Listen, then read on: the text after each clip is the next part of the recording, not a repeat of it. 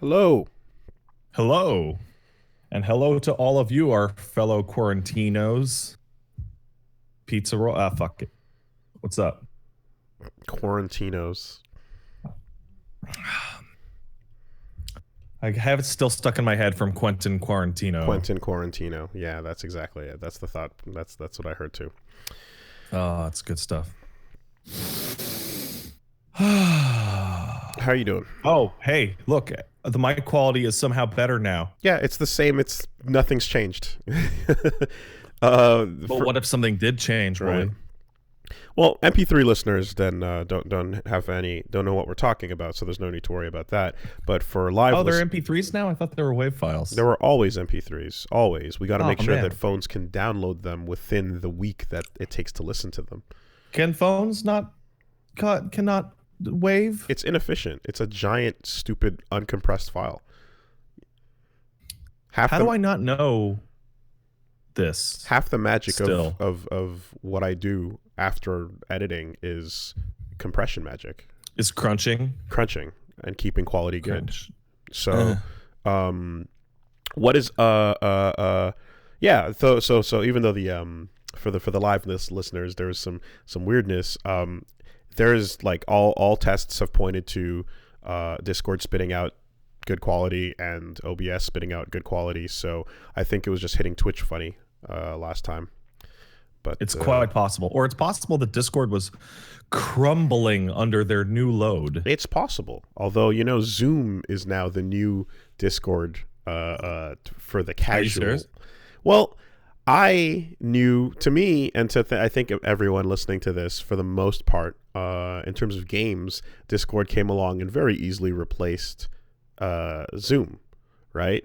Replaced Skype, because Skype was just bad. But it was Skype just first. It's been bad forever. It was bad, but it was first, or it probably wasn't first, but it was certainly early on and enough for people, right? But it's been bad forever. And then, Slack was a work thing, but in terms of home users, like you had Skype, which was garbage, and then it's like, did you want to sign up for a Vent account? Yeah, or like a TeamSpeak or, you know, whatever. So then Discord came along, and I was like, oh, that's way better. And then we just kind of rolled with Discord from then on, you know. But Zoom, this thing that I had never heard of until quarantine, is taking over as the chat platform of choice for pretty much like anyone who doesn't need Discord. Oh man, I'm on their website right now. Have you heard of it? And I have not heard of it until you just told me. Okay. And I'm on their website, zoom.us, and I think it has the real seal of internet product quality, which is our customers love us, and just like a link of like random companies like Logitech, Dropbox, NASDAQ, whatever. And I'm like, it was made for boardroom calls, right? It was made for boardroom calls, and then it got used as the official like families talking to each other app of the quarantine. And now anytime you're seeing like SNL from home, or you know, like multiple like comedy shows and things like that, where people are all like just doing the multi-screen chat, they're all using Zoom. And it seems like for the most part the you know, the non-gaming world uses that for their communication. I'm hearing that it's possibly unsecure at worst, possibly spyware. I wouldn't be surprised. I don't know how credible that information is, but it would not surprise me. You know what I would really love? I would love a Discord style service that's exactly the same as Discord, that isn't run by the people who write the error messages and startup messages for Discord. Hey man, you have to let the gamer know that they're one of you and you're one of them, and we come from the same tribe. You get these loading jokes, so you know this is for you. Have you ever seen the email? It's a guy who got in touch with Discord tech support and like for like business use, and like the support messages they sent him. No, they were nightmarish. They were all written like Ooh, woo, sorry about that, brother. We'll get our team of crack super ninjas right on that. Oh, Fix that jeez. fucky wucky. Yeah. And it's like multiple emails Yeah, of just yeah, like yeah. We were like the whole thing. I was having some trouble setting something up the other day, and I was looking, and I remember when I decided to like just look through the official help on Microsoft's site for a second, and I saw one of the options was just like contact us, send an email, or get on live chat with a gamer. And it was Oh like, if you're yeah. having any issues with your like with the games division or with Xbox division or or Windows Live stuff, and it's all like basically like we'll hook you up with a gamer who knows everything Oh, in and sick. out A and can gamer? totally it's crazy. Um, no, I think that it's funny because because again we feel there's a collective consciousness that moves forward at a pace that is like Snail's pace. it's a very snail's pace, right? But it's collective enough and it's packed in tightly enough that, like, for example, we look at the meme faces in the Flying Punch Boom the game there, and we go, Mm-hmm. oh god, we're past that. That's not around anymore, right? That kind of thing happened, and then everyone goes, "Yeah," because you're just Hey, shout outs to the devs on that game being really good sports, by the way. yeah, they're They going listen for to it. the podcast and we're like, don't you worry, guys. Those meme faces will fill your heart with joy when you play the game yourself. I'm like, okay, well, I I don't think so, but I appreciate Yeah. the listen. I gave it a response. I said, hey, just in case you might not be aware, some people kind of think these faces from 9gag era are gone and not that funny anymore because they got overused. But you do you. I'm gonna check it out. That's where I'm at.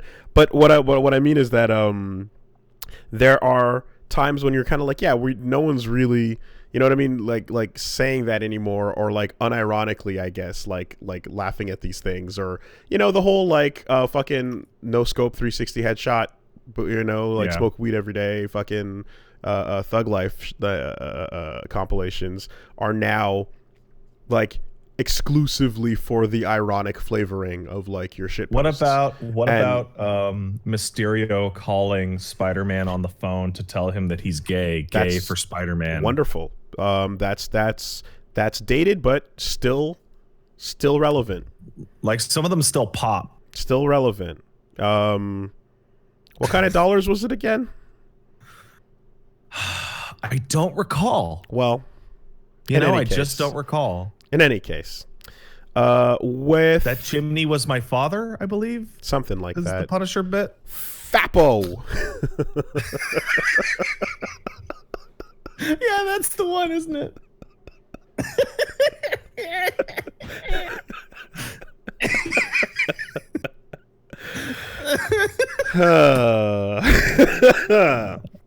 I haven't thought about never underestimate a good onomatopoeia. Haven't thought about Fappo in a minute. I miss Fappo. I miss Fappo. I really do. All this to say, I'm curious if do you know anybody in person in real life that is still sort of unironically that type of internet gamer power user that like is all about like the memes that we have kind of moved past? They're still amused by them. So not only do I not know someone of that type, I know somebody who specifically grabbed ancient memes to test them out on their personal Discord server versus their Facebook group that has like their aunts and uncles, and discovered that Facebook loves ancient memes. Yes. Where Discord is on the bleeding edge. Right. Facebook has aged the fuck up because the Facebook era has like everyone's left it. It started as the college campus thing. It soon reached everybody, and then eventually the youngest generations all collectively left it and left the old husks remaining. Yes. So like my mom uses Facebook. She finally got on Facebook like a year and a half ago. Yeah. and she'll message me on that, and then she'll call and be like, "Why didn't you get my message?" And it's like, because you're the only person who messages me on Facebook, Mom. Yeah. You're literally the only person. I still have a lot of friends that use Messenger, but it does fly all around the place, you know. One thing that's clear though is that like if they never get the updated format, then they're still going to be like thinking that it's like, oh, we're still using whatever the fucking bottom text meme format, or like in white impact font, right? Yeah. Or even earlier, that's never going to go away, really. But. Or even earlier than that is the black frame, like the motivational poster frame. That's the earliest I really like. I can recall where you'd have that text. It was in the format of a motivational poster. You know, I feel like the demotivational posters, kind of in my brain, it's a straight through line from demotivational posters to just removing the border and just putting the text right on and creating an image macro, you know? You know what this reminds me of? So, how out of touch are my mom and dad, who love me very much and try their best? You know, last week I started, or maybe the week before, I started playing Persona 5, but I'm not putting the VODs up on YouTube because I don't want to get DMCA claimed or whatever. Right. So I put up a 59-second little announcement that says, hey, this is why these videos aren't going to go up on YouTube. I got a call the next day from my mom asking if I was doing all right because she saw that I lost my job. And I went, what? And she said, oh, because your father showed me this clip where you were talking about how you're not going to have your YouTube channel anymore. Oh, my God. Oh, my God, dude. And I'm like, and she's like, you know, it's getting a little tight, but if you ever need you call us, you can come, you can come stay with us, or, like the whole thing. Oh, my God. Like, okay. Pat, you have to, like, be real. She's been rehearsing this in her head for years. For a bit. Right? Just as mine is. Anyone who does this job, your parents have been rehearsing the speech for years, which is, hey, everybody goes through rough times. Some things just don't work out. The internet's it's a new place, you never know. Yeah. So very sweet, very much appreciated, Mom and Dad. But then I'm like, Mom, the YouTube is just like it's the Twitch channel, and she goes, oh, right, the live one, and I go, yeah, Ma, it's like subs and stuff, and she's like, uh-huh, and that mm-hmm. The of just keep you said words, and we're gonna keep the conversation going. And I re-explained how my job works. Yeah. And then I can you pass me to Dad? And I had a slightly easier time with Dad, and they were like, oh, okay, well, thanks. You really, it was a big relief. So you're doing okay then? Yes, Mom, I'm doing okay. Okay, I love you. Goodbye. Yeah. And then you hang up, and you're like, I imparted zero information at all. Nothing retained. Like nothing went through. Like absolutely zero. Yeah. I'm down. So I've managed to get it down from re-explaining my entire job every single time we meet and talk to once per 3 times. So every 3 times we talk, the re-explanation comes, and it's always in the same way of like, so things are going well, and it's like, yep, and it's like, okay, so the podcast is the one that's the one on like the radio show, and I'm like, yes, correct, except it's on the internet. Yes. It's the internet. I'm at the same spot. Yeah, with that one yeah. It's okay. And then on the channel is the one with the other boys. It's like, yes, that's correct. So, but not the same boys. No, not the same boys. Correct. Okay. and then when you put the channel on iTunes, and then it's like not no, you know, and then of course, and then there's always the flavoring of just like, okay, so because she met Reggie once, but she doesn't remember him, right, type of thing, right. You know, so she's like, yeah. So I'm like, what the ones you might not remember, you know. Then there's me and my old roommate, and she's like, yes, right. And then you're doing the pod, you're doing the podcast, you're doing that with Pat, and it's like, yes. And he's like, the black one, no. no, mom, the other one. Yeah. Okay. All right. Like, all right, cool. So in 3 weeks, we'll do it again. You know. So the irony here is that I was able to get the YouTube channel and the podcast down, and my parents understand those because I was able to go.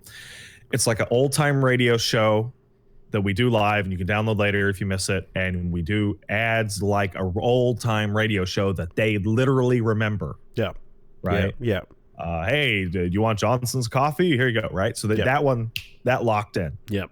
And the YouTube, they pretty much understand because I was able to describe it as YouTube just puts commercials on it. Mm-hmm. But Twitch is where the whole thing falls apart. Mm-hmm.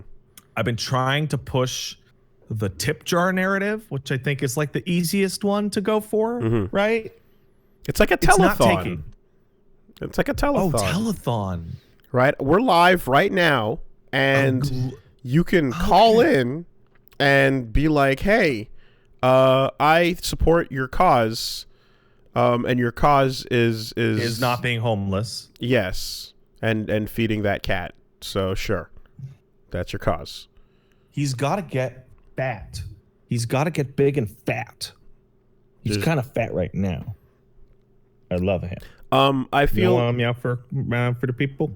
No, I feel like yeah, you can get away with saying radio show, TV show, and then like you can go like there's the live show, and then there's the replays where you choose if you want to go watch it again. Yeah. You know, that's the best you can get at. But the problem is, of course, is like you're putting all this into the framework of like at least in my mom's case, like she's missing the idea of the interface of browsing to what you want to watch and then selecting it in this way, you know? Like it was a long afternoon getting my mom and dad to start using Netflix. That's exactly it. Netflix, in my mom's case, it was like she didn't want to sign up for Netflix because like there's that choice, but you could also sign up for a different box that you have to get that's like what is it called? It's that other Android, not Android. That other Roku. It's a Roku, exactly. Because if you get the Roku, then the Roku gets access to these channels, including 3ABN, and 3ABN is the Three Angels Broadcast Network, and that's the Adventist TV station. So we want to watch that, you know. God damn it! You just can't get away. I mean, and to be fair, like my brother's been on that fucking station a couple times doing things on the for their programming. So you know, I get it, but it certainly is like yeah, but you get to choose when you want to watch the things, you know. And then I think I told you guys about the first time I told her to check out Making a Murderer when it first came out, and she did, and then she called me. Basically like the next day being like, so I watched this thing and it's really good, but how long is this show? How long is this movie? And I'm like, it's like 10 episodes. And she's like, because it hasn't stopped from the time I click play.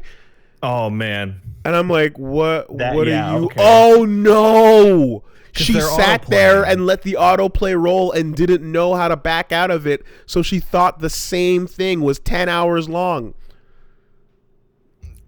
That's an introduction to digital media. And I think it kind of spoiled her on that viewing experience, you know? And I mean, like And the problem in a weird way is that like, but if there was no clicking play to start, then it would have just been, oh, TV goes on forever and I get up and walk away whenever I want.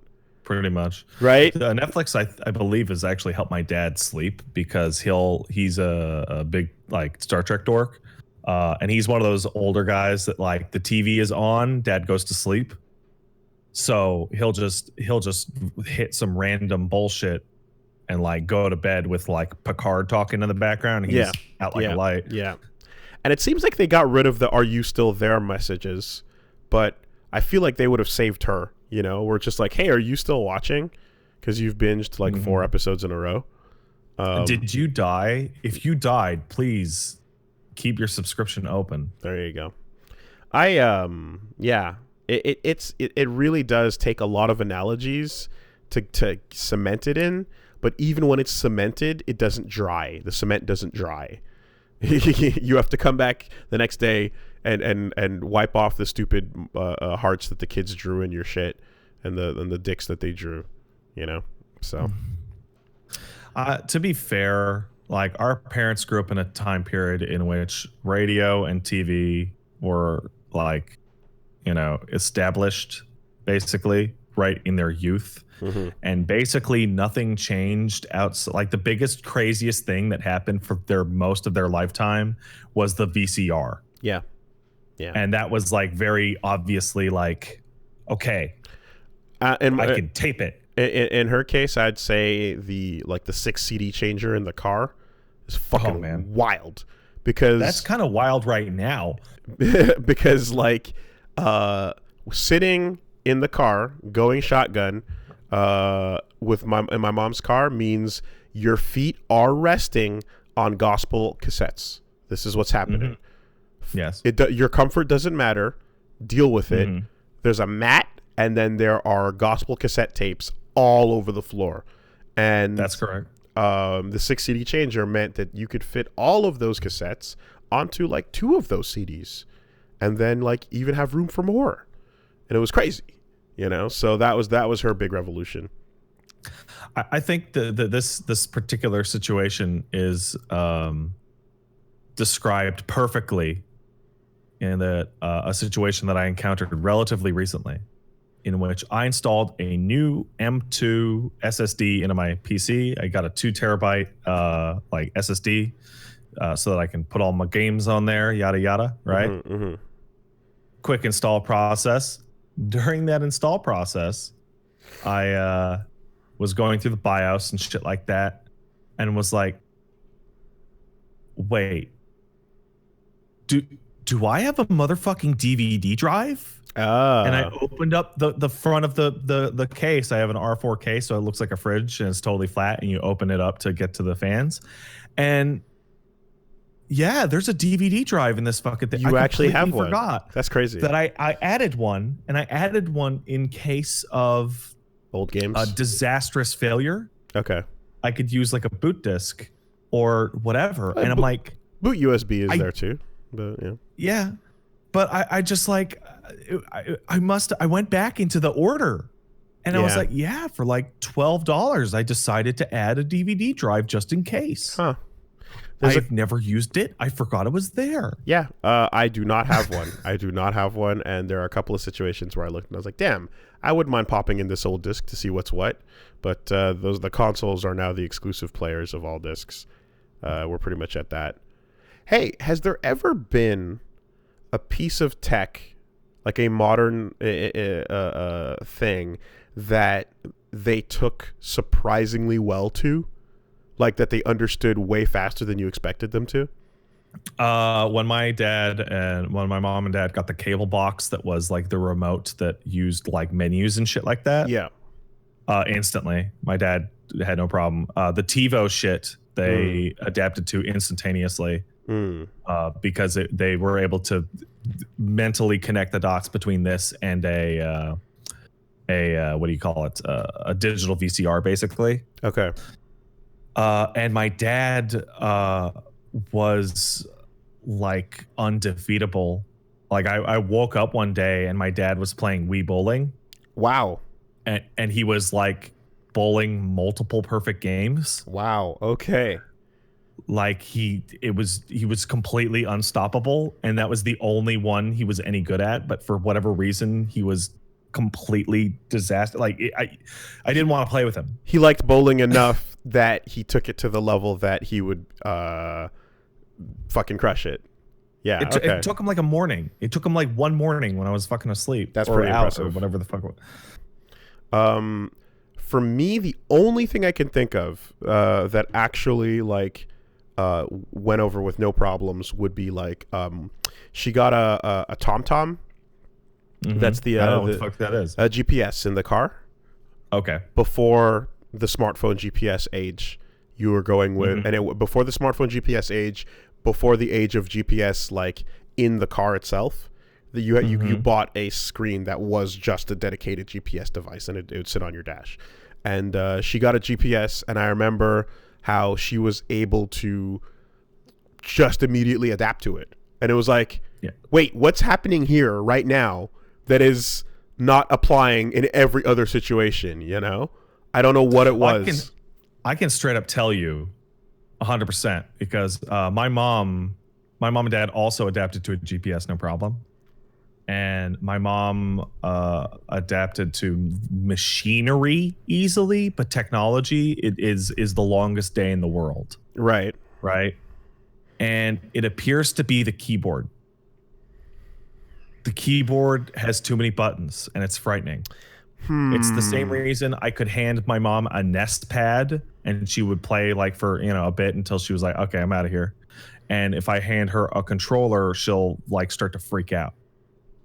No, in my case, it's not that. It's definitely because she's gotten past. She still hunts to peck to type, but it's not. But it's still. But she's gotten comfortable enough, and she's still moving the mouse around a couple times, to reorient before moving it towards the actual icon to click on.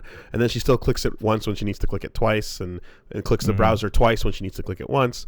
But it's not the interface. It's definitely not that. But there's just something about about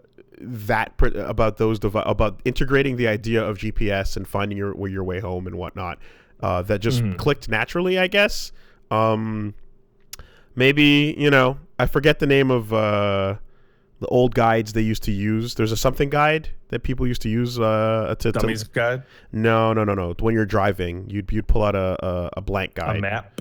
You pull out a map. Yeah, we pull out a map, right? But there was a series, and then there was you could eventually there was printing out MapQuest. You know what I mean? There was that era. The other thing that I can think of is like, because my mom has tried to learn how to use a proper computer maybe a dozen times over the past decade, and it always goes the same way, which is she's the kind of person who learns by doing. And you'll explain, okay, this is the icon, this is this.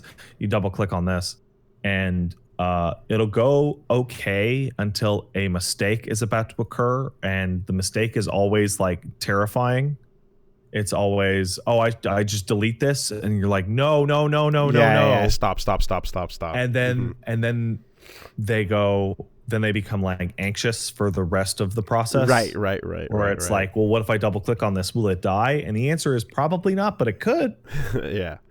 Thomas guides. Thomas guides were a series of atlas maps that people used to use way back in the day to get around, is what they were called. But I think the most damning thing that ever set my mom back in terms of learning a computer is that I was teaching her how to use something, and I walked away to go to the bathroom, and when I came back, the recycling bin was gone. Yeah, that's crazy.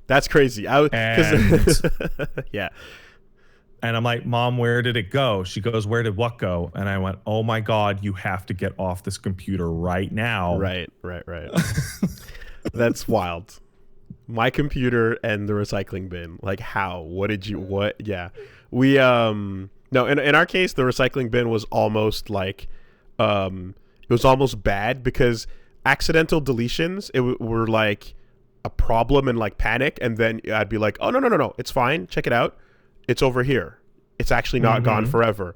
And then it was like, Oh, so you can just then delete with want and with abandon. Just like then there's no problem ever deleting it. And it's like no. Some things delete forever. Some things delete forever. You know, but like just the idea. Or they won't go back normal, or they, you know. But the idea that the recycling bin was there was a bit of a weird one, because it was like, one, all mistakes can be undone, and all deletions can be undeleted, and like anything that like you lost while like browsing might still be in the recycling bin.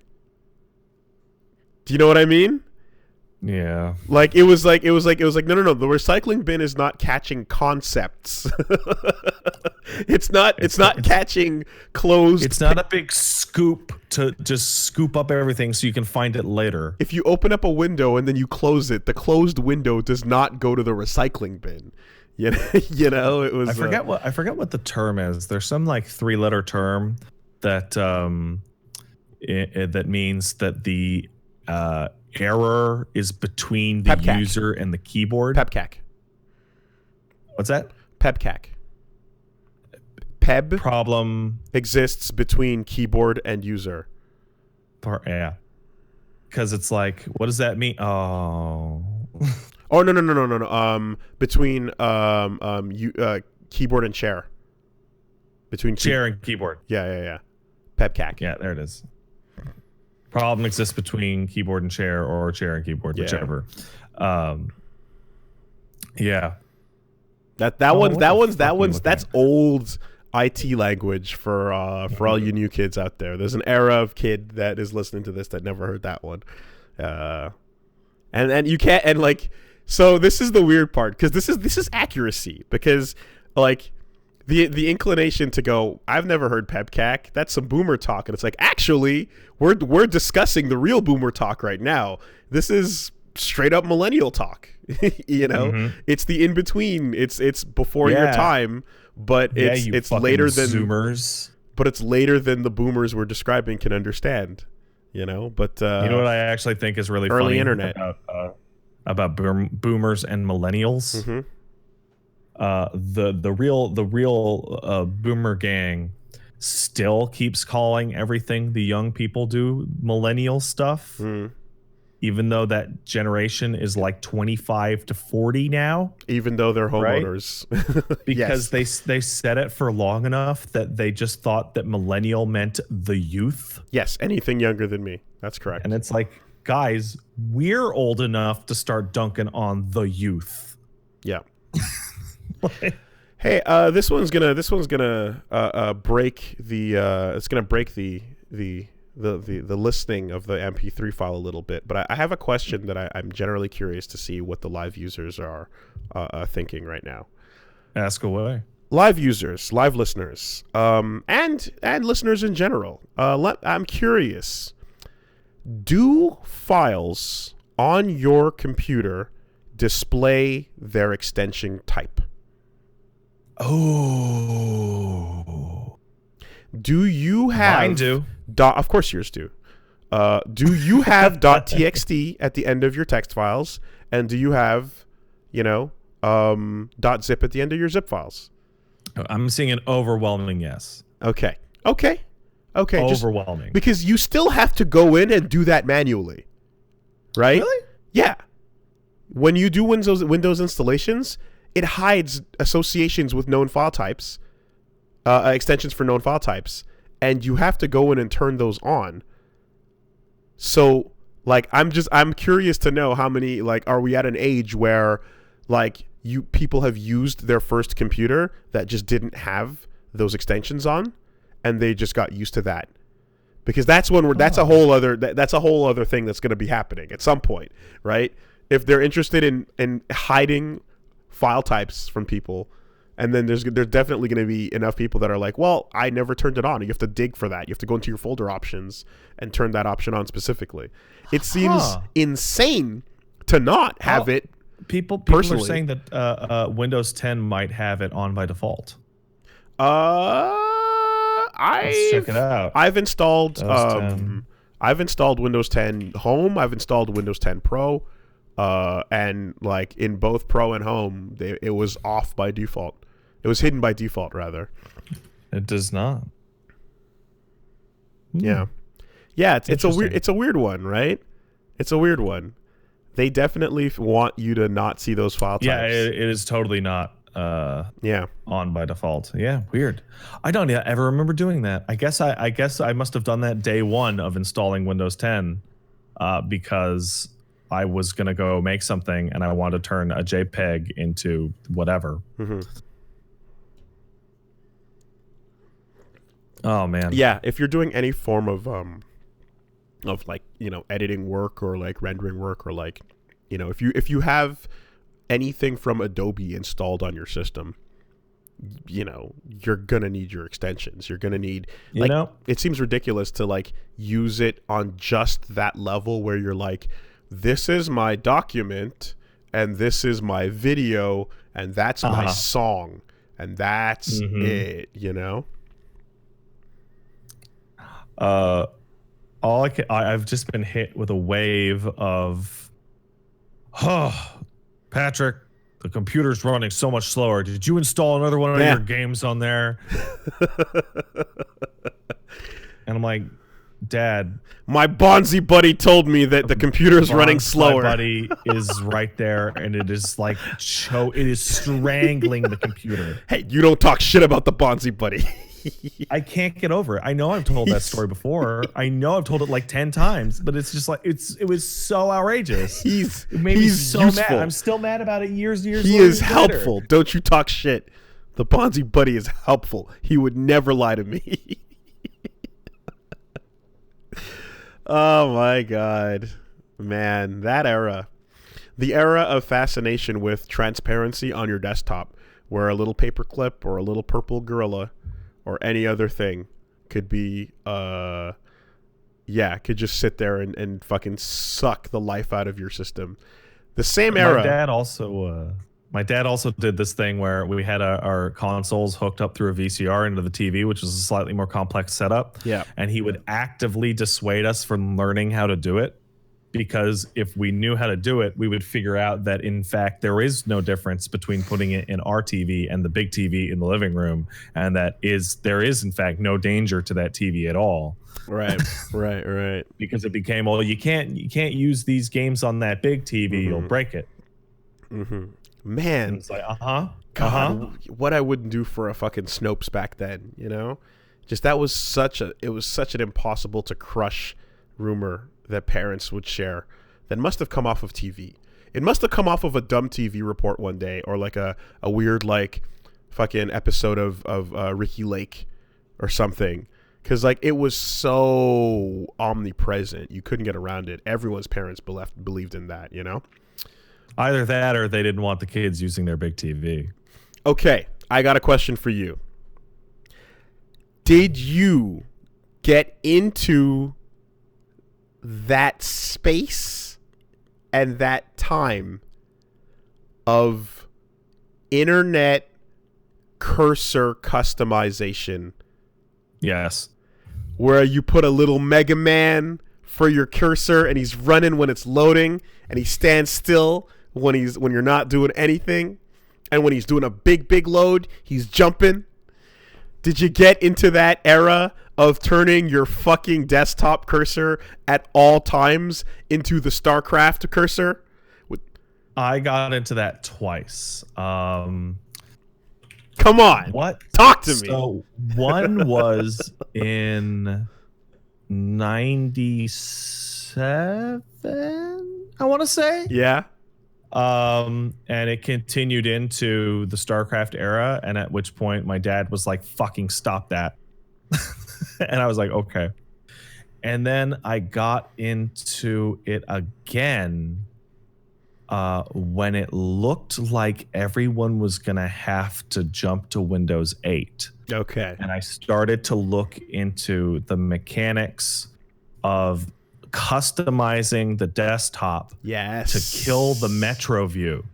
Oh, that's late. You're talking late in the game. I became so frustrated with that process that I said to myself, I am just going to hold off for as long as humanly possible, because this shit is actually a massive pain in the ass.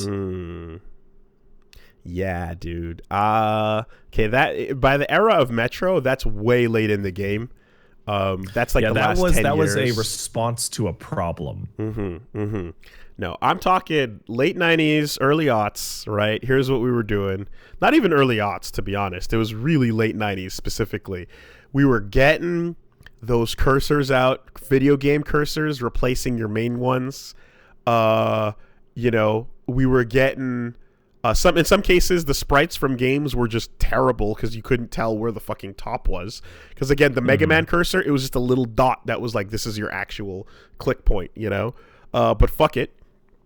You're changing your desktop icons to be matching so that if Mega Man is the cursor, then all the folders on your desktop are all the Robot Masters. That sucks. Okay? We're going in, right? And then you're seeing other people that are customizing hard where they're going to that level. And I did this once and I didn't like it. But there's a level where you're customizing your folders, you're customizing your cursor, right? And here's what you got to do. You got to have a custom desktop to match all of those things. Of course you do. But that desktop wallpaper needs to have a dedicated space for where fucking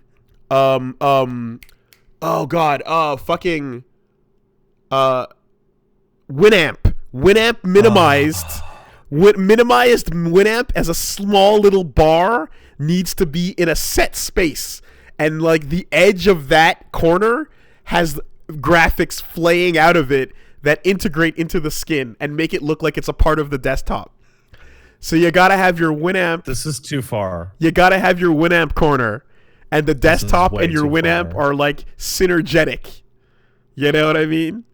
People fucking going in with their Winamp skins, and when your Winamp skin would work with your desktop skin, you were balling.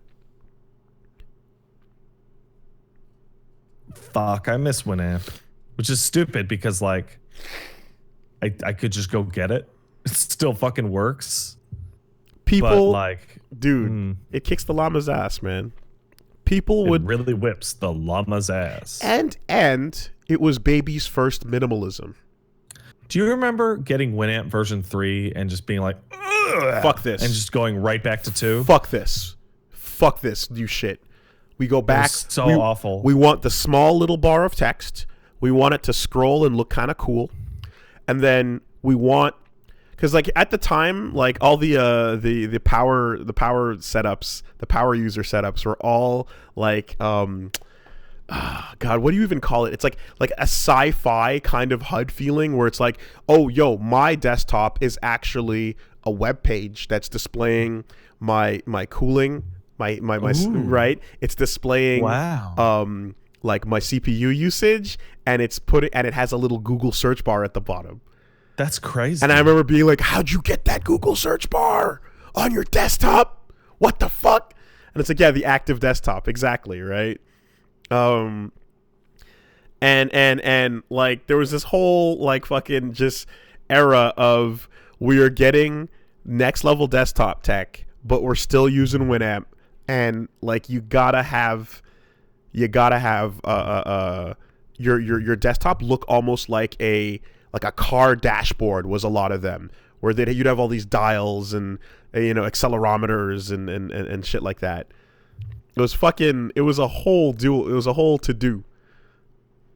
But I want to say minimized Winamp in the corner was like baby's first minimalism. You got to learn that you don't need this giant screen with a play button, fast forward, and all that shit. All you need is the scrolling text of the song, and then your like 1, 2, 3, 4, 5 interact buttons.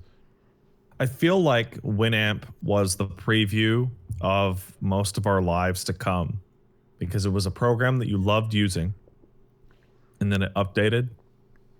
And you were excited because all the updates were like more stable or whatever. Mm-hmm. And then you just desperately wanted to slam that button that says "fuck, go back." Mm-hmm. Mm-hmm. And that was the first time I felt that feeling, which was then followed up by the dig.com redesign. Oh, okay. Front page redesign. Okay, the dig redesign. Yeah. Which was then followed by Newgrounds' 2 redesigns, which was followed by every single redesign YouTube ever did. My number one worst of all time is still untouched. To me, the number one worst of all time is the slow progression of whatever the fuck Windows Media Player is now.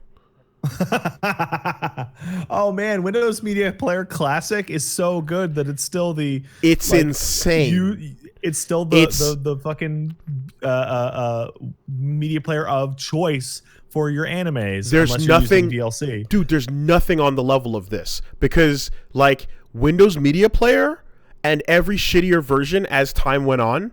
Like, for every redesign you just described, at the end of the day, it would be awful, and in many cases, you'd just use it, minus, like, Winamp, or you'd go back, or whatever, right? Windows Media Player, you just stop using it. It loads up, and it's, like, trying to scan my library, and it's, like, die. got a playlist just die. And I'm like, stop. Just stop. Go die forever. It's crazy, because you pop it up, yeah, when you get your first, anytime you get a new computer now, and you make the mistake of trying to open any kind of audio-visual file, and then it opens up with a bunch of options, and it starts scanning, and it starts asking you if you want to connect and do a bunch of shit, and it's trying to find U2 album covers, and you're just like, fucking go away forever. It's the absolute worst player, and it's like, you're not even worth, like, going through all that shit to then get it just, like, to a very quiet, basic version of itself, right? Like, iTunes, for example, I got to use it as part of the publishing process, but it's so hefty in a lot of ways that I really don't like, and you have to click through a lot of shit when you're just like, ugh, okay, like, there's a bare bones minimum version of this that, like, I have to use here, but fuck, I hate all the rest of this. Windows Media Player, you just don't even want to look at it as soon as it opens. Immediately disassociate all files with that and get your favorite player of choice and use that instead. You know? A lot of people out there have feelings about what players to use. People, VLC is awful. VLC is great. Windows Media Classic is awful. Windows Media Classic is great. VLC and PC at whim. Whatever the fuck you use, get away from Windows Media Player. Yeah. Yeah. I even remember it going from 8 to 9 and being like, oh, this is cool. Mm-hmm. And then it went from 9 to 10. I was like, oh, no. And then everything past that was just a trash fire. I want to say, like, I remember the last time it was discussed at the very least, it was like VLC is handy for a lot of people because it has built-in codecs and it just works. You just click the thing. It just works 99% of the time. It's done and done, right? I mean, it and in many cases, like WebMs don't work on iOS, but VLC allows them to play, for example. Mm-hmm. So like there's shit like that where I'm like, that's fucking impressive. But I just remember that there was a not insignificant number of people that they came out when I think last time it was talked about on the Friendcast, it was like talked about for watching anime. And there's a lot of people that say it ruins anime and it makes it worse and it plays it badly and fuck VLC. And I never quite looked into it, so I didn't go to find out what the problems were there. But some people were very anti VLC. But I like VLC. Yeah, I do too. But I like it. How could they not like it? I like it. Yeah, I'm not 100% sure what it does that was the problem, but for some reason anime was an issue. I tend to fucking go to VLC over and over and over for the sole fact that I can scroll up to 200% volume. Yeah. Over what my PC is actually outputting at its supposed maximum. You can overgain. I like that. I love it. A huge love it. In any case, what'd you do this week? I played FF7. Cool. So did I. I played the FF7R. Cool. So did I. There's two discussions that we'll have about this. Yeah. The discussion is one, what we're going to talk about now, and the second discussion is what we'll talk about at the dead ass end of the podcast. Okay, so we're gonna have pseudo, because I mean, obviously, neither of us are done. But we're actually pretty close to each other in progression. Yeah.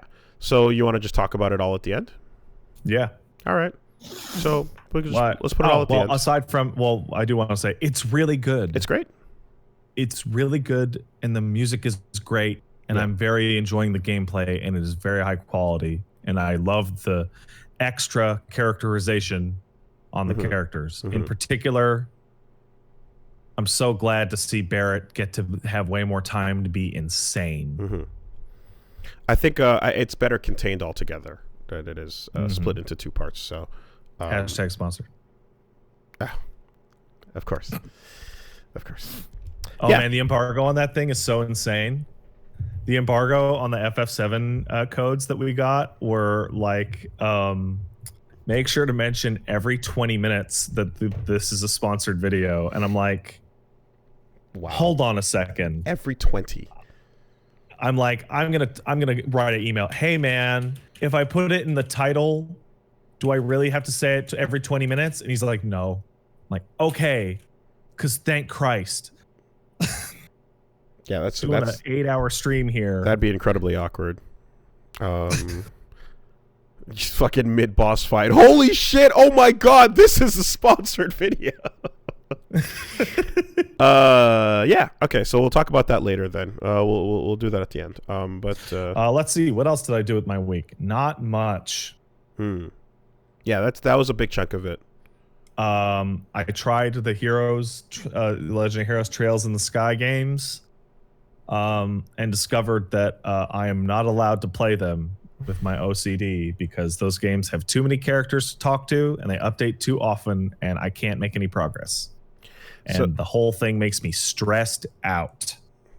So, I told you about how my files in Persona were so long because I would go and talk to everybody, and they would change constantly. And you were able to selectively, more or less, ignore that part. Yeah. This time around, no good. No bueno. So here's the difference, right? In Persona, there's a relatively clear distinction between people who you talk to that matter and people who you talk to that don't matter and are just flavor text. In Legend of Heroes, Trails in the Sky, there is no distinction. Okay. Everyone could matter, maybe, if you talk to them at the exact right time. Also, isn't there a grid of conversations that can be filled out? I don't know about that one. That might be in the later games. Okay. But it's like, I was like, hey, how much missable stuff is there? And I'm like, I discover it's like, well, there's this entire book side quest in which you need to talk to 35 different NPCs, each at specific quest chains in the main story. And if you don't talk to them on that exactly specific quest chain, you can't finish this because they won't give you the chapter for the books. And it's like, just no, can't do it. Can't do it. It's OCD nightmare. It's the absolute worst. Interesting. Unfortunate. That's pretty much it for me, honestly. I mean, didn't watch anything all that much other than the new series. Isn't this the start? Isn't this the step where you'd usually just like look up a guide? Yeah. And then you ask people about that on Twitter, and they're like, "Oh, but talking to everyone's part of why these games are so great." And I'm like, "Oh, but I don't want to do that, so I'm just gonna not." Damn. What about the game itself? Didn't get far enough to actually play it. Wow. Spent about 45 minutes in the first town talking to every NPC before the very first step of the quest. And was like, I am so bored by this. Okay. I hate everything these NPCs is saying. I just want to start on the main quest, but I can't until I talk to all of them. Okay, so you didn't really try the game then. Like, you didn't get to the game. I don't know how to even, I don't know whether or not to answer that question, yes or no. Because there's a video game past the NPCs. Yeah, apparently that you didn't. Okay, all right. Having OCD is not fun. On occasion. Sometimes it's very helpful. Oftentimes it is not very helpful. Man. Oh, well. But that's pretty much it for me. If you want to see, hey, I'm streaming FF7 Remake. It's the hashtag sponsored stream. Thanks for the early code, Square Enix. Got to say this every 20 minutes. You can check that out over at twitch.tv/PatStaresAt. Schedule for this week's really simple. Show up at 3 p.m. Eastern. I'll be playing FF7 starting tomorrow. Probably beat it this week, I assume.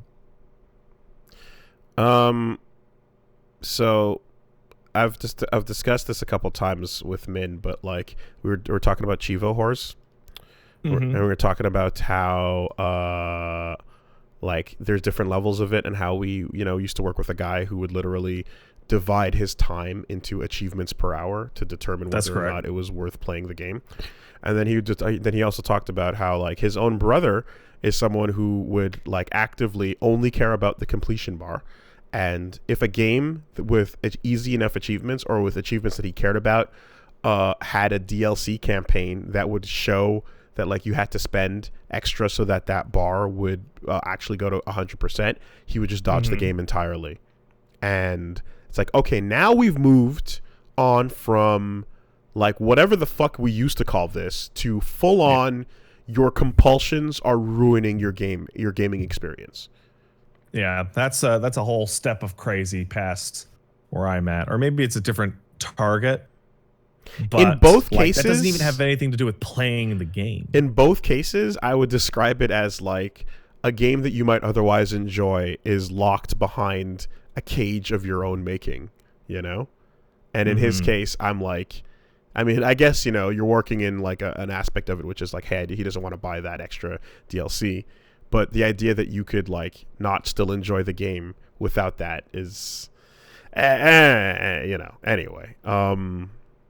It's a very, very unfortunate state to be in, especially if the person is like, damn, I really love this game, but these achievements though, I don't know.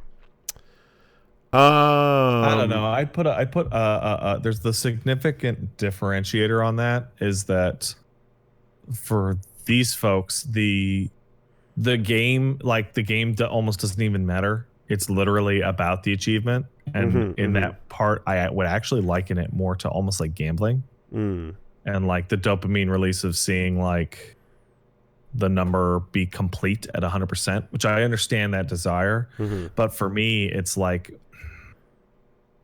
for whatever reason, when I miss something in a game, like I miss it. And like, in older RPGs, you'd like walk down the wrong corridor and they'd be like, well, you can never go back there again. And you can see the chest off in the distance. Yep. Like that feeling is so intense in me that it causes these behaviors to make sure that that never happens.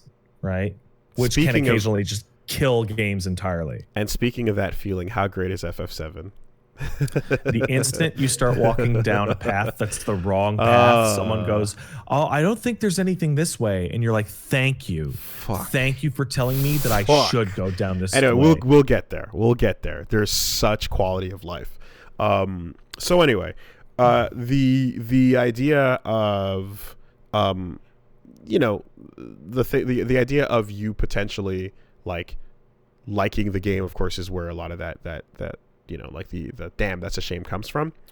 If it was a game that was just never going to be your style anyway, then it is what it is, But I've had moments of like, catching a recommend here and there, and then kind of scoping out the situation and being like told that like, like, oh, this has really good. For example, there was a game that I got recommended by a couple people.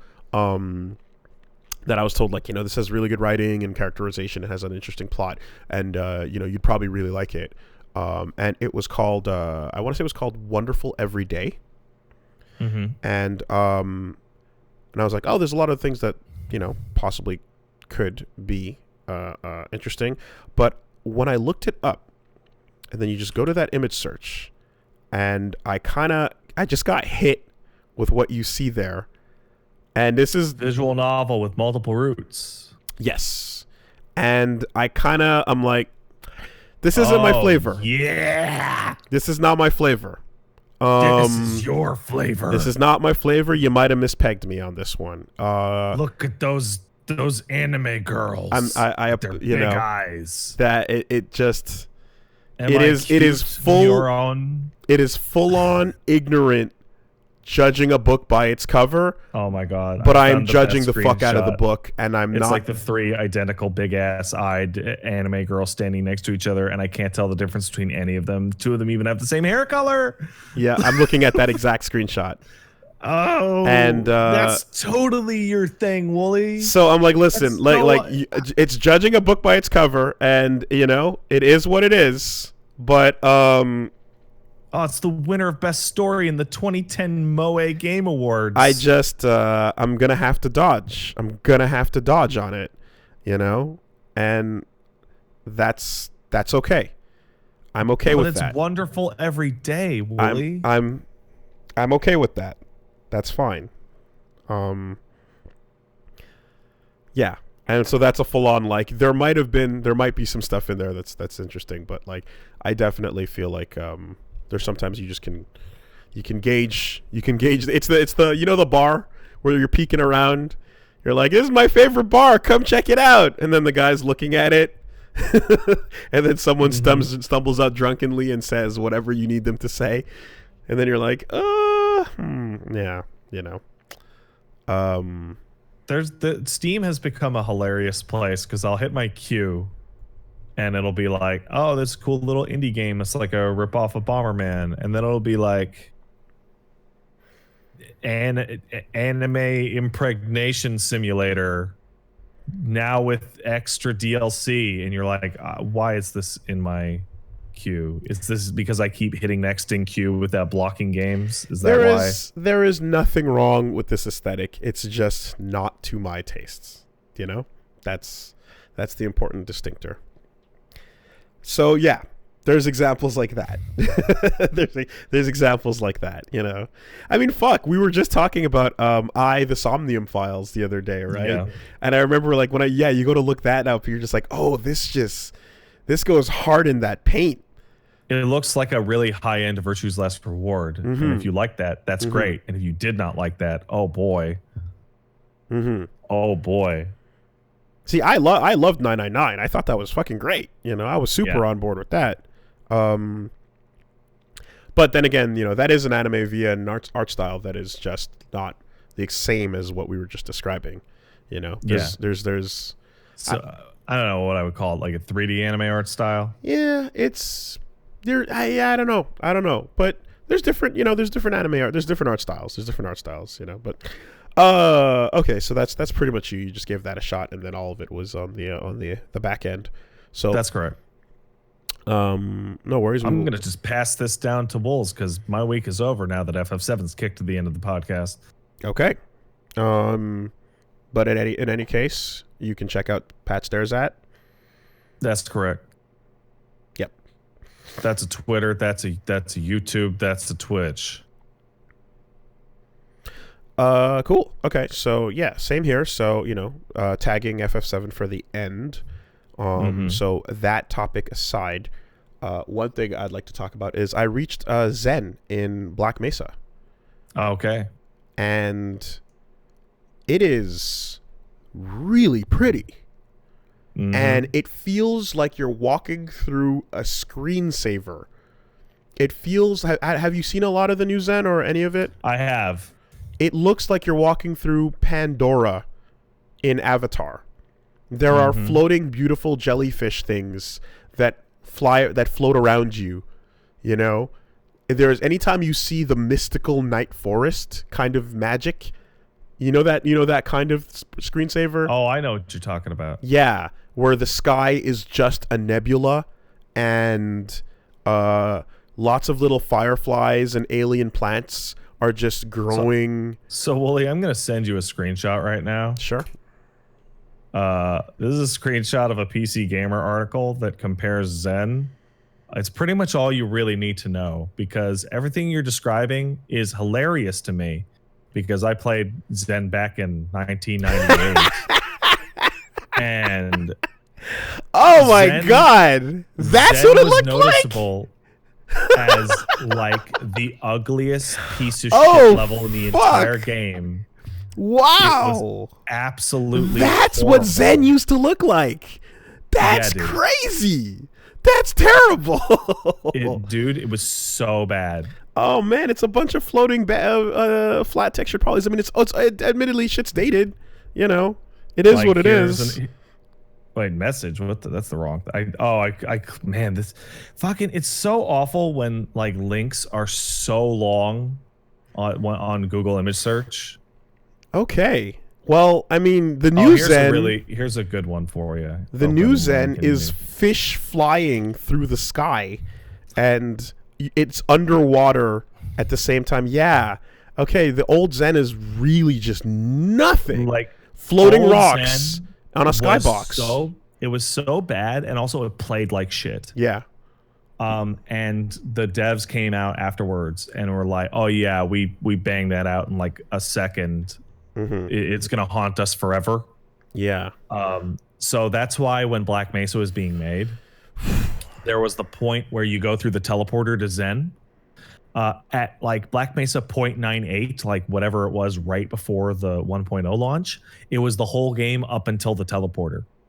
And when that came out, everyone went, Black Mesa's done.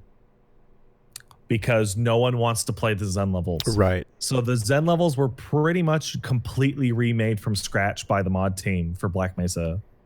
Yeah, that's what I saw, and I saw that they they give themselves a couple of cameo things through some messages. You see some suits of like dead explorers with name tags of like the guys who made the new Zen. And there's some cool things where like the lab is teleporting you resources with like little notes attached. Like there's one that there's at least one from Marie Curie.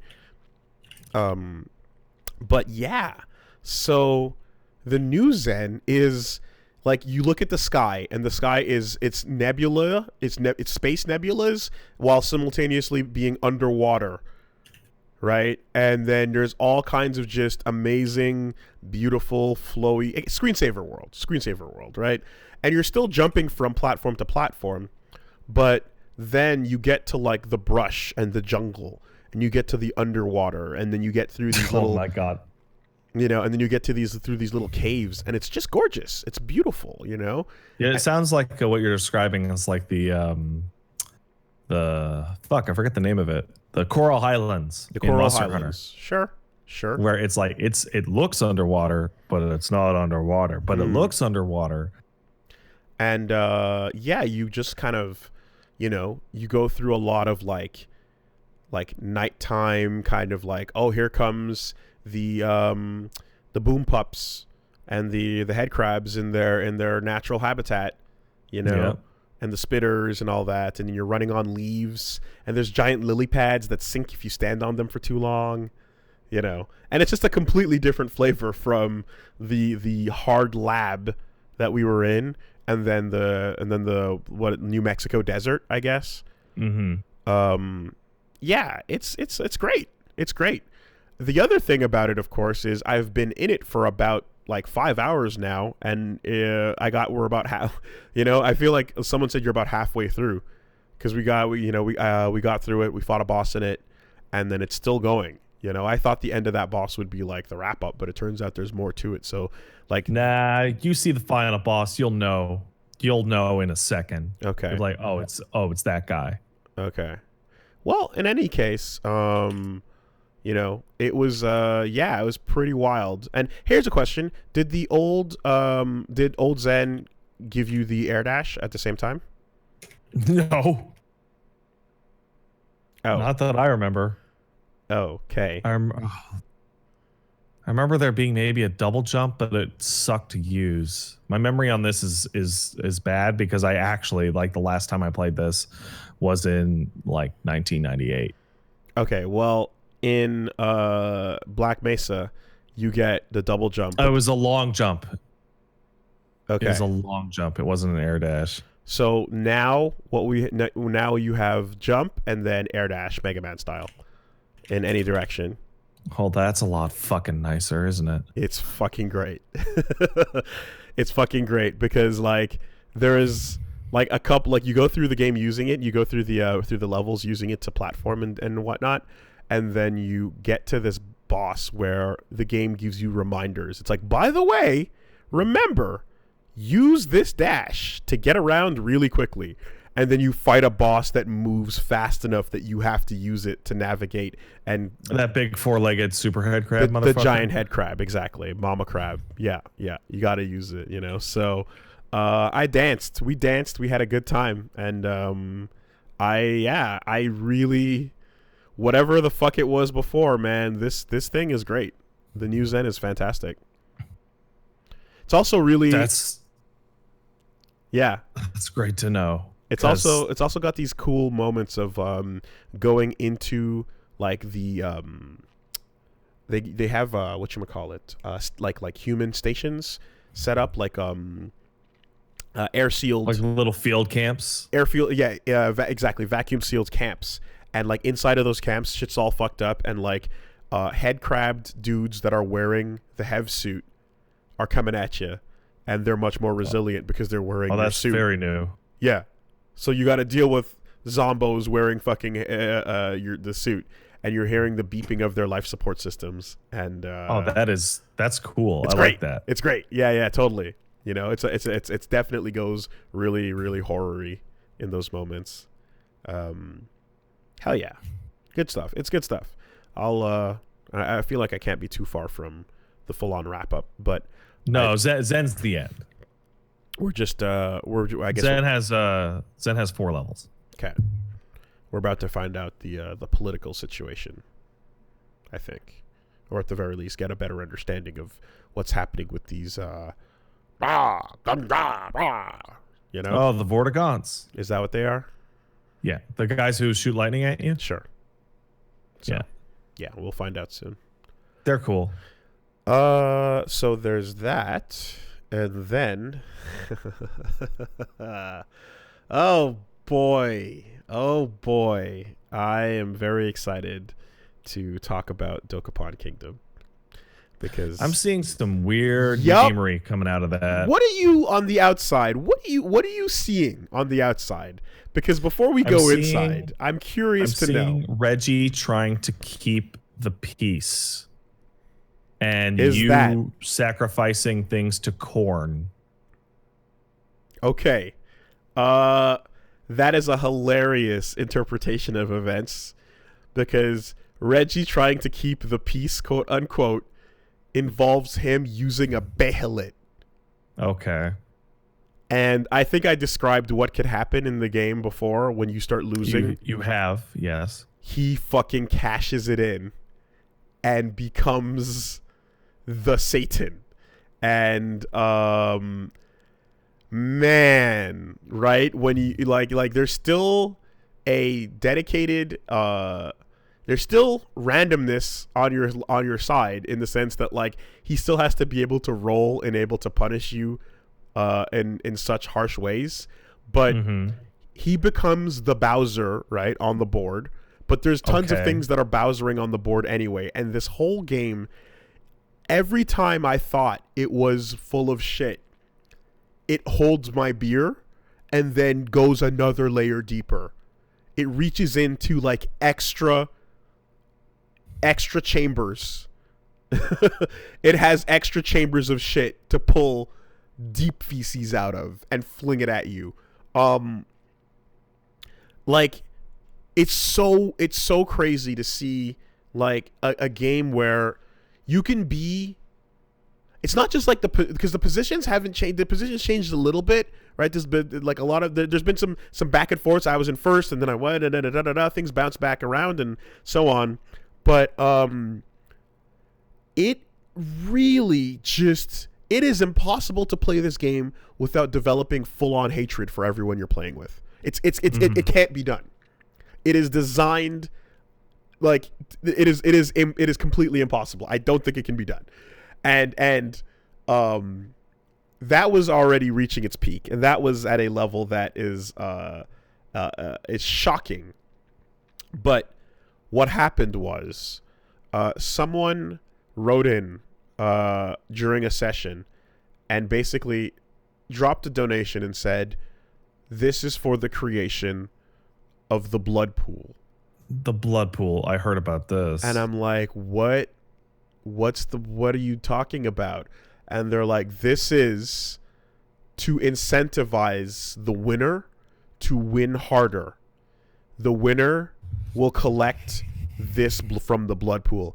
And everyone immediately, like, the light bulb appeared and then shattered, and like the desire to see people unmade. Yeah, you mentioned this last week. How's the blood pool going? The blood pool is going very, very... did I mention it last week? Okay. Then in that case, okay. Then the blood pool is going further and harder than ever expected. You know, shit's real. Numbers are high. The peace pool is still there as well, but it is definitely not going to usurp the blood pool. Peace pools for the losers, blood pools for the winner, and everyone wants the blood pool to be an absolute point of pain for anyone who doesn't get it. At what point does the blood pool hit like an amount where you guys just start slapping controllers out of each other's hands and throwing Roman candles at each other? Now. The answer is now. Immediately. Okay. because it's like, yeah, you're like, nah, fuck this. Fuck you. Fuck all of this shit. I'm winning. I don't care. I'm winning. and it only gets worse. And it only gets worse. I don't know what to say. It is there's never been an LP like this. There's never, and the fact that there's so much, but people just keep saying, "Oh, what you got coming." There's so much more. There's so much more, and there's so much bullshit. Like, every single misstep, you feel it in your bones. It rattles you to the core, right? When you take when you get a choice, because there's so much dice rolling where you're like, I did my best, but the dice failed me, right? But there's moments where you're like, if I go left or right, I don't know what the result will be, and that will be my fault.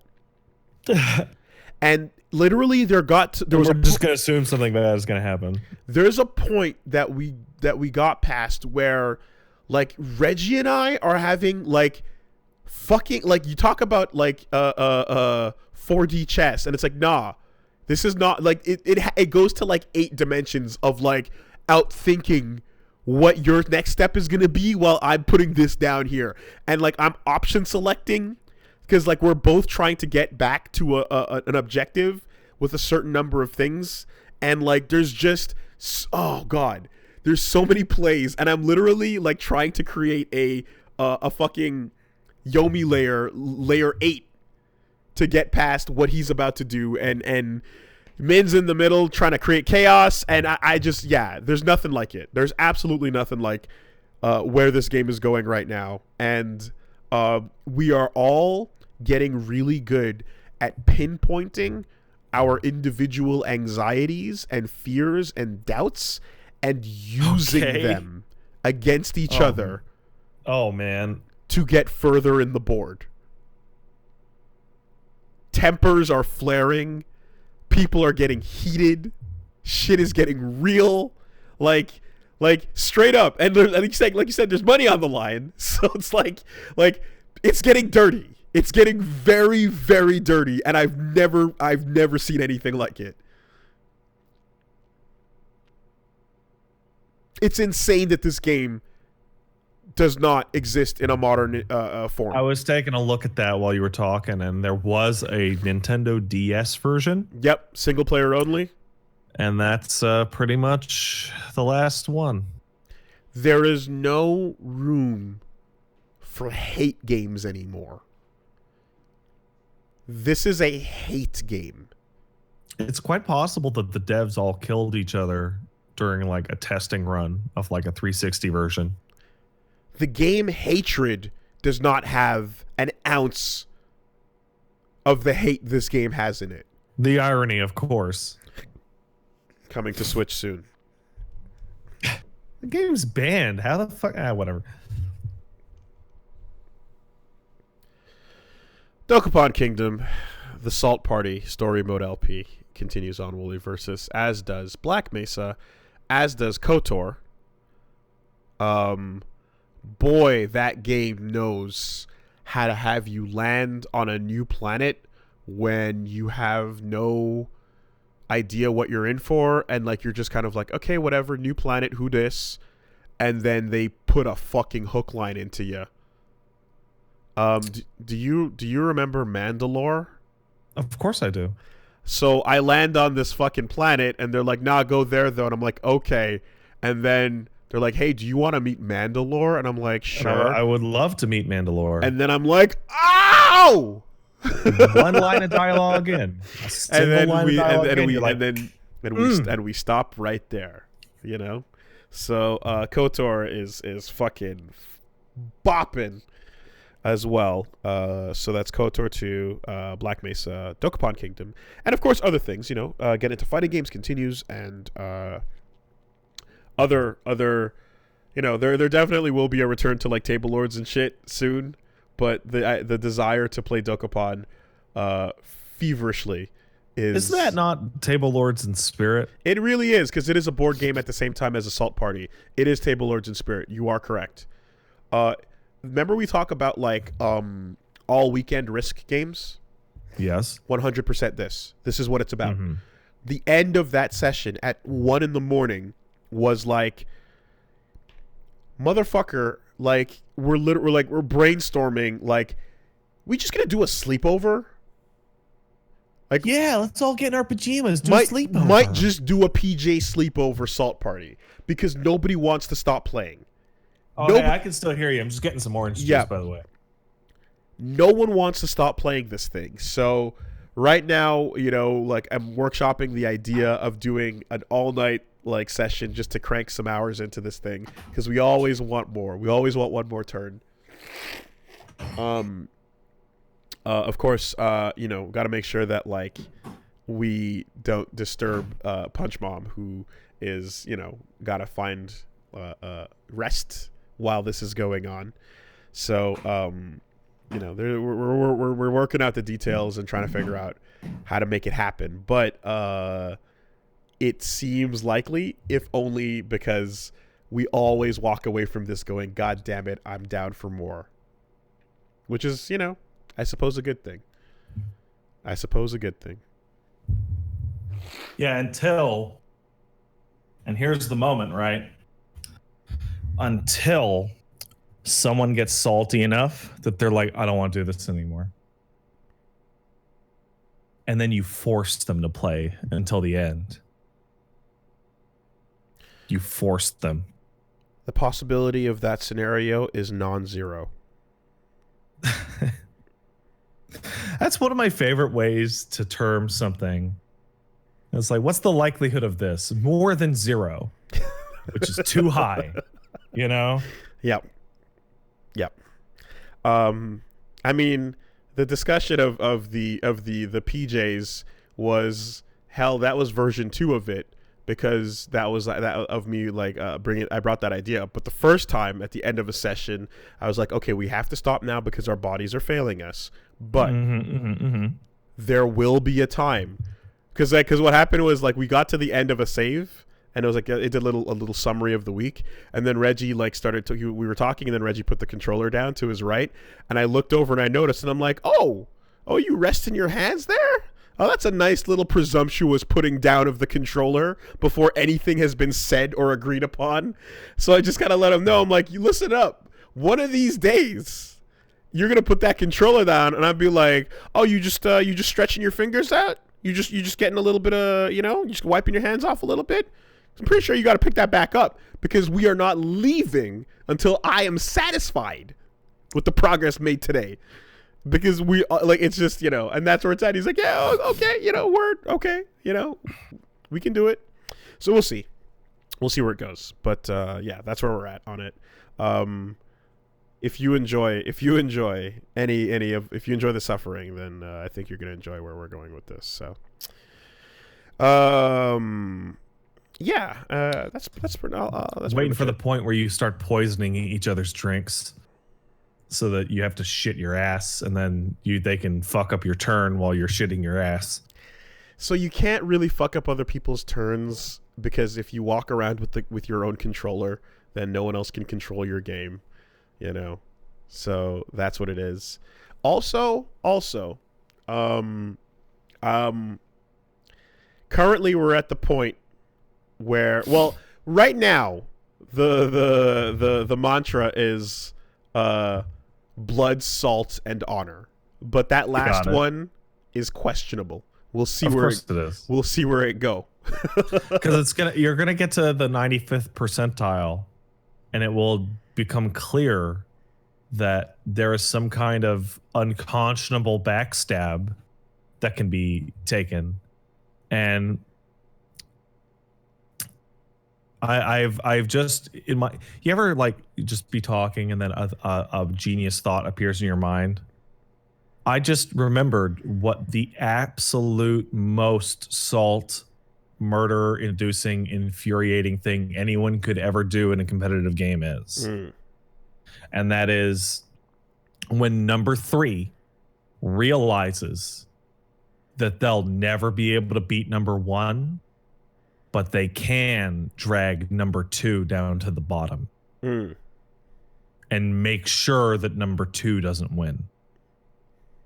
So what you just described is another wording of the exact same thing that I have, which is there's tactical 2v1s to avoid a change in position. For example, number 1 wants to aid number 3 in making sure that number 2 does not get to number 1, right?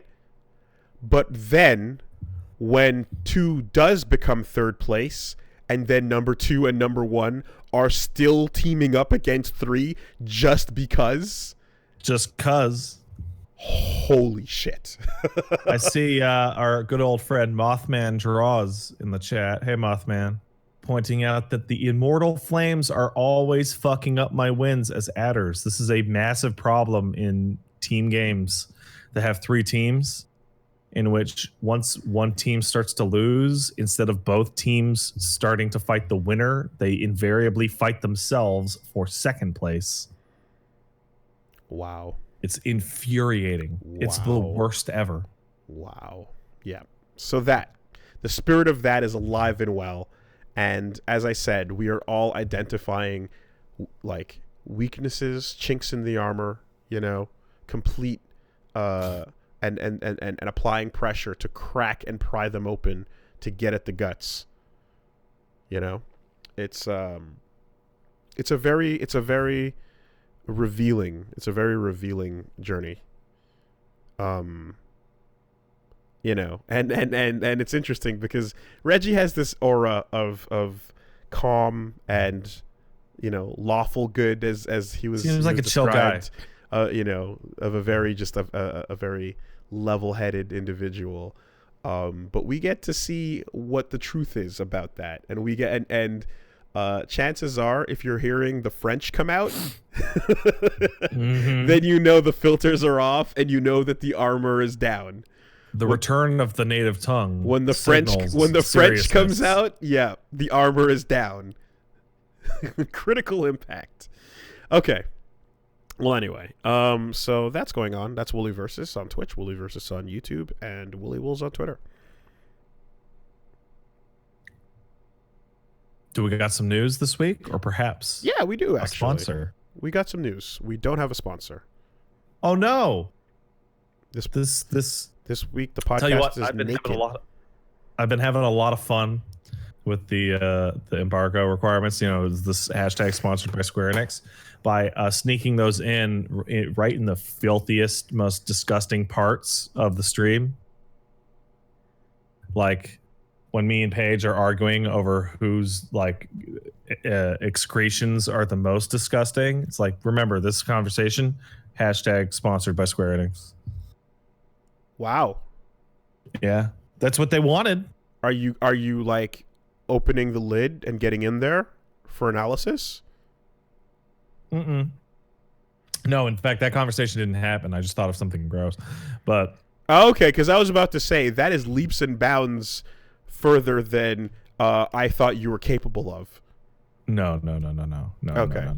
It's an analogy. Will. It's a Okay. metaphor. All right. So it's you know. So people take pictures, dude. We talk. You know what I do? You know what I do though? do. You ever weigh you ever like have a whole No, like I massive don't weigh it. shit, I don't like weigh stomach filling shit. I don't hit in your the guts? I do not hit the scale afterwards. And you hit the scale. No, don't hit the scale. No. And then afterwards you hit the scale again and you're like, wow, No. that is impressive.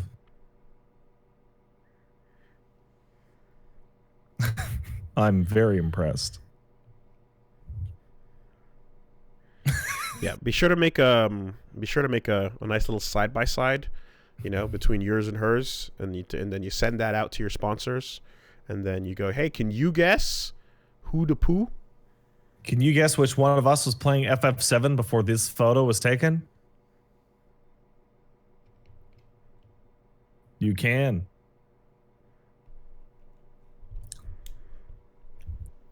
This week there is some news. There's a couple. Hit me with some news, man. Well, you might have heard, I suppose. We can start with the big. Yes, let's start with the big. The rumors. The rumors have it that M2 is already working on Resident Evil 4 remake. Is this where I pretend to be surprised? Yes, it is. Oh wow, that's crazy. I can't believe it. Honey, it's time for your 4 p.m. Resident Evil remake. Yes, honey. I had heard rumors of this a while ago, but then playing RE3 is like overtly like, oh, this is all test shit. This is all gameplay test stuff. There's even some retconning in there. It's also really short, right? Mm-hmm. From what I can tell, RE3 was given less resources than RE2 was. Yeah. Well, as it is not a spin-off, but not as important.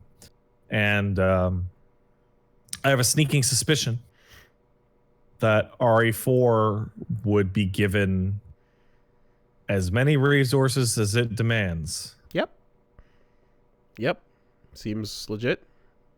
I will say, And not a 1-year turnaround. and not a 1-year turnaround. It's being slated for 22? 2022. Yeah. Whereas this was probably a year and a half for RE3. I think a lot of people's immediate response to this news is, why? Right? But after playing 2 and 3, like I can see how they would do this. It is essentially it's almost like a slow but sure timeline correction of the franchise, Yeah. except that they skipped the first one. Yeah. Well, the first one, honestly, in its state of like a GameCube game with the old camera angles actually fits perfectly with this thing. What, of course, there's always the desire to see like other games that need fixing harder readdressed, as we discussed last week, right? CVX, like fucking Dino Crisis could be brought back. You could do a million little things here. Yeah, and there. they're But the cash money. Hey, I have a spoiler for people. I hear a lot of rumors. I have not had anyone say the word CVX to me in like 2 years. RE4, So, like after RE2, you're racing to 4 as the most popular thing in the franchise. Like, like if anything, if they could have jumped to 4 and skipped 3 on the way, I imagine they would have. If it wouldn't have been super weird to do so, I imagine they would have chosen to jump right to 4 because the money you make off of that lets you do whatever the fuck you want. You know what I bet it actually is? I bet that's actually totally what happened. But then they started working on 3 as well in the meanwhile because 4 was so far away. I cannot possibly imagine that 4 just started development. If I had to guess, would say that all of these games probably started at the same time. I mean, like, you know, you just think about it like from a business point of view. You have shining star favorites in a list, and then, you know, chronological order requires you to work your way towards it, but you know that this is what you want to hit, and you know that this is gonna do gangbusters. Like, you're just, you know what I mean? Like, you can't fucking wait to get to it. Can we get a RE5 one too then? Please? I wonder. Because I don't know how familiar you are with RE5's trailers, but the first RE5 trailer is a very different game from the second RE5 trailer. I mean, first RE5 if you're talking about the one is, that was sent around to the black delegation as the murder of Africa.avi. That's right. Yes, that would be the one. Yes. Then yes. But that game was also probably a single player game and probably had dodge moves. And then later it became a co-op game that did not have dodge moves. If you remember, I probably sent you the trailer a million years ago and was like, look, Chris is ducking underneath machetes. It's like the God Hand system. And can we get that game, please? With Sheva being like a important character that hangs out with you, but like isn't playable, so that it can play like a better game. Come on. I'd like to see how far it can go. It'd be curious to see how far they take it before they come to a natural stopping point. My goal is to see a game that's called Resident Evil 6 Remake, and it features literally 0 from that game. like it is in a completely different location with different characters and a totally different story. Well, it would be wild if like the correction then leads in a completely new direction. Certainly, why not? That'd be insane. As long as it stays consistent with 7, which would be easy. So yeah, this is the rumor coming in from VGC Report right now, and that came in from a lot of places. This is just the most legitimate of them, but this has been coming in from places for a while. While many other Resident Evil news is also hilarious. I was going to say that in terms of staff, many original Resident Evil 4 staff remain at Capcom. Their involvement is unclear, but one person with knowledge of development is apparently being directed by a newcomer to the Resident Evil series.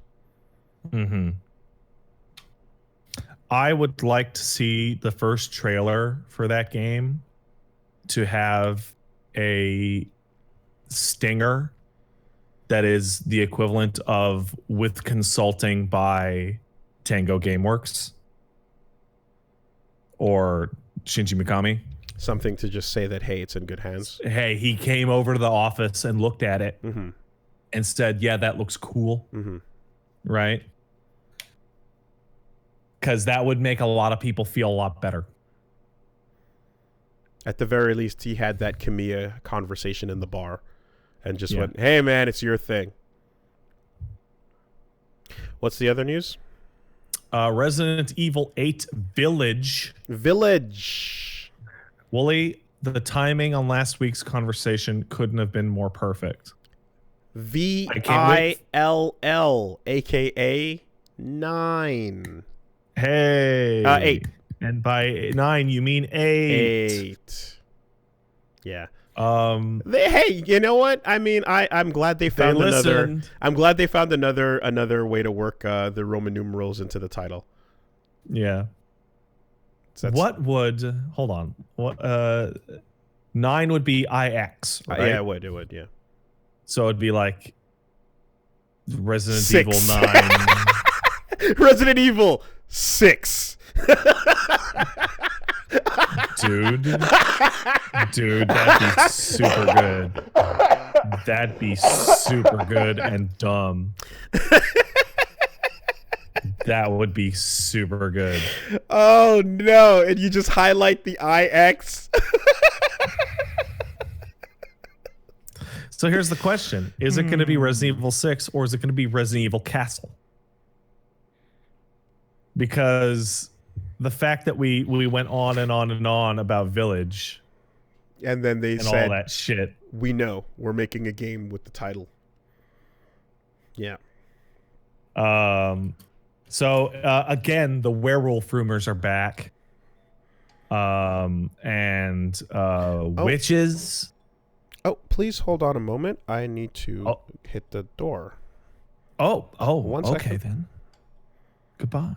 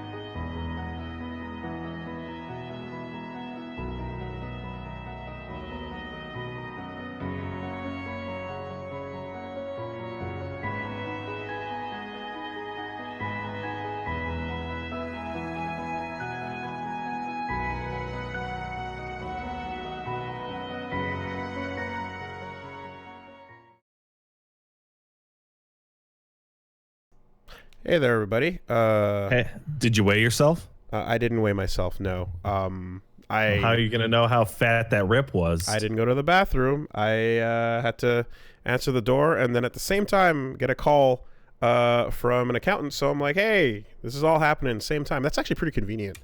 On the same. Well, yeah, it's pretty convenient for everyone but us. Yeah. Well, whatever. That took 0 time in the MP3. Damn. But I was petting the cat though most of that time. Life happens. Oh, he's looking at me. He's soft. Oh, I love him.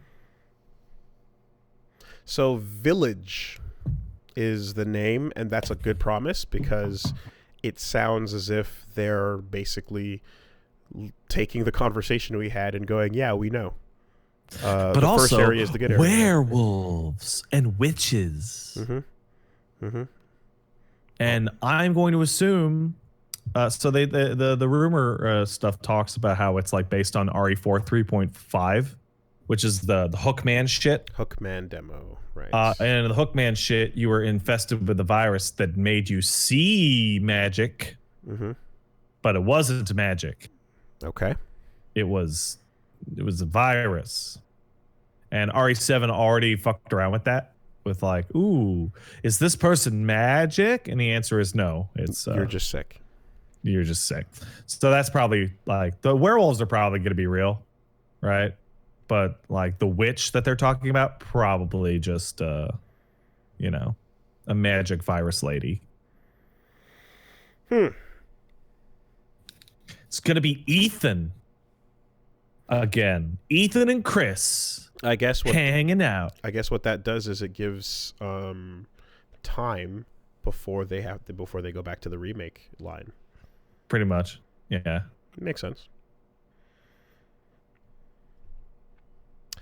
So yeah, Resident Evil is fucking popping. Yeah, that franchise is going. It's certainly going. It's popping. Apparently.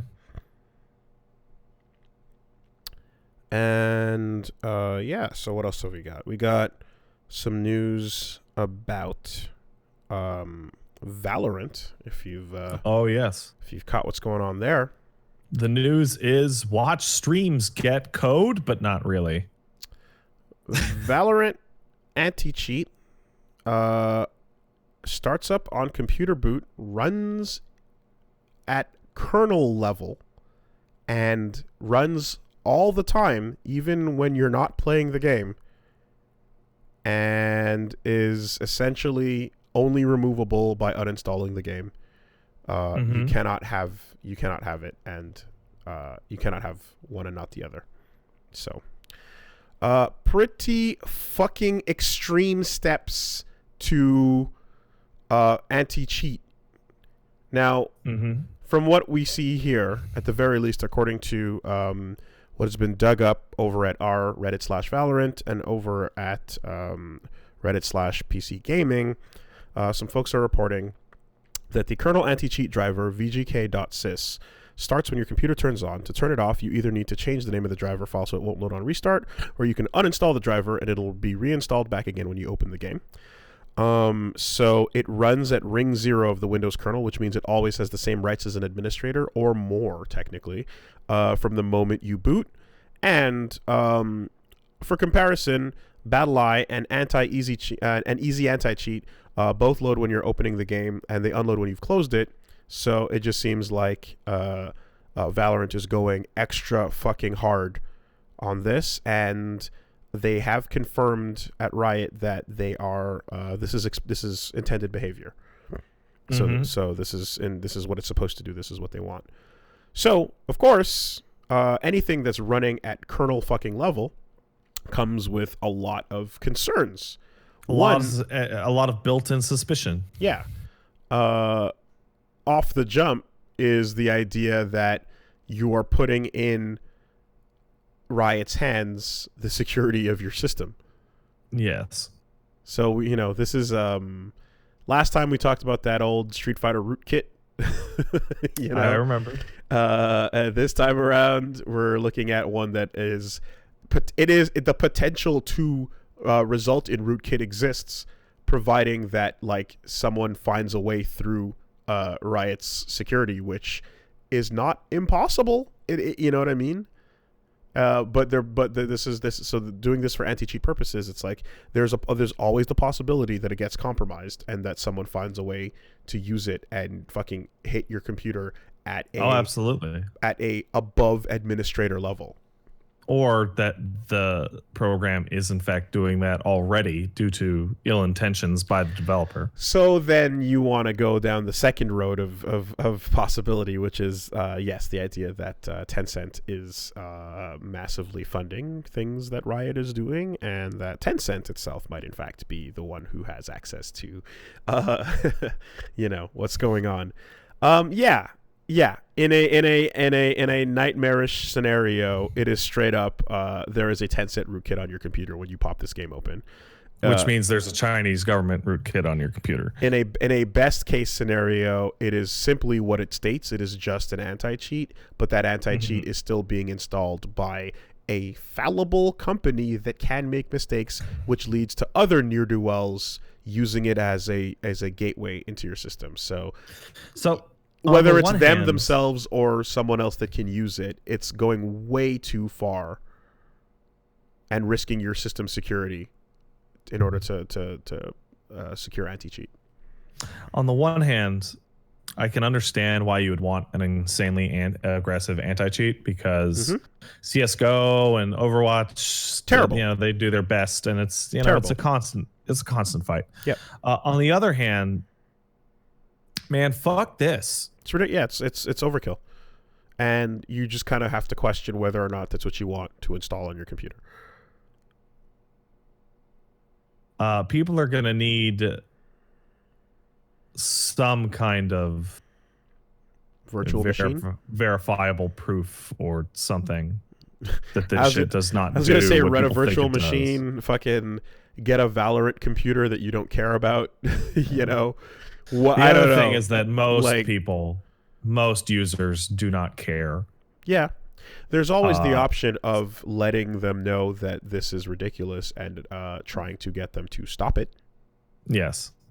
It's tough to do so when they have this massive built-in thing going on where people are just going to... Like, it's already very popular and it's not even out. Yeah, it is. It is. People like Counter-Strike.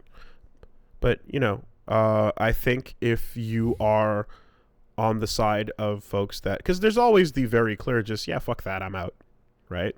There's the simple deal breaker, which many people are like, I was thinking about it, I wasn't too sure, fuck that sounds terrible, right?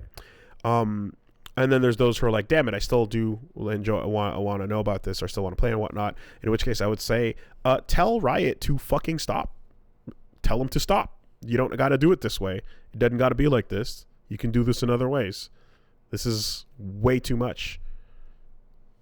Cheating is a problem. It is. It is not a problem that should be solved by introducing potentially way larger problems.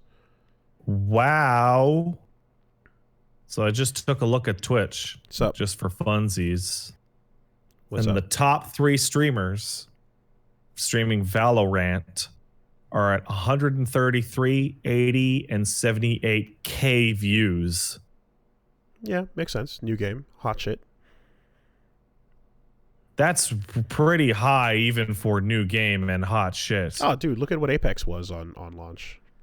It was not 133K. It was higher than League. It was higher than Fortnite for the first couple nights, and people were tracking and making comparisons.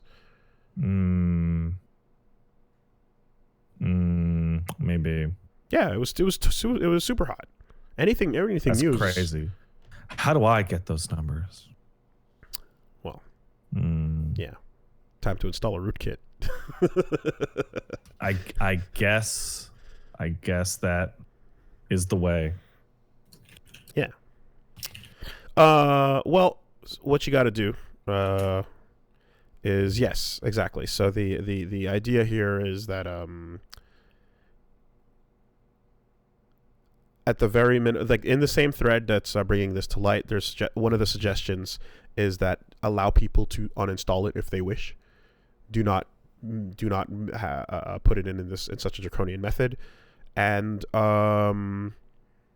yes, and then of course there's the 10-cent concerns as well. So for definite, there's definitely like this is one of those things where you're like, look, if people are on the fence, this pushes you off the fucking fence. Pretty much. If you were on the other side of the fence, then you're looking for ways to fix this problem and or get them to do something about it, because this sucks. This is a really huge bummer to attach to something that folks that are excited for, but already have that weird taste in your mouth because you're like, oh man, but the 10 cent thing. Wooly, get ready for this feeling to have a slightly sharper point on it when League of Fighters has the exact same thing on it. Yep.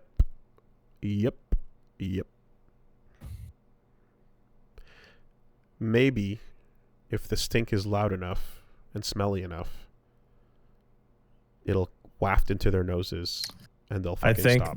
I think the genius thing about them rolling out the Twitch drop thing for Valorant right now is that people who going, hey man, I don't know about this, are being actively drowned out by the phrase "Gib Valorant."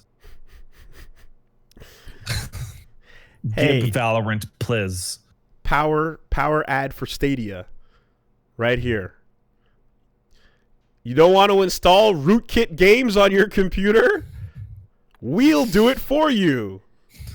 No risk to your own system.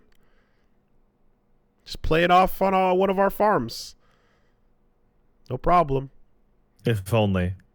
How's Stadia doing anyway? They just announced free stuff. Oh, yeah? Yeah. That's what successful things do, right? Yeah, free stuff. Come get it. Any of you guys interested in free stuff from Stadia? Man, I told you the other day about how I got a temporary pro subscription for 2 months for like a trial thing, and I was like, I might crack this thing open and put it on my Chromecast and see what the lols are like. And see, huh? And I installed the app on my phone and I started and I'm like, fuck this. I can't even be bothered for the bit. It's a whole thing. It's like not even worth it for the bit. Anyway, somehow talking about Valorant problems and has led to dunking on Stadia, but that's the way the world works. So this is bad, and we hope that it becomes not as bad, but it's bad. Please don't do this. Please follow other examples of games that have effective anti-cheat that don't hit you at the fucking kernel level. I'd rather play with some cheaters. Just straight up. Wow. So CSGO is rife with filth? I assume so. I'm not actually familiar, but I assume.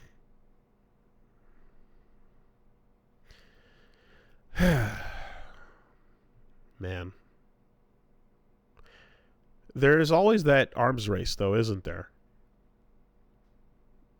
Between cheating and not cheating? Between cheating, defeating the anti-cheat. Yeah, well, cheating will always win. Because they'll always. Because you have to put out the system, and then they have to crack it, and then you have to crack their crack, and then you That's play, right. And then you play that game.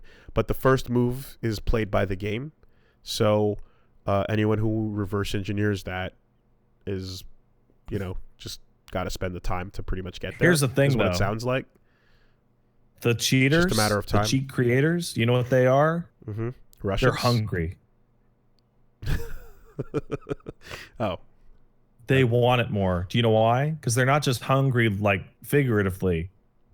They're literally hungry. They need food, and the only way they know how to make money is to create cheats. Okay. They just want it more. Are they hungry and Russian? Possibly. Possibly Brazilian. Whatever happened to Dark Alex? Is Dark Alex still cracking shit? I don't know.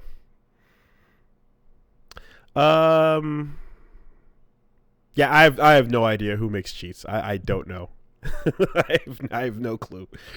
What?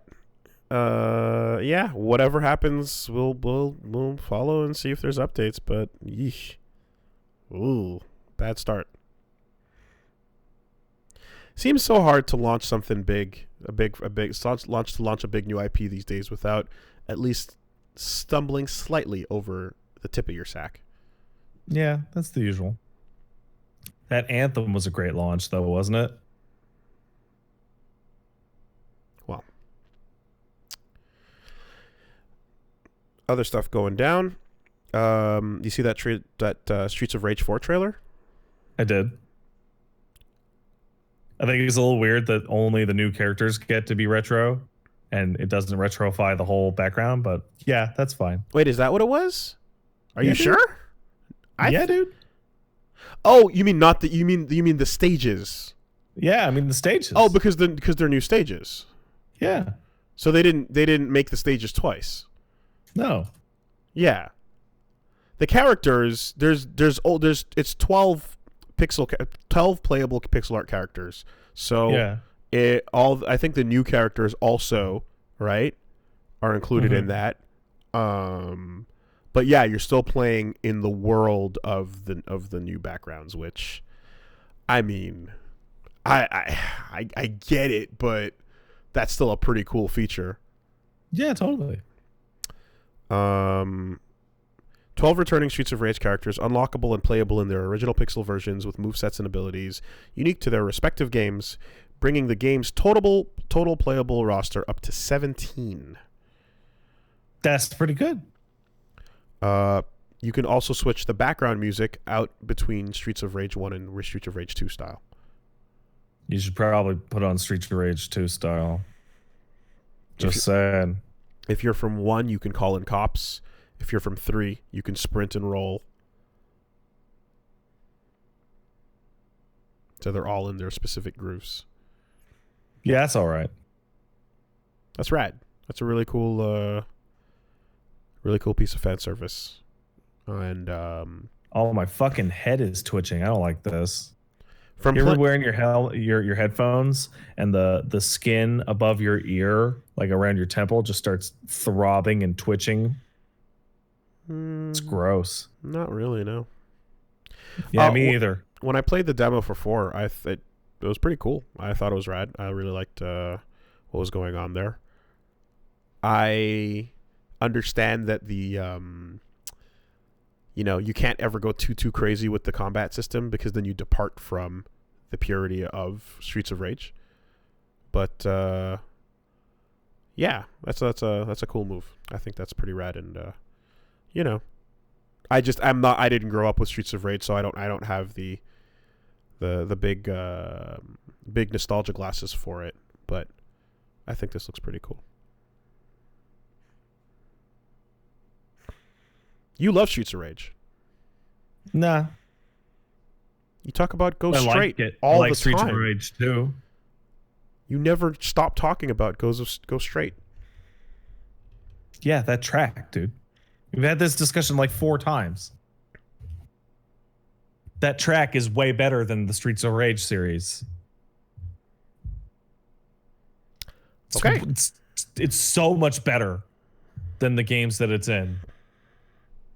Like, those games are good, but Go Straight is like incredible. You're thinking of Liam, man. Liam was the one who was like, Liam loves Streets of Rage, but I also thought you loved Streets of Rage.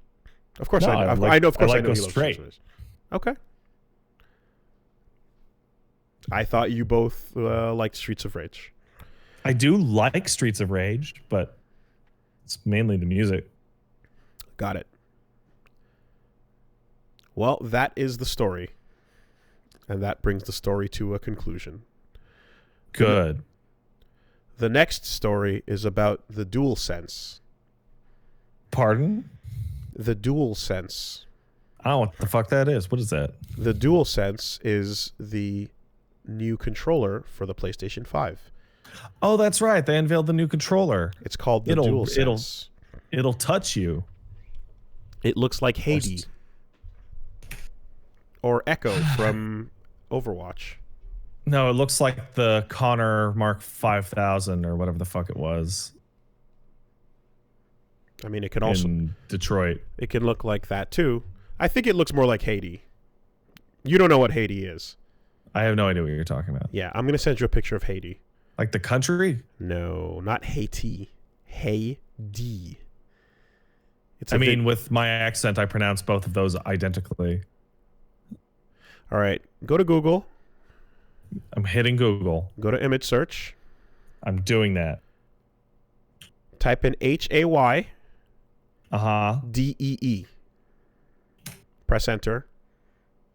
Oh, it's that robot with the titties. Titty ass robot. Yeah, the titty ass robot. That's Haiti. Yeah, it looks like that. That's what it looks like. Did you see the GIF? I'm looking at the trailer, and it's just like a super thick titty ass robot. Yeah, it's Is there a game here, or is it just? You can go into the mod workshop to see the muscle mod or the BBW mod. I'm good. Okay, well that's Haiti. All right, and that's the PS5 controller. PS5 controller.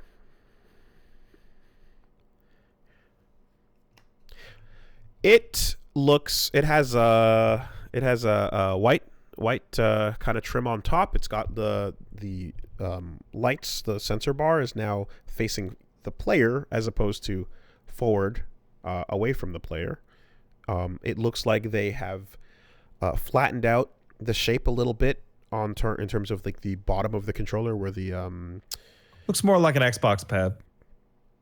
They have basically put a microphone into the controller as well. So now it's not just a speaker, but you can talk back to it. Yeah, so now we're going back to those days of hey, you guys. Yeah. Or plugging in your Xbox One with the Kinect for the first time and just jumping online in some game and then hearing a bunch of bullshit and being like, oh, fucking God, now I got to hear everyone's babies crying and everyone's stupid music playing. Like, there's a bunch of people playing God of War.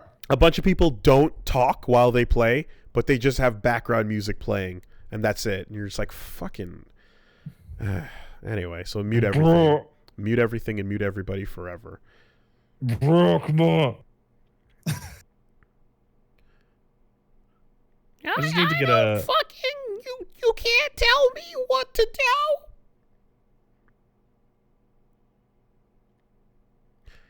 You shut that fucking baby in. You don't pay my sub.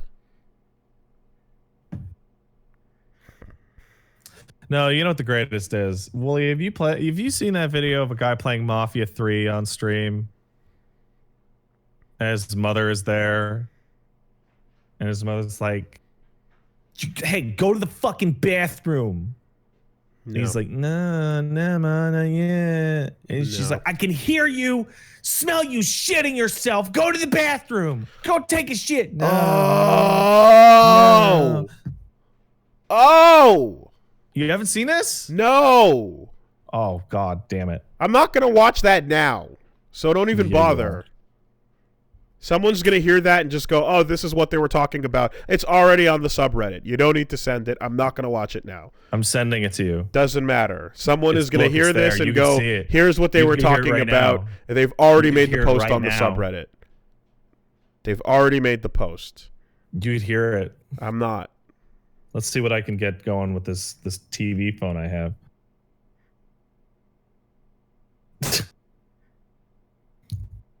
Not interested. But yeah, it's a guy just shitting his pants while playing Mafia on stream. Fuck. And his mom's just like, go to your bathroom, and just constant like, no, Mom, not yet. Oh, that's the worst. It's the best, dude. That. I want that to be my daily life on PlayStation 5. Okay, well, anyway, the DualSense controller. I legitimately missed the nightmare of completely open comms. You miss it. Dude. You want to go back to those days. It was a riot every day. Except for when it was the worst shit ever. No. When it was the worst shit ever, it was the best. Like, my first time like after I bought KI and I jumped on like that, and I was just like, fuck everything. Like a bunch of games where I'm like, you're just hearing people's bullshit. Oh man, because you hit me up, dude. You're hearing fighting games and people like just talking what they're saying while both things have a fucking room mic and room speaker on, as if that's what video games need to be. You know, like fucking stop. Dude, I used to play fucking Battlefield and Call of Duty with open comms, and it was like the dankest nightmare pit that's ever been created. Headset for your team if you want to have your shit on, give the options. We don't need room mics and room speakers for open fucking comms. No, you don't get it. It's part of the aesthetic. I was called every name that existed and many that don't. And it was lit, man. It was lit before lit existed.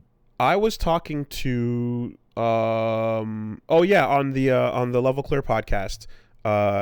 They were talking about how the Call of Duty Battle Royale game. What was it called again? Modern Warfare.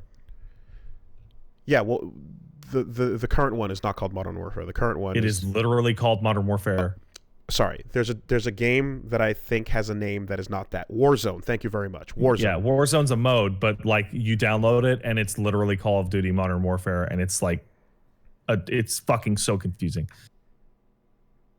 The title of the game isn't Warzone? The title of the game is Warzone. I read an article about it when we were talking about this on the podcast. I'm loading up the BattleNet launcher right now.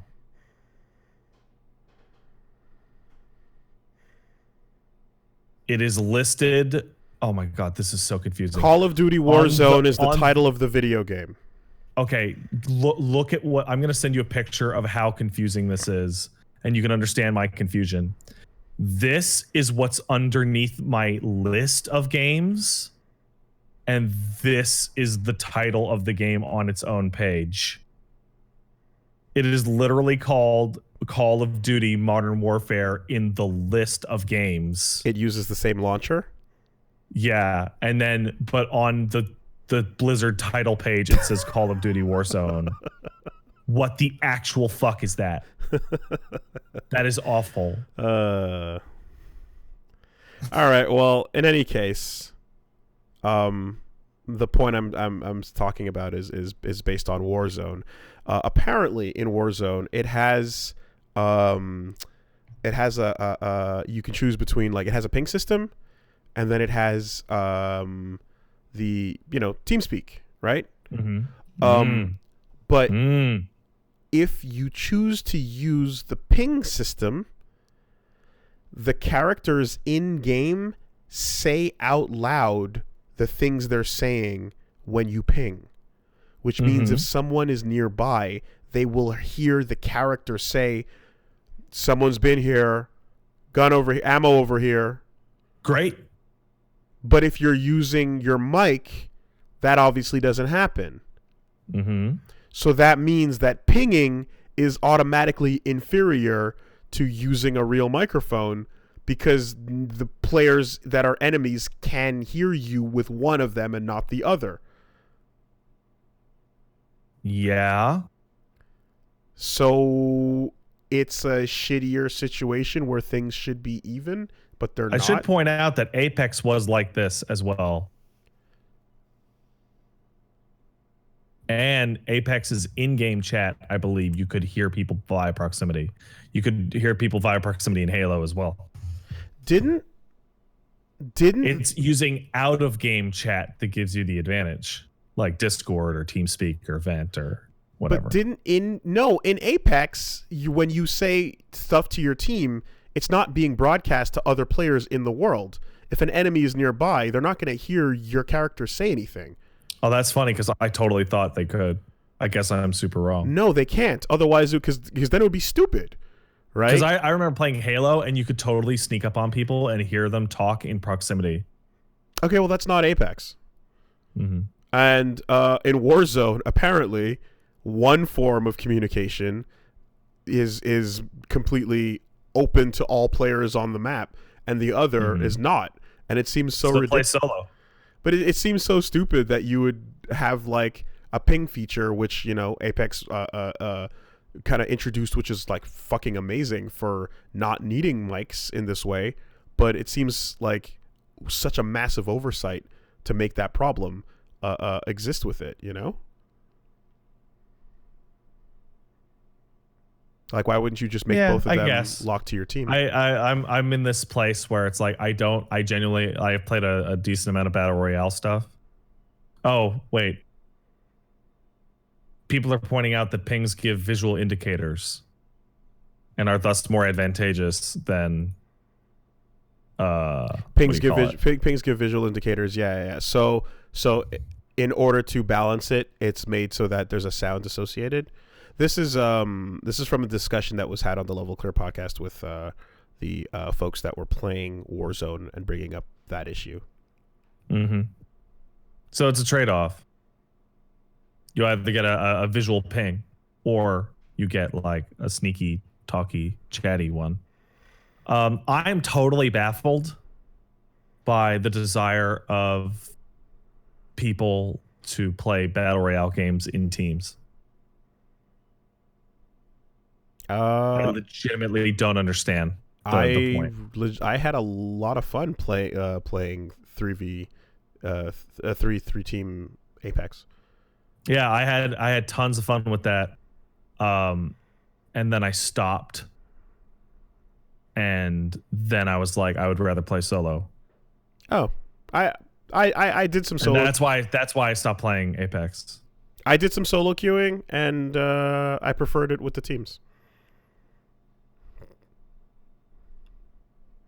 Same thing for, you know, solo queuing in any of those games, honestly. Like, it's like I remember solo queuing in Overwatch was just nightmarish. No, yeah, totally. But solo queuing in Apex was like nowhere near as good. And, you know, I remember getting paired up with two angry Brazilian men that were yelling at me. Oh yeah, no, that was my experience. But then pairing up that every time I would queue up in Apex, I would get like the worst teammates ever, and all I can think of is like, why can't I just play this by myself? Okay, so it's the entire team-based concept that you're bothered by. Yeah. Okay. Well, and also it was annoying because I won a bunch of games in Apex, but I never won any in like say PUBG. And it's like, I don't count the Apex wins as wins unless I was the person doing the best on that team. Yeah, that's stupid. You play with your friends and you have fun. End of story. Like that, it's fun to play with friends. That's it. There's not much further we need to go into that. But anyway, the controller. When I look at the DualSense, the thing that I fucking immediately see is when you rotate the controller and see like how the R2 and L2 are triggered, right? Mm-hmm. They're set in such a way that it's exactly like the current PS4 controller, where R2 and L2 are the surface like stabilizers that the controller rests on, which means that same problem of putting the controller down and accidentally hitting a button, or if you're watching a movie or and you accidentally fast forward it, and you're it'll never go away. It's built into the whole design. That sucks. I hate that. I want to go back to the days where the R trigger and L trigger didn't go past the base of the controller. You're never going to go back to that because people want triggers. People want gun triggers. Yeah. Then I'm looking at the Xbox controller now and the way that the triggers are recessed and there's like a lip underneath them that the controller sits on. That's better. Like, if you can if there's a way to you know, like I'd have to go back and look at my other controllers right now to kind of see how many do that and how many don't. But definitely that only started with the PS4 and up, as far as the Sony controllers go. I would even if there was like a way to rest it upright so that the buttons were facing you or something. I just hate when you hit it and the triggers hit, but. Beyond that, they're not going too wild with the controller. No more boomerangs, obviously. Why the fuck would you? And And it looks like the share button has been replaced with a content button. So, Boo. same shit. They're acting like it's different, but it's still a non-video game button. I got in a discussion with Mom on Twitter, and it was basically like, I hate the fucking share button so much. It's completely worthless. And the response was like, well, what do you mean? Don't you ever want to share anything on, Twitter or YouTube, or don't you, want to take a screenshot? And the answer is no, I'll use my capture card to do that. Yeah. And because I use that controller on PC regularly, where it is transformed into the select button 99 times out of 100, yeah, I never got used to using it as the share button. Okay, but you see, we are big content creator power users, though, so we have that capture card set up. However, well, if I didn't have a capture card, I wouldn't want to share anything anyway. Here's where I'm at. I would occasionally want to have the ability to take a screenshot or a clip if something happens. Of course, Xbox record that. But why not just put that on the fucking PlayStation menu? You press the PS button, and then you just have a quick screenshot or capture thing right in there. Is it so vital to be able to take a screenshot instantly? Is that like so important? It's dumb. It's so dumb. It's a waste of a button that could be a gameplay button on the controller. To those of you who are saying not everyone has a capture card, of course not everyone has a capture card. But no one cares about anyone's screenshots or clips either. You do, because it's yours. Like if I made a cool screenshot, I would care about it. But like, who gives a fuck? I think all system level features should exist on the system button. There's a system level menu button that exists to bring in system features. Every other button on the controller should be gameplay oriented, because you want to have gameplay options as a priority. They should go back to that being select button or back, or whatever the fuck they want to call it. And if you want to take a screenshot, just hit the PlayStation button and like move the D-pad down twice. It's simple. It's like, I'm not saying, like, I know, like, I think it's stupid to say, why would you ever share or take a screenshot? That's dumb. But I think there's no reason that it's not the first item on the PlayStation menu that pops up if you just hit the fucking PS button. You can take guys, I'm not saying remove the screenshot functionality. I'm saying, is it so important that it needs a dedicated button on the controller in which a better button could go there instead? One that is shared on all the other consoles, like the Switch and the Xbox. Yeah, you see, asking the question as a yes/no sets yourself up for failure. What you need to do is, like I said, describe the better scenario, which is, wow, everyone is really upset. Wow, that's crazy. Here, the better scenario is there's already a button. It's there. We could just use that button to do what we need. You know what I would even do? I would go a step further. How about this? Check it out, right? Select button is still a gameplay button we can use, right? Press the PS button, hold it, bring it up, take your screenshot, or record your last couple of 15 minutes of video, right? Double tap for an instant screenshot on the double tap PS button. Pop up, instant screenshot, done. Now you have all the functions you needed. You have the same ease of use. You have the same instant picture being taken, but it's on the system button and not taking the space of a gameplay button. Yeah, perfect. And now we have more room for gameplay functions. It's that simple. Like, as someone who's done a ton of fucking, like whatever, it's just, this is no, we need a special extra button that's like a bomb that you hit that covers the screen with the goddamn share menu, or you can switch it to easy screenshot mode in which you hit it and then a beep happens and you're like, what the fuck was that beep? Yeah, the current state of things with the share button is awful. And I really wish it could be a gameplay button, but this is where we're at. So now, whatever, it's a content button, and it's the same thing, you know. It's the same button. It just has probably more features. Yeah, exactly. And you know, a discussion was had, right? There was definitely a point in the last gen where they kind of, you know, Xbox got together with all the hardware manufacturers, had their respective meetings where they realized, they're like, hey, look, sharing content is a big part of this gen. This is a really important direction to go in, making it easy for people to advertise and push our stuff out there by having it shared on social media it's super important. And Nintendo put a fucking screenshot button on their console. Yeah, and guess what? It's in a place that you're unlikely to hit by accident because they still have their start and select buttons on it.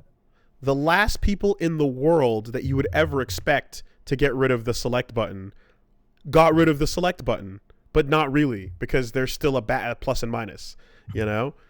I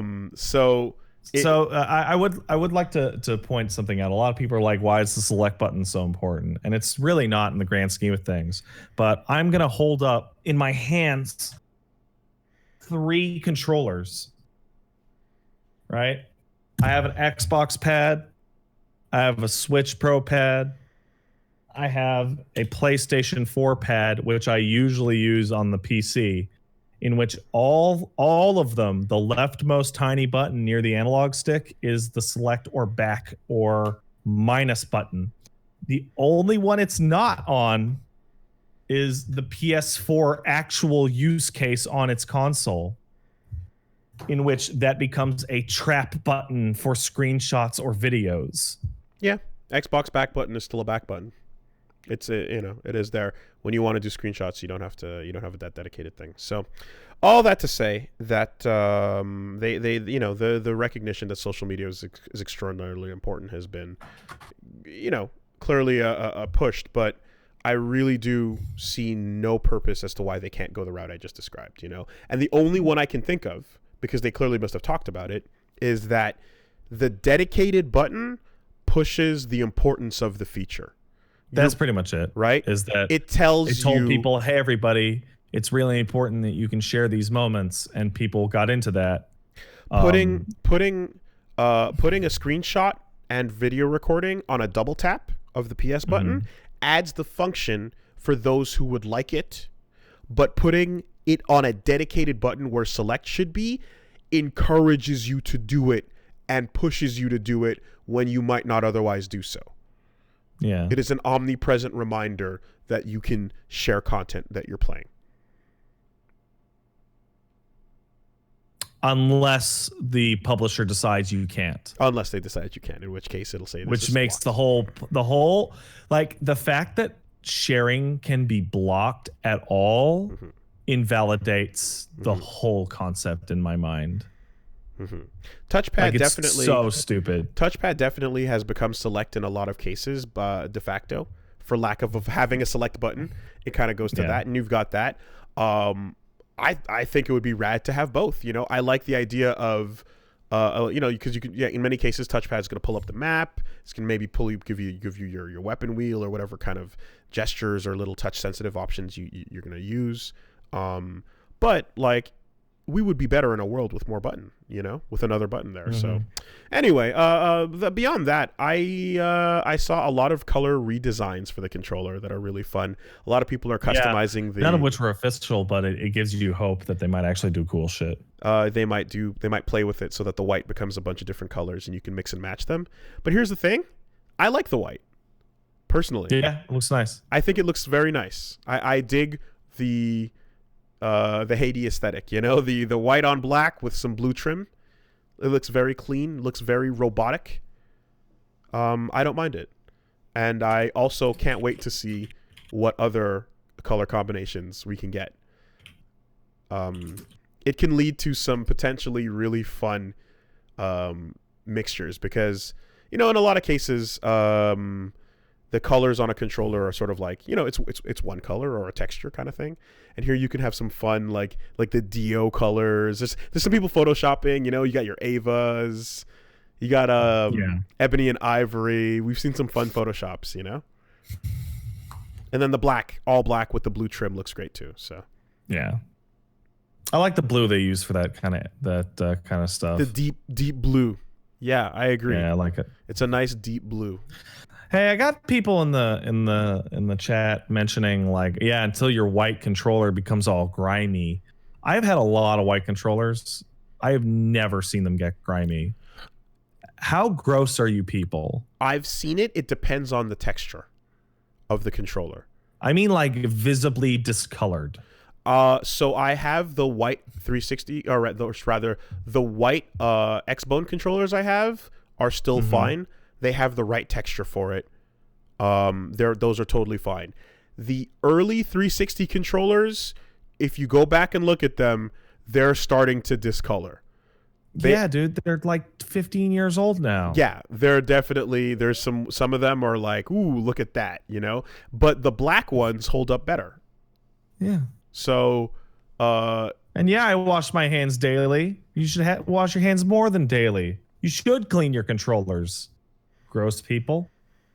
I remember my PS2 controllers where the matte texture would become glossy just from gripping the controller for so long. Like you've used it so much that like the handles are now have now glossed down. You've changed the texture with your grip. Yeah, it's a thing. It's a thing. I feel like saying something controversial. I'll just finish my thought and say, whatever direction we go with, I'm glad that we're past the gray controller. Yeah. Oh, yeah, I totally agree. I think that if you enjoy the share button, you are stupid.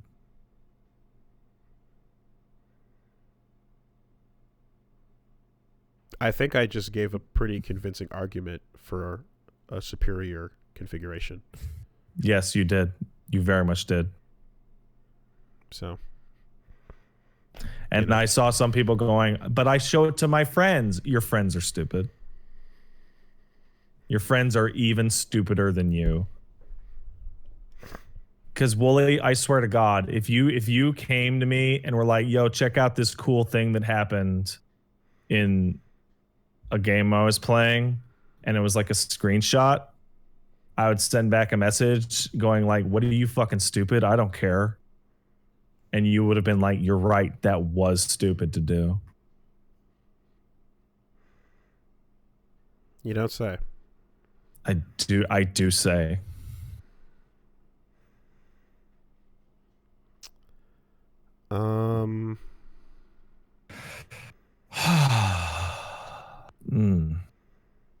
Feels good in my chest. You got it off?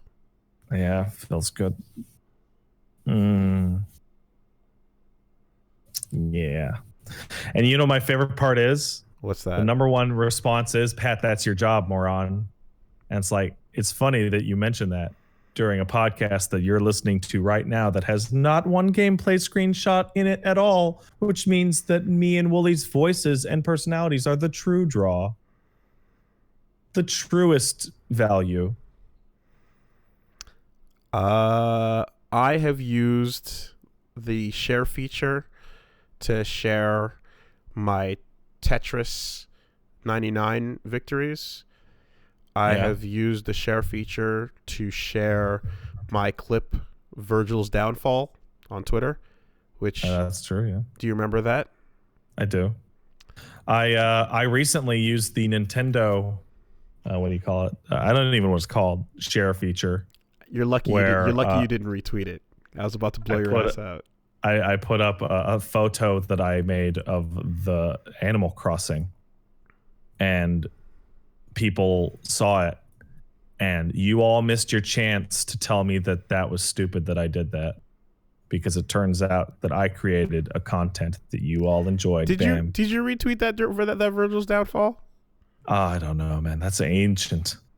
Because if you did, then fuck yourself. And I was taking pity on your poor share button use. You know what I also used it for? You. So here's what I did. I actually used it for Samurai Showdown to review match footage to get better at Sam Show. So I would like, after a long set, I would like record the set and then go back and watch it. That was actually... You know what I feel bad for right now? I feel bad for the people listening to just the audio version because they can't see me trying not to break it out into a big shit-eating smile. Or I'm like, They can hear it. I can hear it. They can hear it? I can absolutely hear it. There's a tone. Okay. There's a tone. Okay. But yeah, this is where we're at on the controller. What a terrible feature. This is where we are at.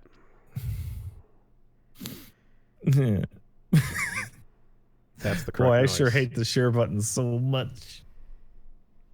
You know, and so for real though, my specific gripe isn't even against the usability of it. It's against the share button specifically, because Xbox and Switch have similar features, and They're out of the way. Switch hides its button in a place where you don't accidentally hit it, and you actually still have your select button.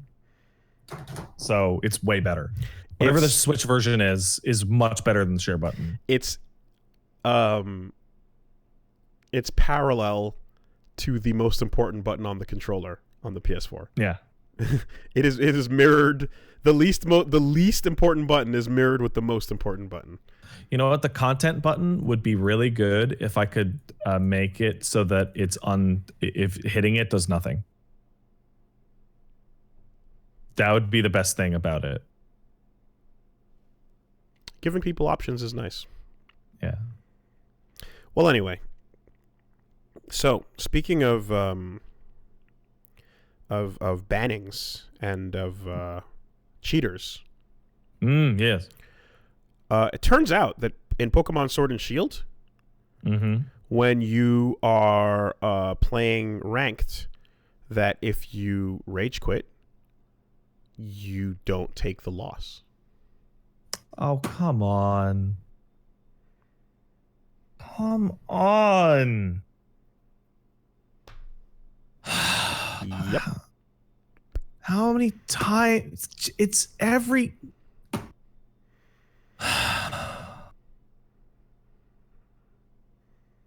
Turns out. So, with that rampantly spreading across the ranked community. Yeah, once people discover that it works and tell other people that it works. All losses negated, all wins negated.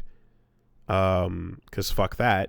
All you got to do is right before it registers the win, you simply put the Switch to sleep. And then it cuts all communications. Single button. Hold the button. You didn't lose.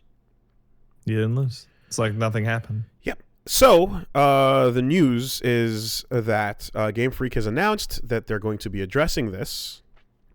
And what they're going to be doing is, I guess, they're going to patch the game to try to detect whenever this happens. And if you rage quit, there is a high likelihood you'll be permanently banned. Good. Great. Super. Yep. So it won't work. It's a pretty, like, one rage quit equals a permaban is a pretty extreme, like, it went from the worst case scenario to the highest, it's never strictest one scenario. Rage quit. It's always like a bunch within a threshold. In case it was your bad connection. Yeah. If you display a pattern of rage quitting at so quitting. It's like or being a dirty red bar. Mm-hmm.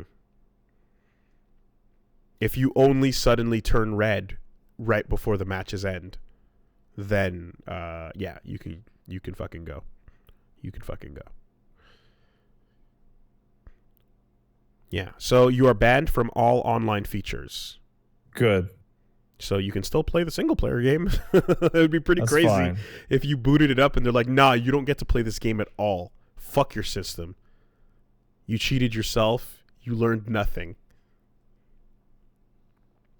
But no, it bars you from raid battles and from. I think rage quitters should have their consoles bricked. What doesn't matter what you're about to say. You can just go further. Why don't you? Rage quitters should be drug out into the street and shot. Yeah, but first they have to watch their Switch be shot.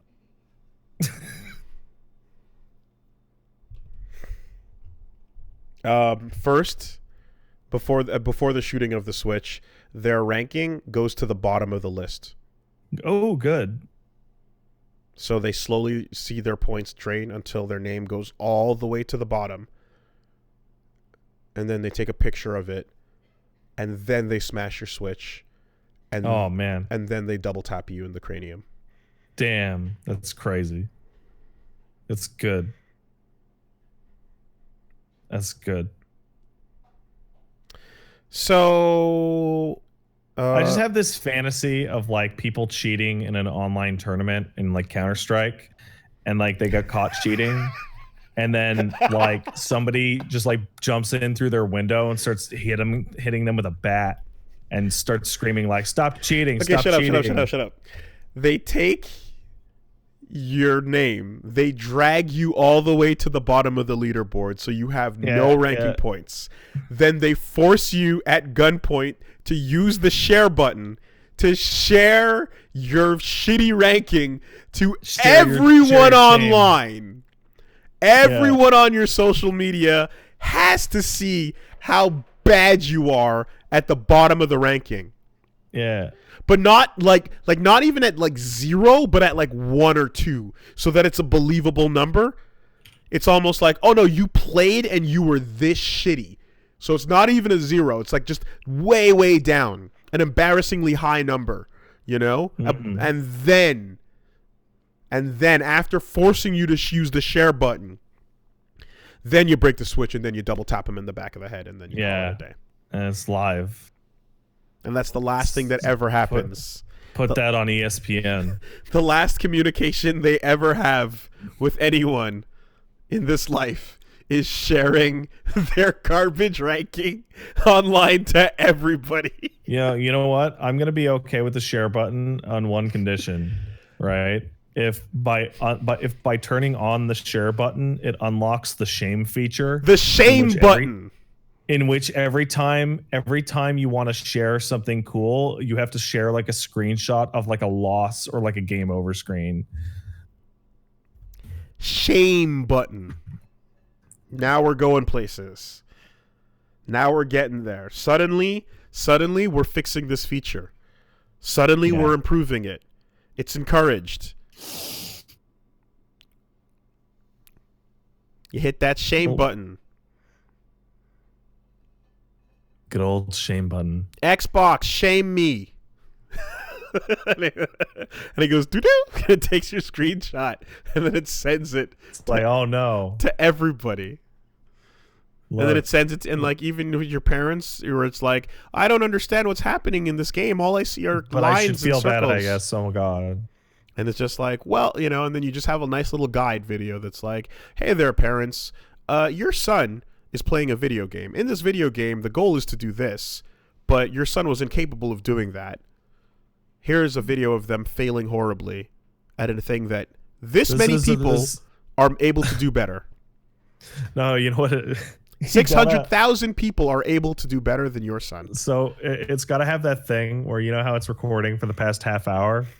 Sony should invest in a feature that is able to like analyze the last 15 minutes and figure out on game over if the game over was embarrassing and be like you get a game over and then a thing comes up and it goes like, Sony has detected that your last 10 minutes of Fortnite footage was embarrassing to the extreme. Would you like to share this? And it's got two options, and it's yes, and the second one is yes. And you try and back out, and it goes, we have now posted this shame to your Twitter. You like you die. Rate this feature. You die, and it gives you the game over screen, and then there's a little thing in the corner that just says uploading. Yeah. Posting to social medias. Share complete. Yeah. Xbox, step on me. Yes, this controller is now superior. Yes. We can take it to the future. Content is content after all. Yeah. The content button does not discriminate. You can get a free month of PlayStation Plus if you upload a shame vid that is popular. Did you sit down in front of your PlayStation camera with no pants on and your balls hanging out? It scans you with the Xbox scans you with the Kinect, and it realized that your skeleton has your balls in frame at this exact moment. It takes that screenshot, sends it out, sends it out right there. The moment you're mid-stand, your balls have been screenshotted and uploaded to all your social medias. Do you get banned? Probably. You know what it is? It's you go to share something and it's like the camera has detected that your penis is very small. Would you like to add this? Would you like to add this data to your screenshot?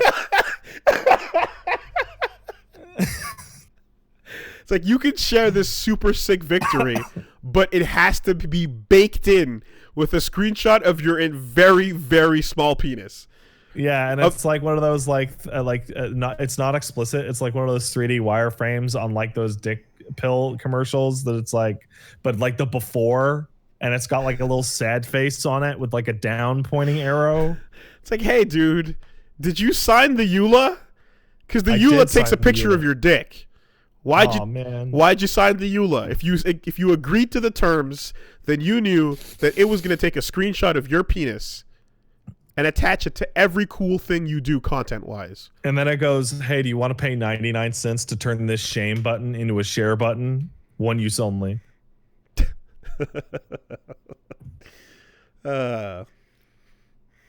Your penis is too small to use the share feature. Nah, come on. Hey, come on. I was in the pool. Shrinkage. I mean, shit, man. Face detection is pretty advanced. I think the computers can no longer be fooled with shrinkage. Even accounting for shrinkage, you're below the threshold.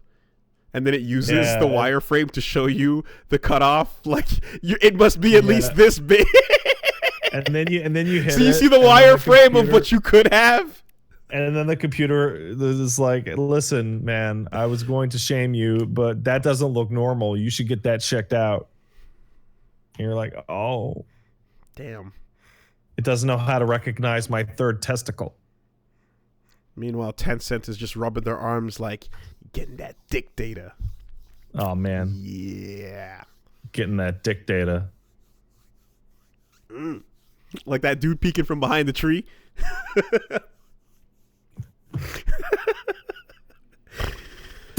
Oh boy.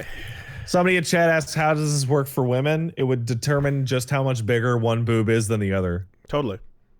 Yeah. Down to the millimeter. Once again, you have to stand up and sit down at some point in front of your console. It would detect how flat that ass is. Oh, man. And it would just be like, would you like to post this Bristol board screenshot alongside your cool moment? Shit's no. Flat.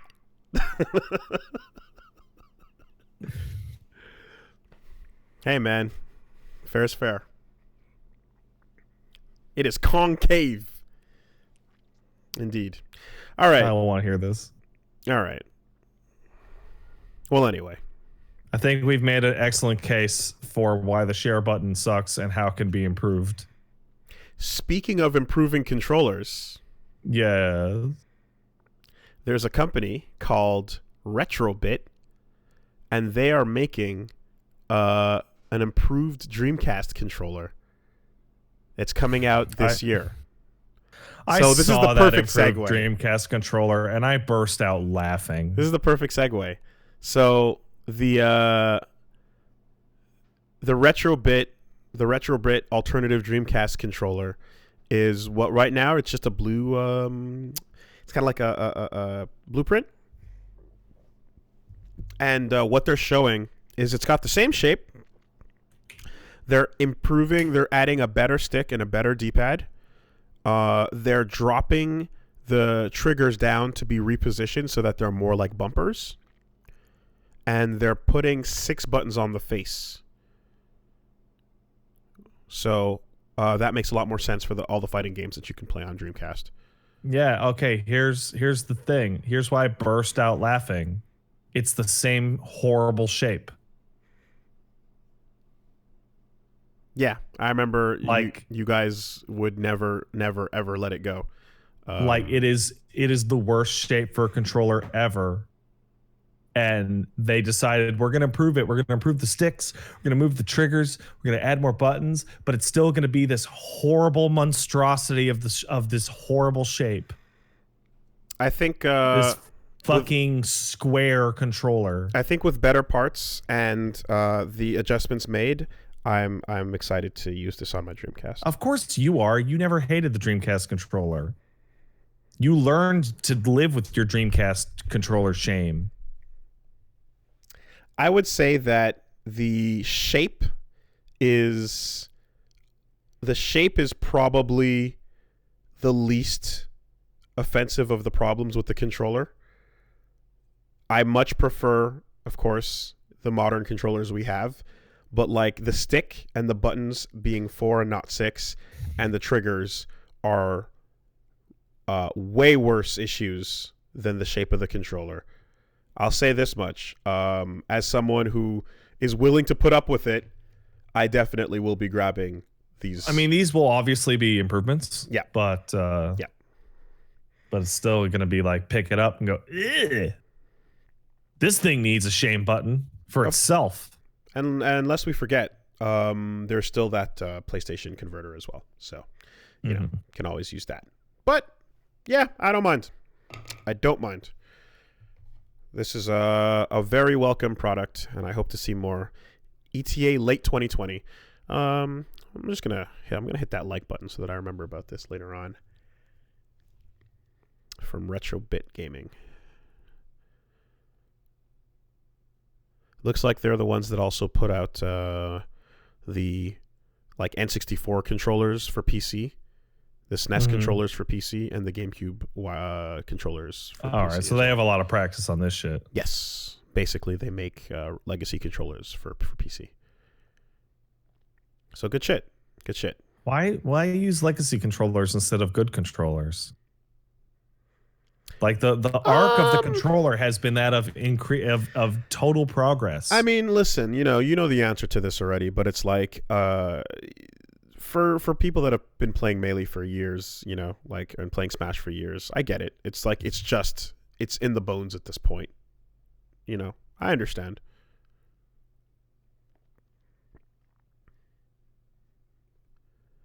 Most importantly,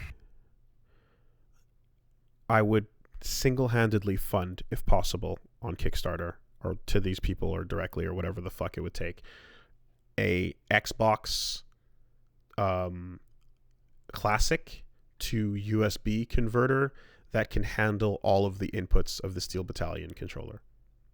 Yes. If I could convert that, well, that's its own beast. That's its whole. If I can convert the Steel Battalion controller into something that I can plug into my computer and then play games that are actually working and dedicated to using it, then I would like emulated Steel Battalion. Yeah, I heard someone post and say that there's people got it working with like other games with some heavy modding, but I didn't look into it, so I'm not sure where that's at. That would require some doing. But it feels like such potential wasted to not be able to plug that into a computer and just go crazy. Because at the bare minimum, right, you would be able to use something like Joy to Key to map every keyboard function and then create the type of movement you wanted in whatever insane game, you know? So yeah, we will see.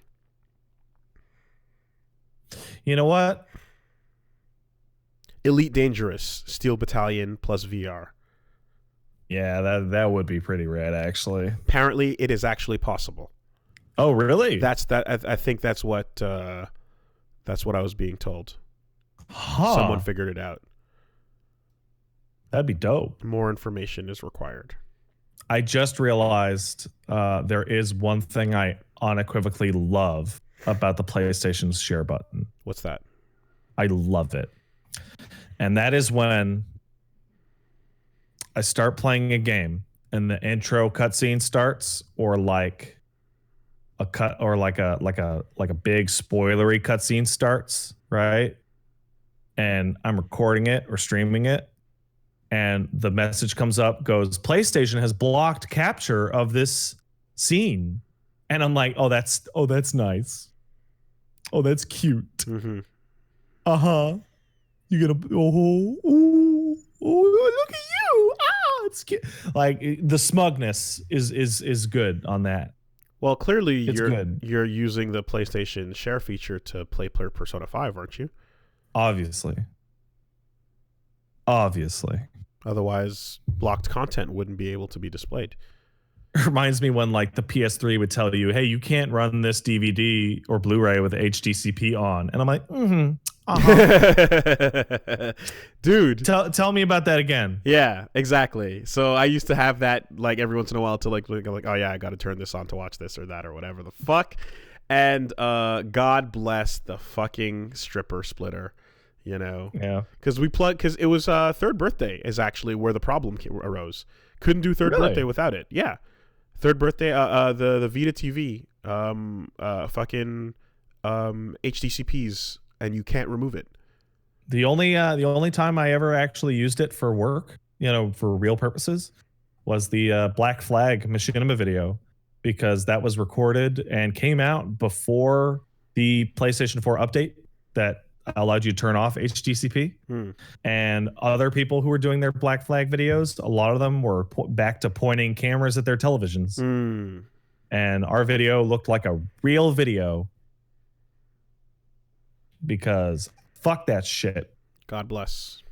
It was an extra crazy moment because Sony had explicitly said, oh yeah, we're going to remove this. It's just not out yet. Fucking bullshit. Right. Saints Row 5 in development. Yay, those are good. Volition has been at it. And there's a Saints Row the Third remaster being done by that game is good. Being done by Spirasoft. But they will reveal Saints Row 5 this year. That's all we know. Seems like they're taking. I wonder if it has time travel, because they really fucked that universe up.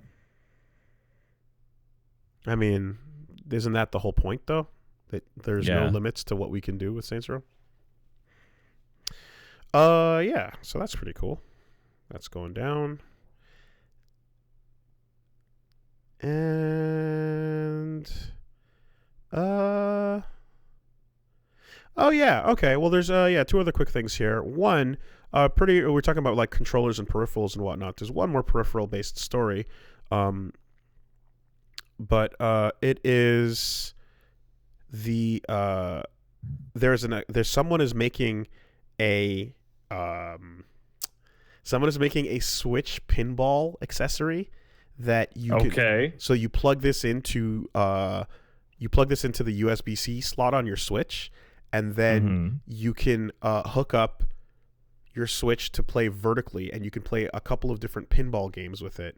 And it's fucking cool. Like, it actually seems to work really well. You strip the Joy-Cons off, and then you can basically play Far East Pinball seems to be the people that are making this, And if you're a big fan of pinball games, like, it's perfect for the format and the screen size. I love pinball games. I think that's super cool, and it adds basically a button to the left and right at the bottom side, and then it adds 2 buttons to the underside if you were holding your Switch with pinball orientation. Very cool. That's super weird. Yeah, but I mean, like that's probably the best accessory type of thing you're gonna get for pinball in years, outside of like, doing something ridiculous with your monitor that rotates or anything like that. The Switch without Joy-Cons on it is perfect for docking into a controller setup like this. So yeah, you just put it sideways and then you plug it in, and then you can play your fucking pinball games, dude. What a rad accessory. I wish I had the pinball machine. Yeah. I'd kill for some Black Knight 2000. Oh yeah, of course. That's. When I went to Try and get one of those. When I went to Galloping Ghost, and I was like, "Do you guys have Black Knight 2000?" And the dude just looked at me like, "What the fuck is this baby's first pinball outing?" Of course, yeah, of course we got Black Knight 2000. Dumbass. What kind of stupid question is that? I was like, "Yeah, fair enough, fair enough." Not only it's a stupid question, but it's also like the only question that matters, kind of thing. In a way, in a way.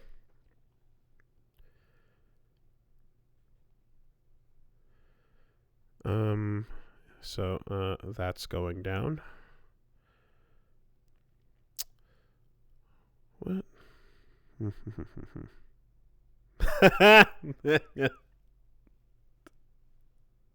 What's up? Why are you laughing? Breaking news. I couldn't understand. Breaking news. I couldn't understand why everyone was yelling NASCAR.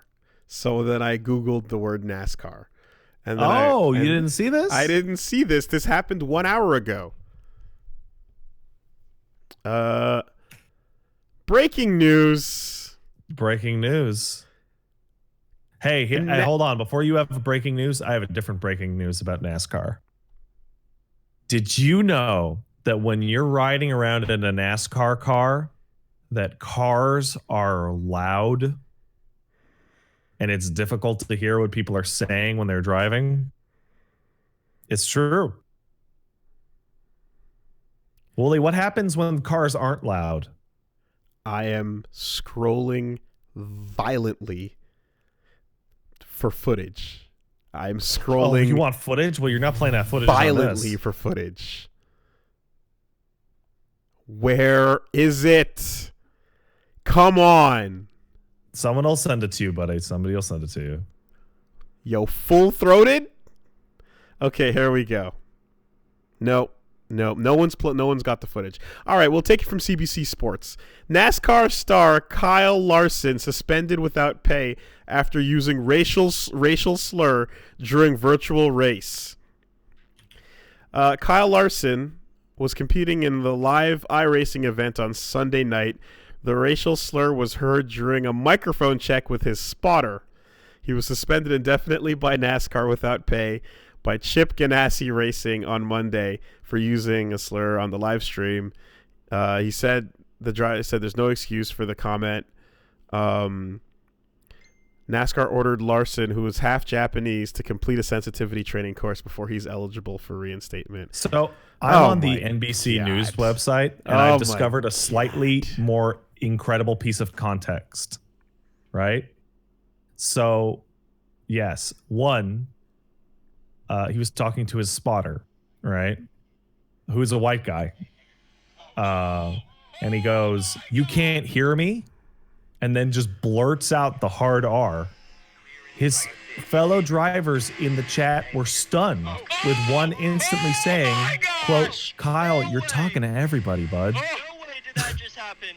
Kyle, you're talking to everyone, bud. Yikes! Wooly, what are you playing? The audio, apparently.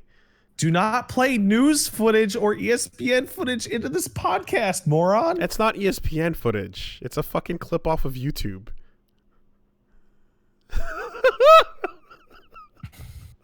I'm sorry. Can I so hold on. I can say it, but I can't play it. Actually, on Twitch, you can't say it, and people have been banned for it, so you don't want to.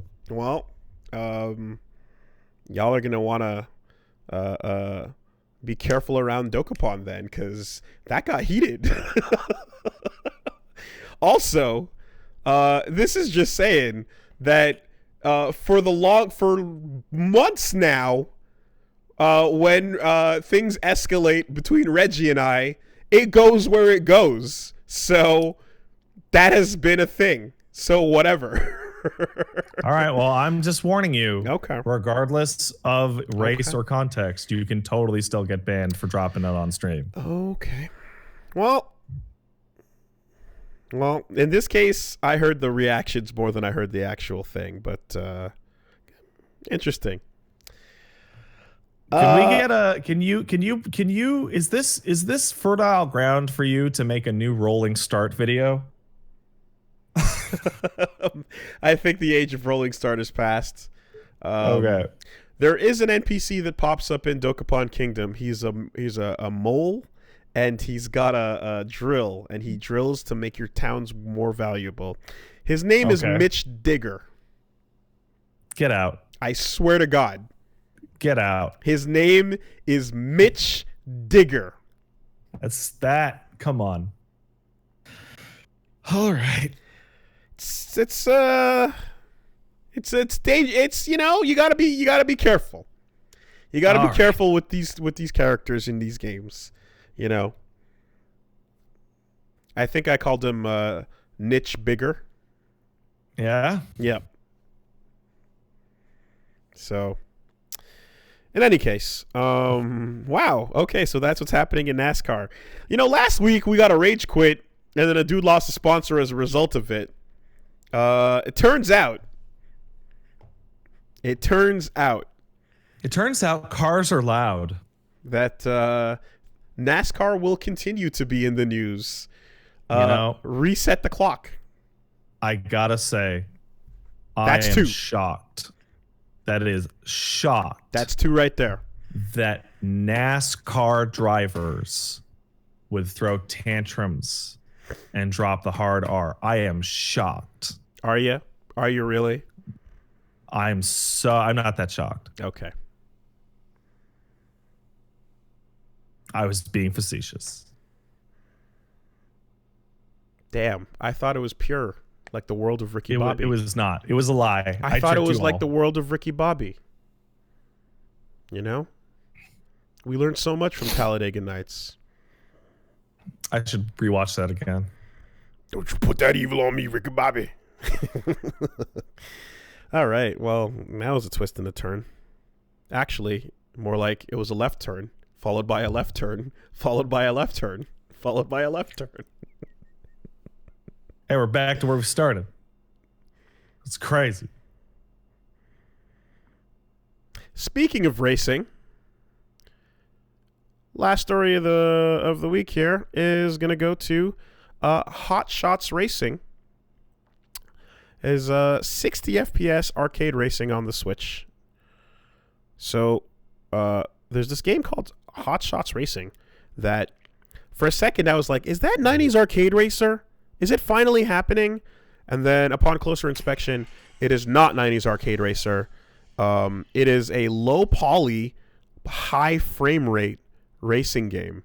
So this is an odd one. Yeah, it looks like games that the user in Reboot plays. It looks like a high frame rate version, kind of like in between like Need for Speed 3 and like VFX. Or like stunt tracks. Mm-hmm. It looks like an episode of Race Wars waiting to happen. Yeah, it does. It does look like an episode of Race Wars. Yeah, pursuit modes. Fuck yeah, the original Need for Speed Hot Pursuit. It looks cool. I like the low poly cars. The 60 FPS definitely kind of makes you go like, whoa! It's my brain is seeing old, but I'm getting like, you know, that new feel. Yeah, it's a strange moment when you look at the trailer for it. Hotshot Racing is what it's called. And it just really reminds me about the tragedy of 90s arcade racer, you know? Which to this day is still listed on the Nicalis website as coming soon. Fucking whatever. And the other tragedy of Drift Stage, which, you know, like, I miss Drift Stage. It's like why are nostalgic racing games cursed? Why? Because racing games are cursed in general. But these ones in particular, these throwbacks that happen. It's a bummer. Because I don't care that much about many racing games. There's a lot that go by that I'm, you know, but the ones that hit that era that I'm super all in for, shit goes bad. You know, seems like those two games in particular, Drift Stage and 90s Arcade Racer, are just like Man, remember R4? Oh, that was a great done game. forever.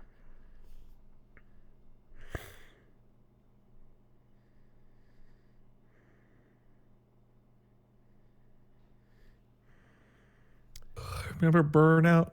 I remember Burnout. Remember the Crash Breakers? I do. It's good. Take some questions. Let's take some questions. All right, let's hit emails, and then we'll be talking about FF7 a little bit. Yes. If you got a question, you can send it into castlesuperbeastmail@gmail.com. That's castlesuperbeastmail@gmail.com. Let me get some water. I'm gonna leave it running. Let me just get some water. Can I get some water? No. No, I will not get some water.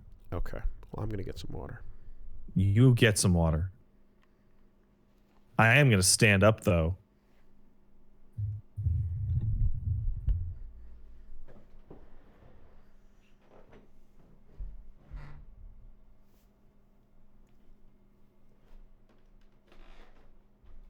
Oh, did you? Wait, no. Oh, jeez. Okay, no. I didn't think he was going to leave. I thought he was going to keep it going.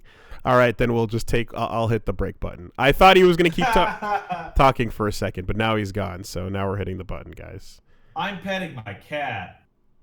Why'd you hit the... What? Can you... Why not just keep talking? Well, what if my dick fell out? Okay, well...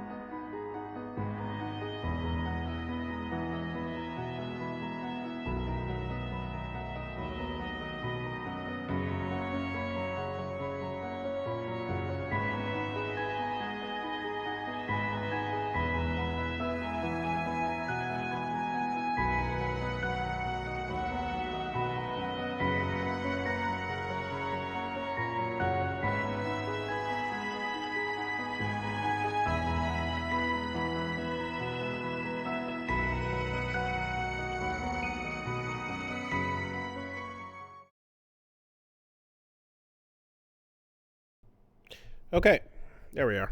So Sorry about that long delay. I had to pet my cat, and then I had to go pee, and then I saw Peach Saliva and had to give her a smooch. okay, all worked out. Yes. I got my water. Oh, I'm And, glad. let's take some letters. Mm-hmm. Yeah, let's do it. Okay, so got one coming in from Frank. Says, "Dear Castle, play at 1.25 speeds cast. High bodily fluid disaster speculators. Question for Wooly, since he mentioned TOing before. What do TOs do to make sure each setup has all the DLC or unlockable characters? I assume multiple setups means buying each DLC item for each setup, but what about stuff that's only unlocked via story modes? The time investment for that seems insane." Sure it does, doesn't it? So what is the secret? Well, quite frankly, what is happening? What do you mean? Why are we in emote only mode? Oh, I put them all in emote only mode because they were all starting to talk about FF7's ending. Seriously? Oh, yeah. And Mothman was like, I'll put you in emote mode if you guys don't behave. And I'm like, I'll put him in emote mode. Fuck him. No control. No self-control. Yeah. All right. In the box.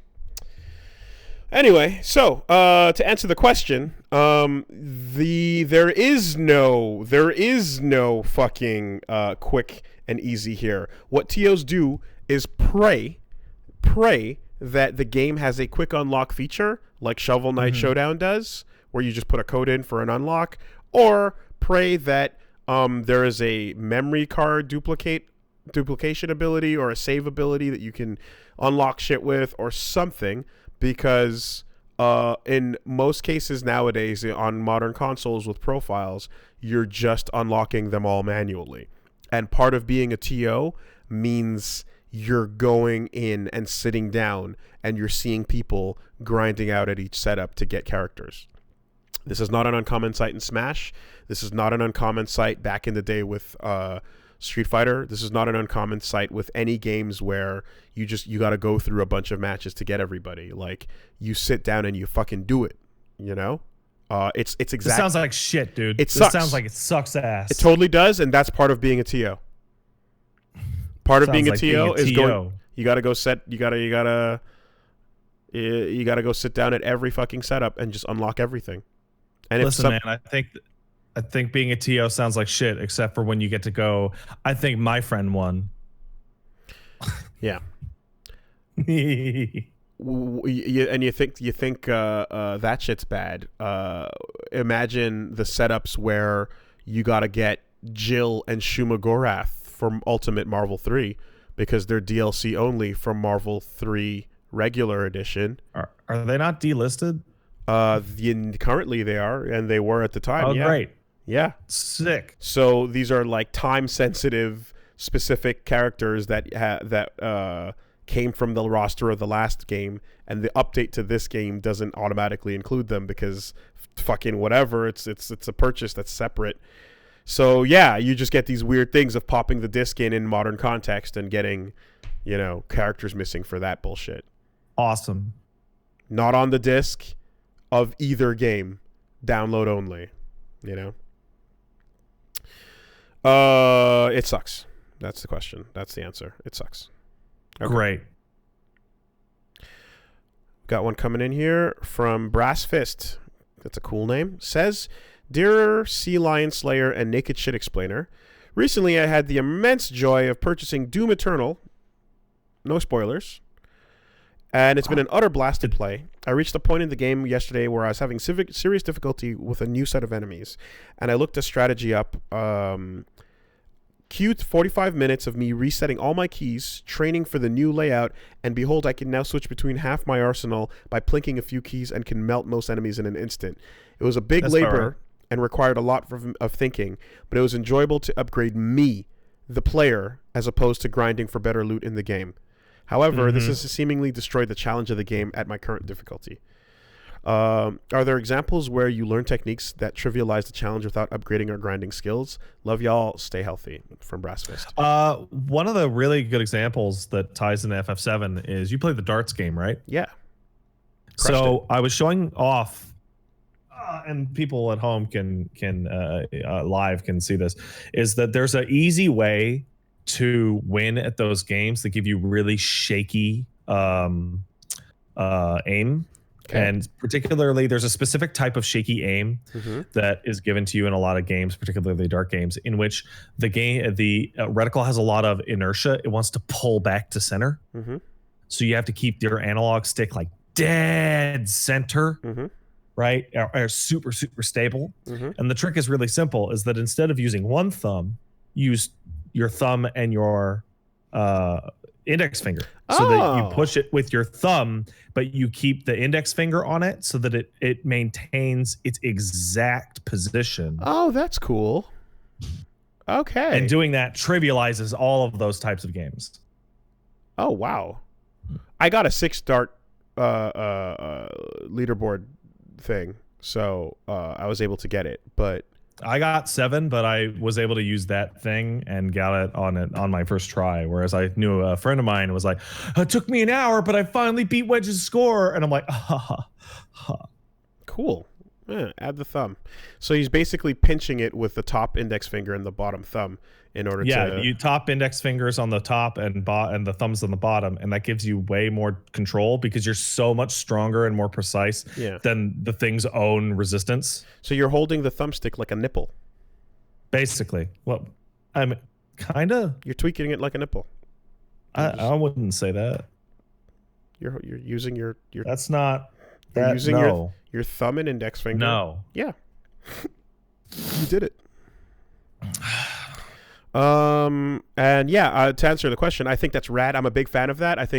I love that that's what you did. I like games where you have to get better experience-wise, as opposed to the actual, grinding sort of route.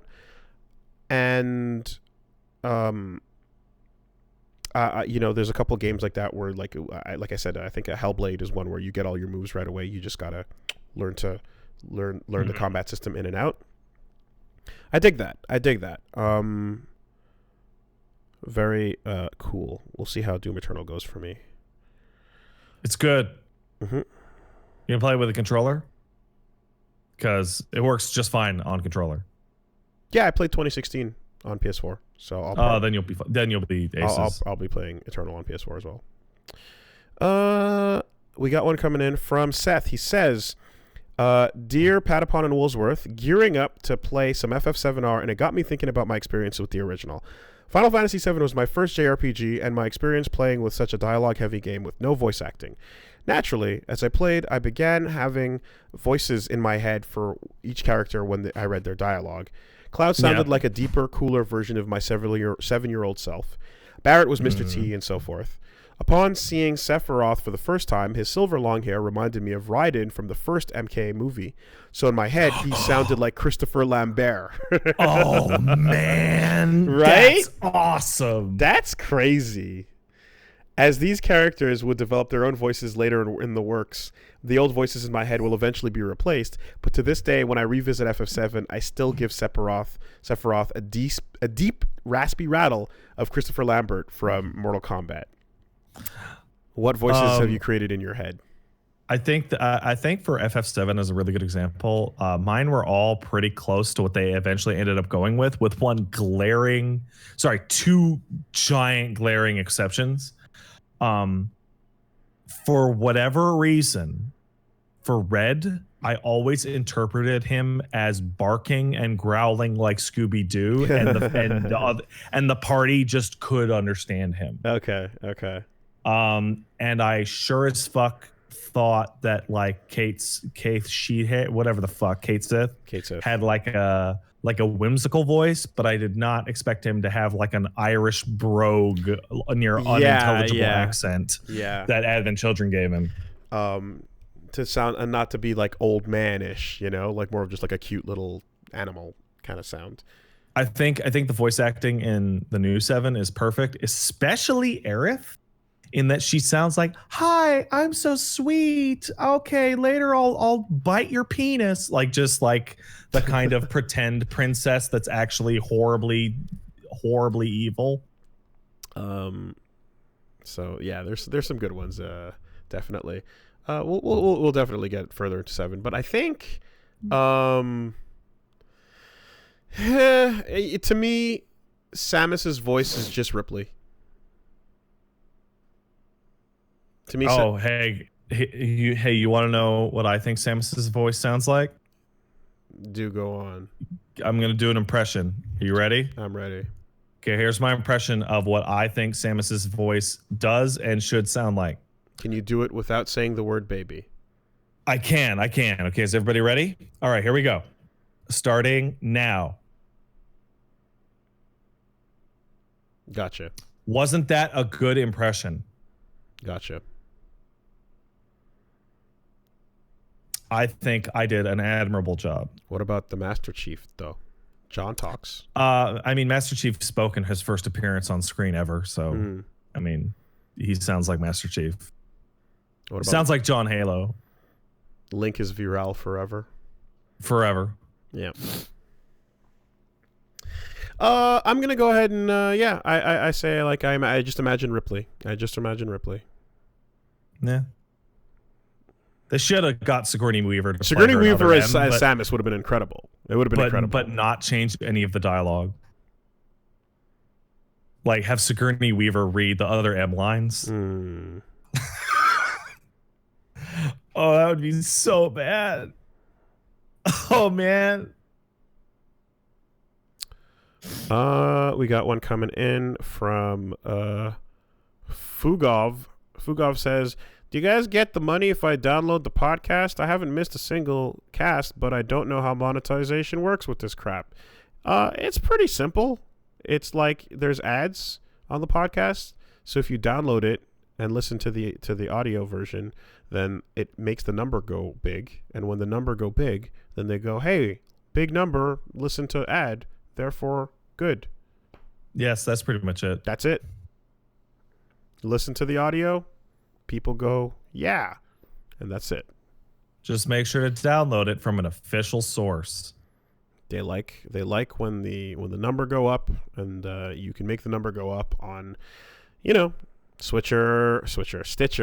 That's a totally different thing. See that? Stitcher, iTunes, the SoundCloud, literally castlesuperbeast.com, the Libsyn page, Spotify. There's a million different locations you can go for it. So yeah, you just do it there. And then it's good. Joe says, "Dear Castle Super Beast, long-time emailer, first-time correction emailer. A couple weeks ago, you mentioned the roguelike Super Giant Hades, and will erase everyone's progress when it hits version 1.0. I mentioned how a friend, in fact, Afterwards, I mentioned to a friend how this kind of killed my desire to keep playing it, and I was surprised to learn that they're not doing that. There's no big save reset planned. Everyone's going to keep their progress." Looks like I was mistaken. That's good. That's good news. Good thing it's the first time. Saved.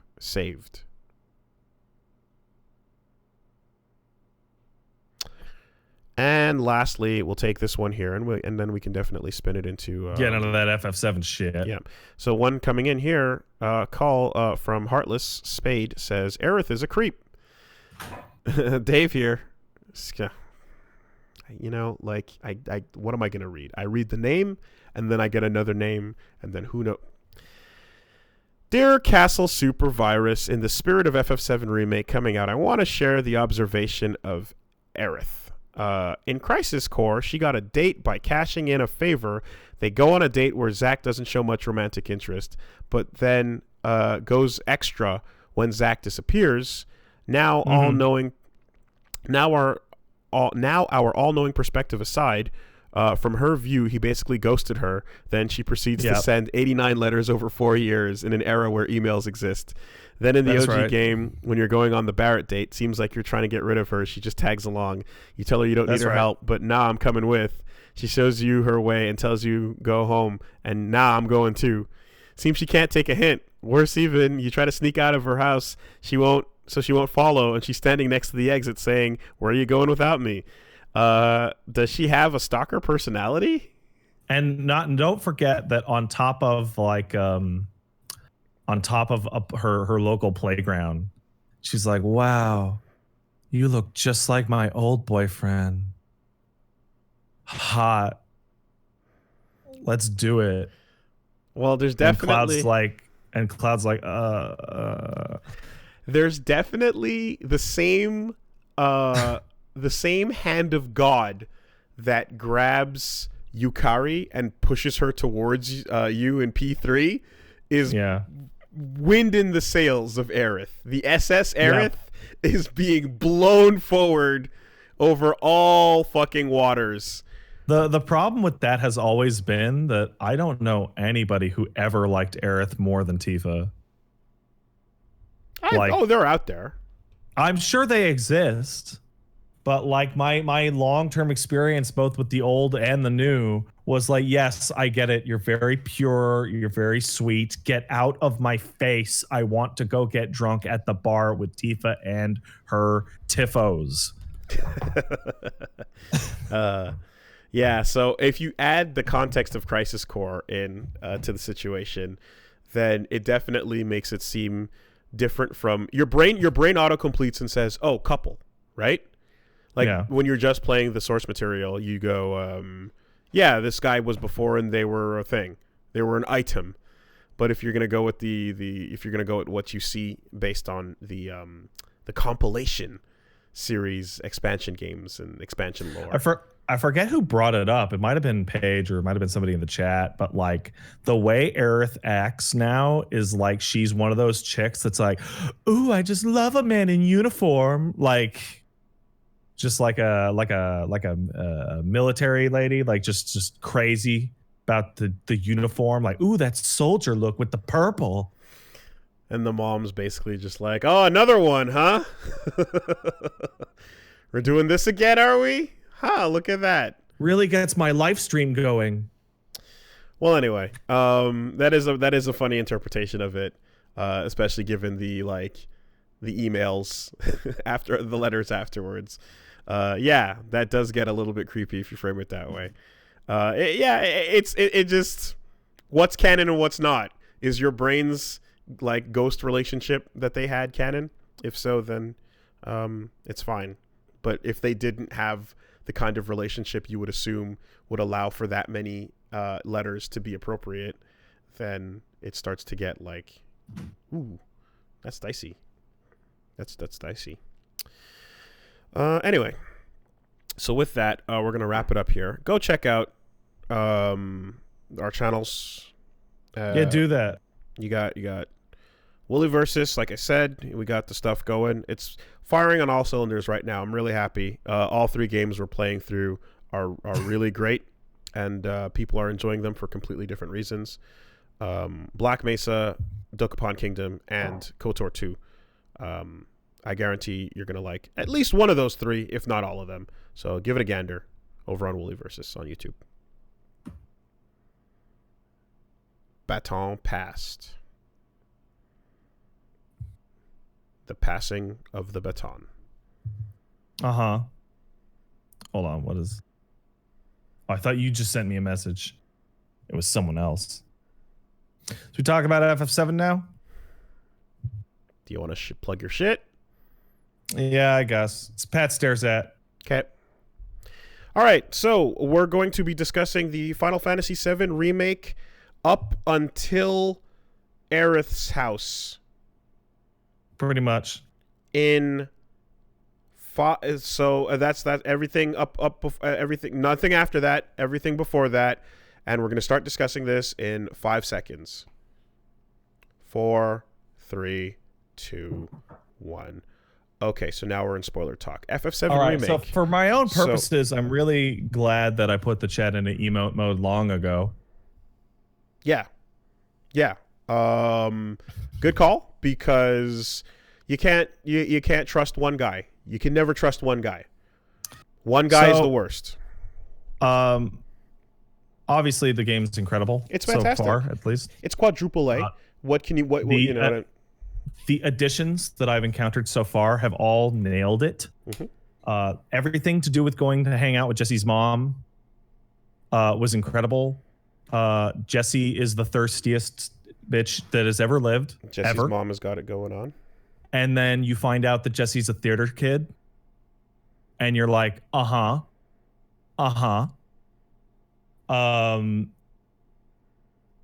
Cloud's constant new dialogue options are bang on and hilarious.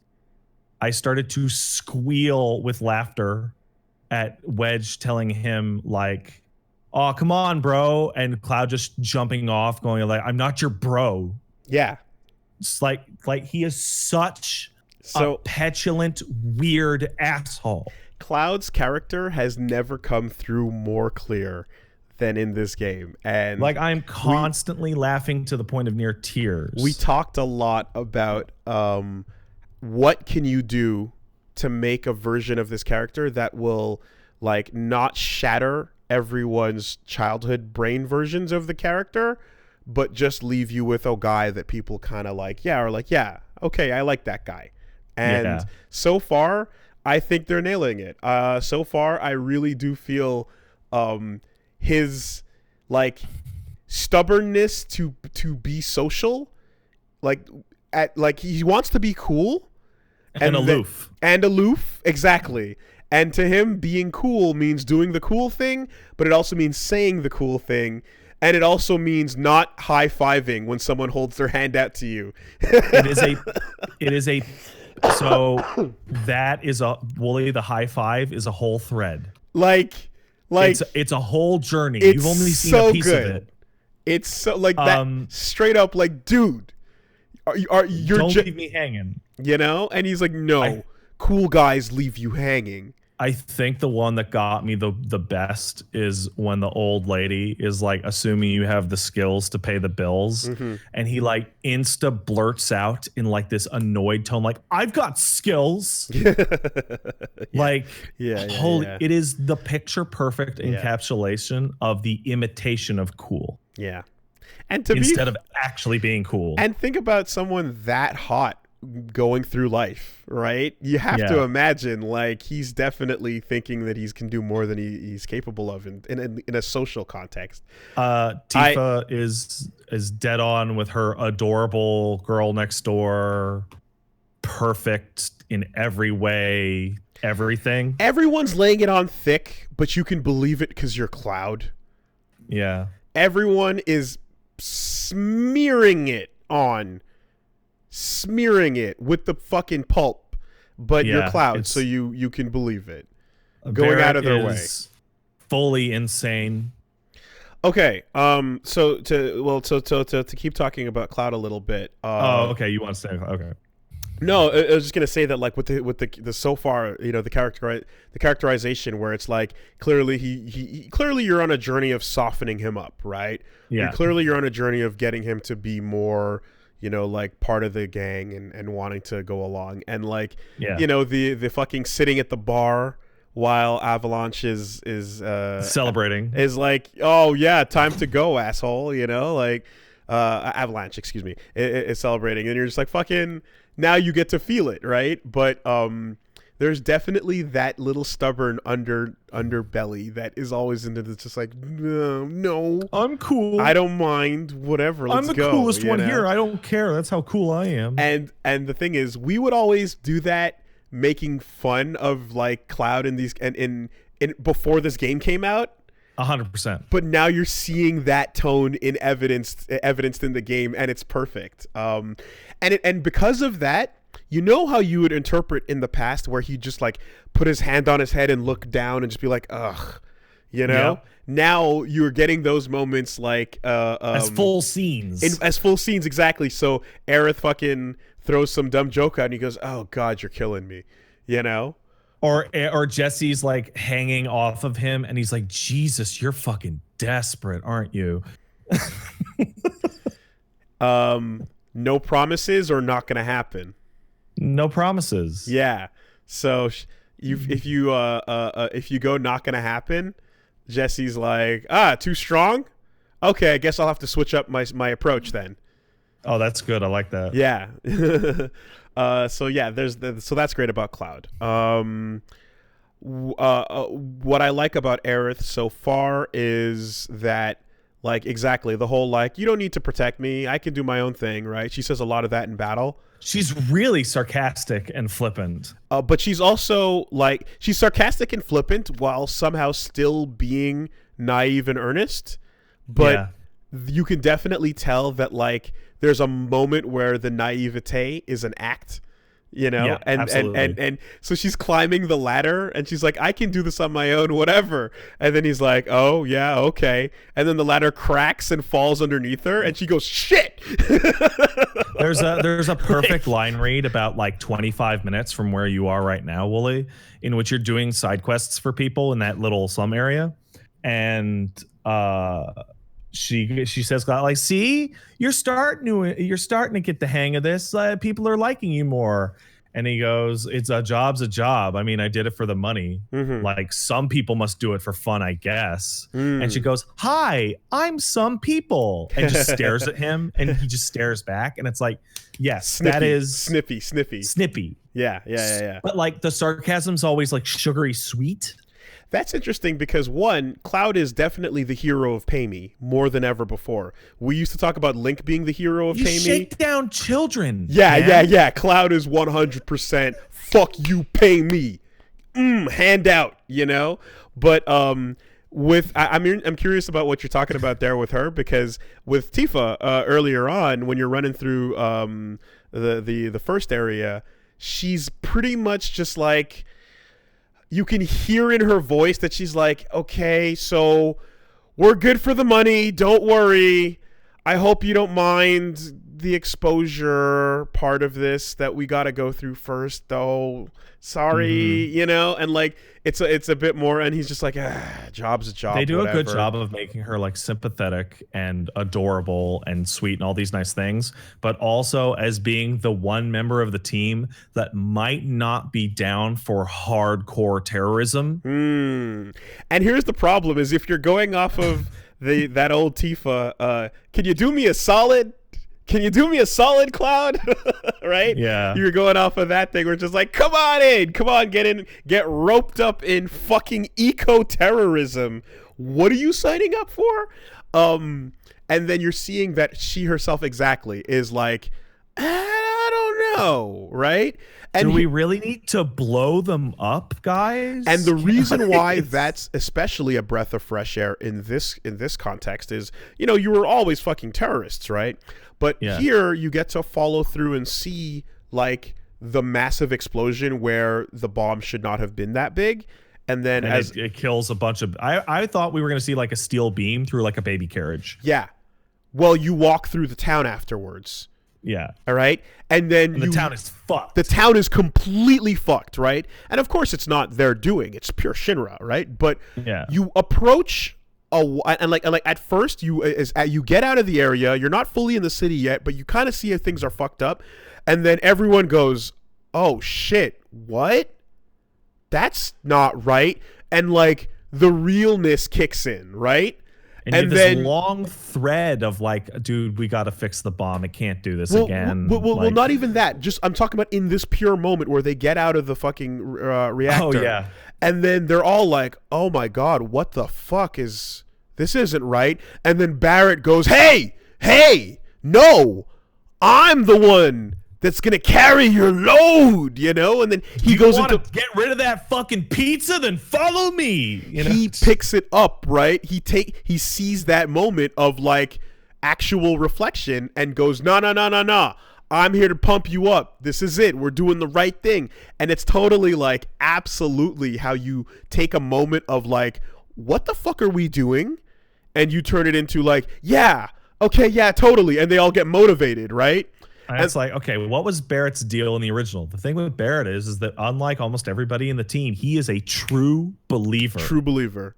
Yeah. In the cause. Such a true believer that this group is actually a splinter group of real Avalanche that got kicked out for being too extreme.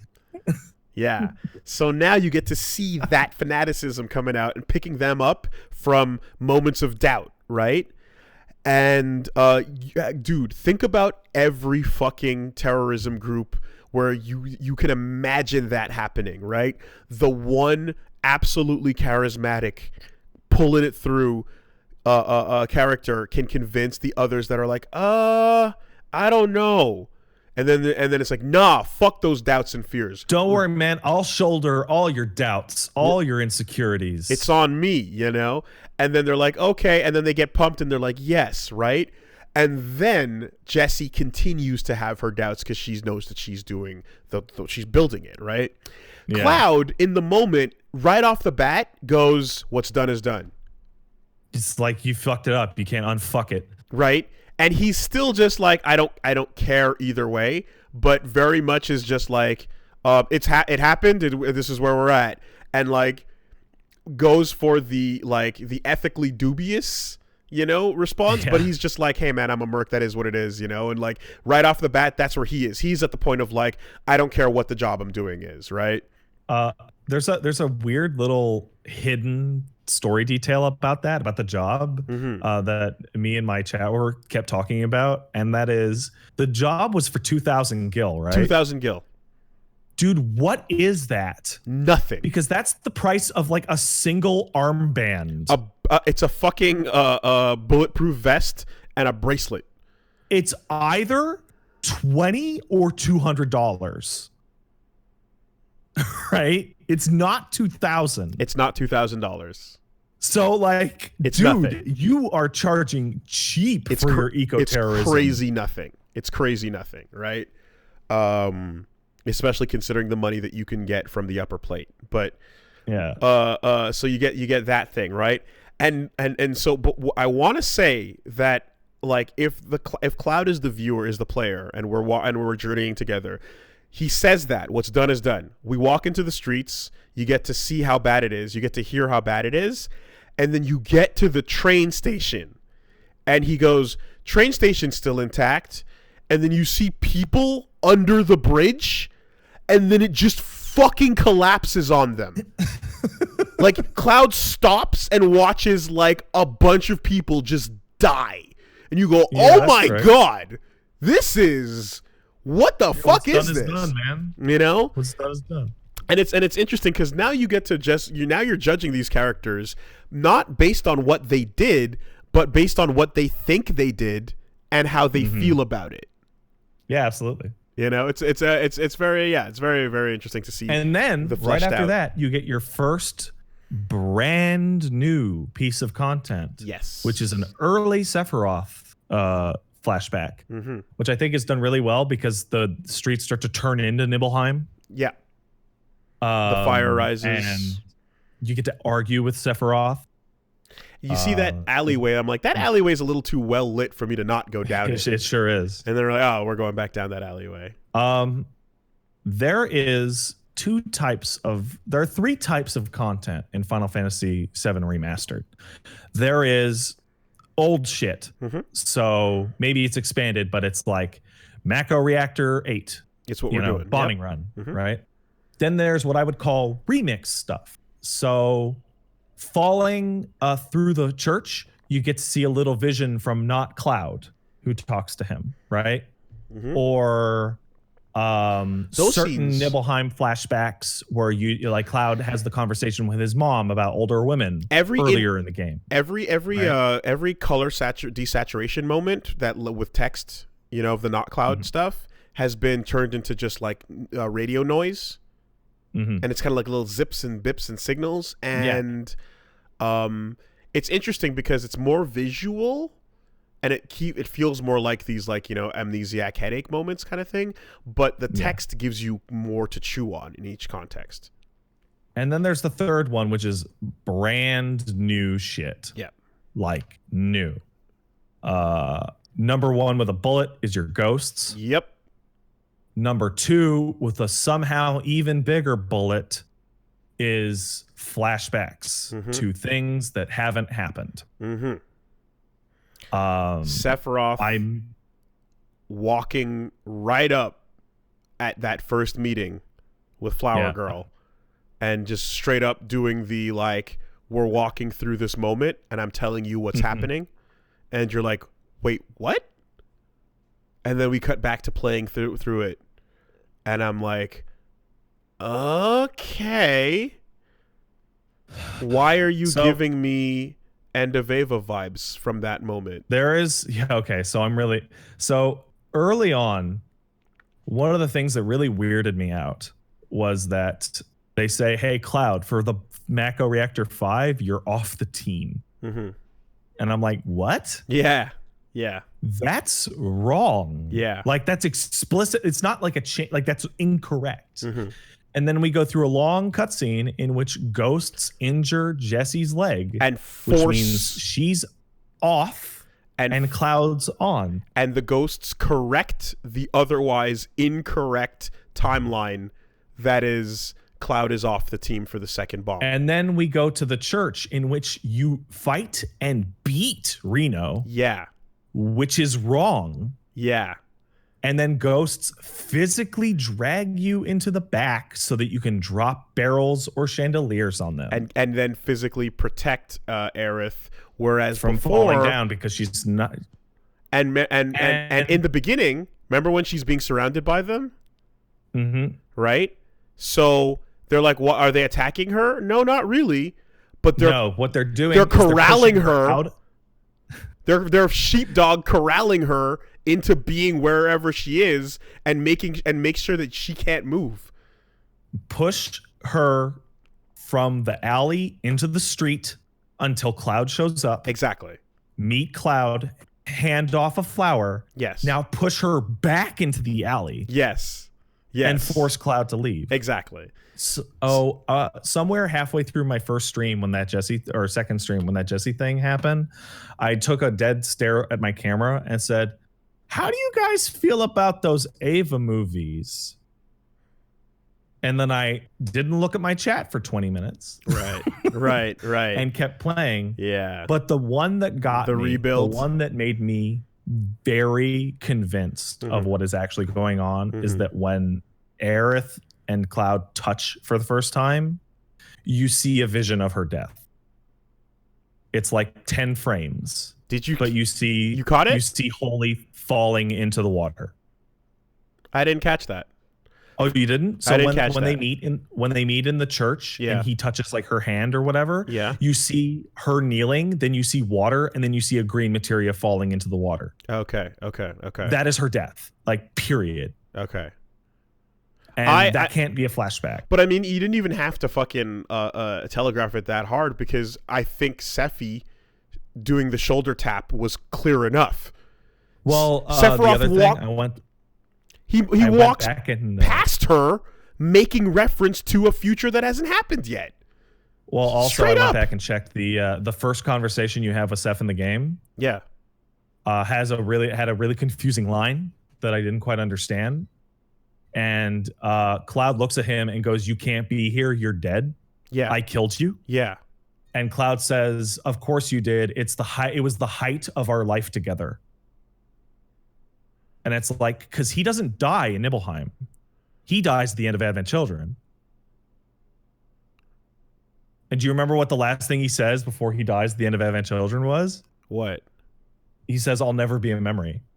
That's true. He does say that. So this is a sequel. This is assuredly a sequel. Or very literally a remake. It is. It is taking the opportunity to give you all the feelings you would get from remaking a story like this and revisiting it, while and then also going, we have the liberty to coat something new on top of it. So you still get the nostalgia. The nostalgia value is still very much intact, but there's a little bit of something else for you right here. It's your rebuild. I was overcome with the feeling of calling it like 7.77. You cannot remake. Yeah. Sure. Down with that. Granted, it's always possible it's not a sequel, and these are like visions of a different time or a different universe, or or the live stream goes to different places. Any particular. But here's the thing, though, Pat. Okay, now that this is potentially what's up, and I find that to be very interesting because it's not taking away from the nostalgia trip, right? And it's not taking away from the elaboration on things that needed elaborating. Whatever is new there's always the risk that it might not be good, so you don't know where that's going, right? But this is one game, and there are more to come. So I've been asked over and over by friends of mine who are like playing it, but they're not as far as I am. Yeah. And they're like, hey, and so I feel like an insane person. Almost everybody in my Discord that I was talking to last night has never played the original, so they can't tell what stuff is new. A bunch of kids? Yeah. Yeah, okay. 24, 25, 26. Okay. Right? And or didn't have a PlayStation. And they're like, oh, I don't know what's new. This seems pretty crazy. And it's like, they're like, what do you think they're gonna do for the second and third remake? And do you think they'll be accurate? And I'm like, exactly. Because like the answer I want to give them is, fuck no, it's not going to be accurate. It's probably going to be completely different. No. You'll hit up similar locations and certain events will occur, but the direction this shit is on is like, because it's the kind of thing where like a timeline stuff where you see a minor change early and that starts to expand, ripple, and then we get the snowball effect. 100%, right? Exactly. I think that providing that it depends, because they have their plan for now, and we're looking at what's going on. I fully expect us to see the rest of this trip through those games continue to 100% deliver on the nostalgia, 100%, but also be out of order and different. And just go in wilder, more different places. And here is my call out, right? I don't know if we do this, but it would be fucking fascinating if the last game or the last half of the last game is just new shit. New shit. Yeah. That would be so interesting. So I've got a notepad file on my PC. Okay. On my desktop, and the notepad file is called predictions.txt, and I'm updating it every stream, and I'm not like changing it. I'm going first stream, second stream, third stream. Yeah, right. Because you know what, you do your scattershot guesses, so that's your style. But here's the thing, though. So Sephiroth's behavior is really weird and timeliney. So is Aerith's. Doesn't Sephiroth tell you to help the people? He literally says you have to leave Midgar, you have to survive, save the planet. Yeah. And it's like stick with Avalanche, basically. Yeah. Sephiroth tells you to save the planet. And Aerith, you got to her house, right? Yeah. There's a line where Cloud snaps at her and goes, "Stop acting like you know me." And she waves it off. Mm-hmm. And through the sequence that you're about to do, she is desperate to do anything she can to spend as much time with Cloud as possible and slow him down. Did you walk to the church door? Yeah. Okay. So you got that line. But remind me. When you land in the bed of flowers, you get up and you walk to the church door where Reno comes in. Yeah. And you get a special line there. Oh, I did not get that at that time. What happened? Okay, so you get up from the bed of flowers, and she goes, "Gee, I guess I got all this time to help tend these flowers. What should I do? Or whatever." And then you start walking away from her instead of talking to her right away. And as you walk through the pews, she goes, "Oh, I'll just be here all on my lonesome with so much time and nothing to do." And she just trails off, and then you will keep walking. And then you hit the door where other Cloud is supposed to be. You hit the door where Zack would be leaning up on the door, and you get a voice from behind the door with just question mark, and it just goes, hey, stick around. We got time. You got nowhere to be. Yeah. Okay. So literally behind the door, he tells you, hey, man, we got nowhere to be. Stick around. From where he's fucking leaning. There's a bit a little further in that feeds this question. Pure Easter egg. So you know in the original, when you were in Sector 7, or you're going to Sector 7, you're hanging out on the playground, and Tifa rolls by in the horror wagon. And that's how. And then you go, what? What the fuck? Why is she going to? Right. Yeah. And then you chase after her, and Aerith's like, don't you have to get back to Sector 7? Right. And you go, no, I have to go and find Tifa. Right. And you run into Tifa right away. In this one, Cloud, you actually talk to her, and Cloud's about to go back to Sector 7. And Aerith is like, no, you have to follow her. You have to go to Wall Market. And pushes you. Don't you follow her and you don't know why she's going, and then later on you find out she's undercover. Yes, but here, like in the original, Aerith tried to like send you off to Sector 7 and keep her with you and ignore Tifa. And here you're about to leave and she goes, no, you have to go after Tifa. Don't you care about her? Okay. You have to go into Wall Market. Now here's the problem with this though, right? The idea that Sephiroth and Aerith know what's going on, and they're acting as the Rei Ayanami of this world. The problem with that is that the ghosts themselves, I'm going to call them the reunion ghosts, because fuck off. What do you look at them, right? I think they're literally called enigmatic spirits. And you're right, because you fight the enigmatic spirit. It's true. The enigmatic spirits are somebody might chat termed them as the anti-retcon ghosts. Stop it. Hit Jesse in the knee. Listen, they are also corralling and forcing Aerith to do things, and she doesn't understand them, right? Yep. So they physically pull you into a different room out of your control. They block Reno and his goons from grabbing her while you're up on the roof.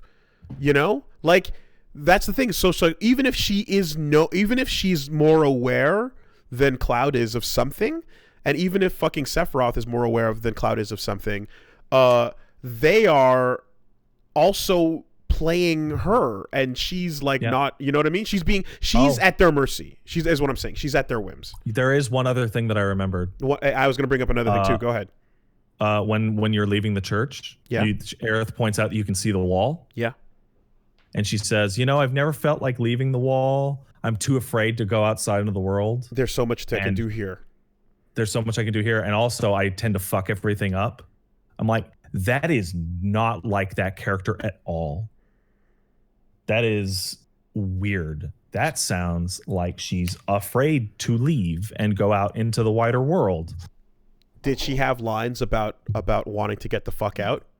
In the original? No. Okay. It was that doesn't fit with that personality at all. So about our retcon ghosts, I think the most important thing about them is that they give us a fight with them in which you show that they can be killed. And they're physical. And they are physical and are acting in a physical manner. You can stagger the shit out of them. Yes. Yeah, which means that they are not an impenetrable hyper god force. No. They are a mystical push force, right? But they can be resisted. And they will waste your time dying in an area while they get the job done when they're doing whatever they have to do, right? So here's the other bit now. You go up to your fucking apartment, and they're like, by the way, check on that neighbor to the right. And then you go to the neighbor to the right, and you're like, what the fuck? This early? Mm-hmm. Right? And you get a fucking a fucking Genova clone. Little Sephiroth freak out moment. Little Sephi clone freak. And you're like, what, this early? And then you're like, this guy are sick? And I forgot the number on his shoulder. It was the guy, I think that guy was like 4 or maybe 9. Yeah, I think it was 9 or something like that. But there's a shit ton of them. So, you know. But like I was like really, I was like, what? Here, right now, you know.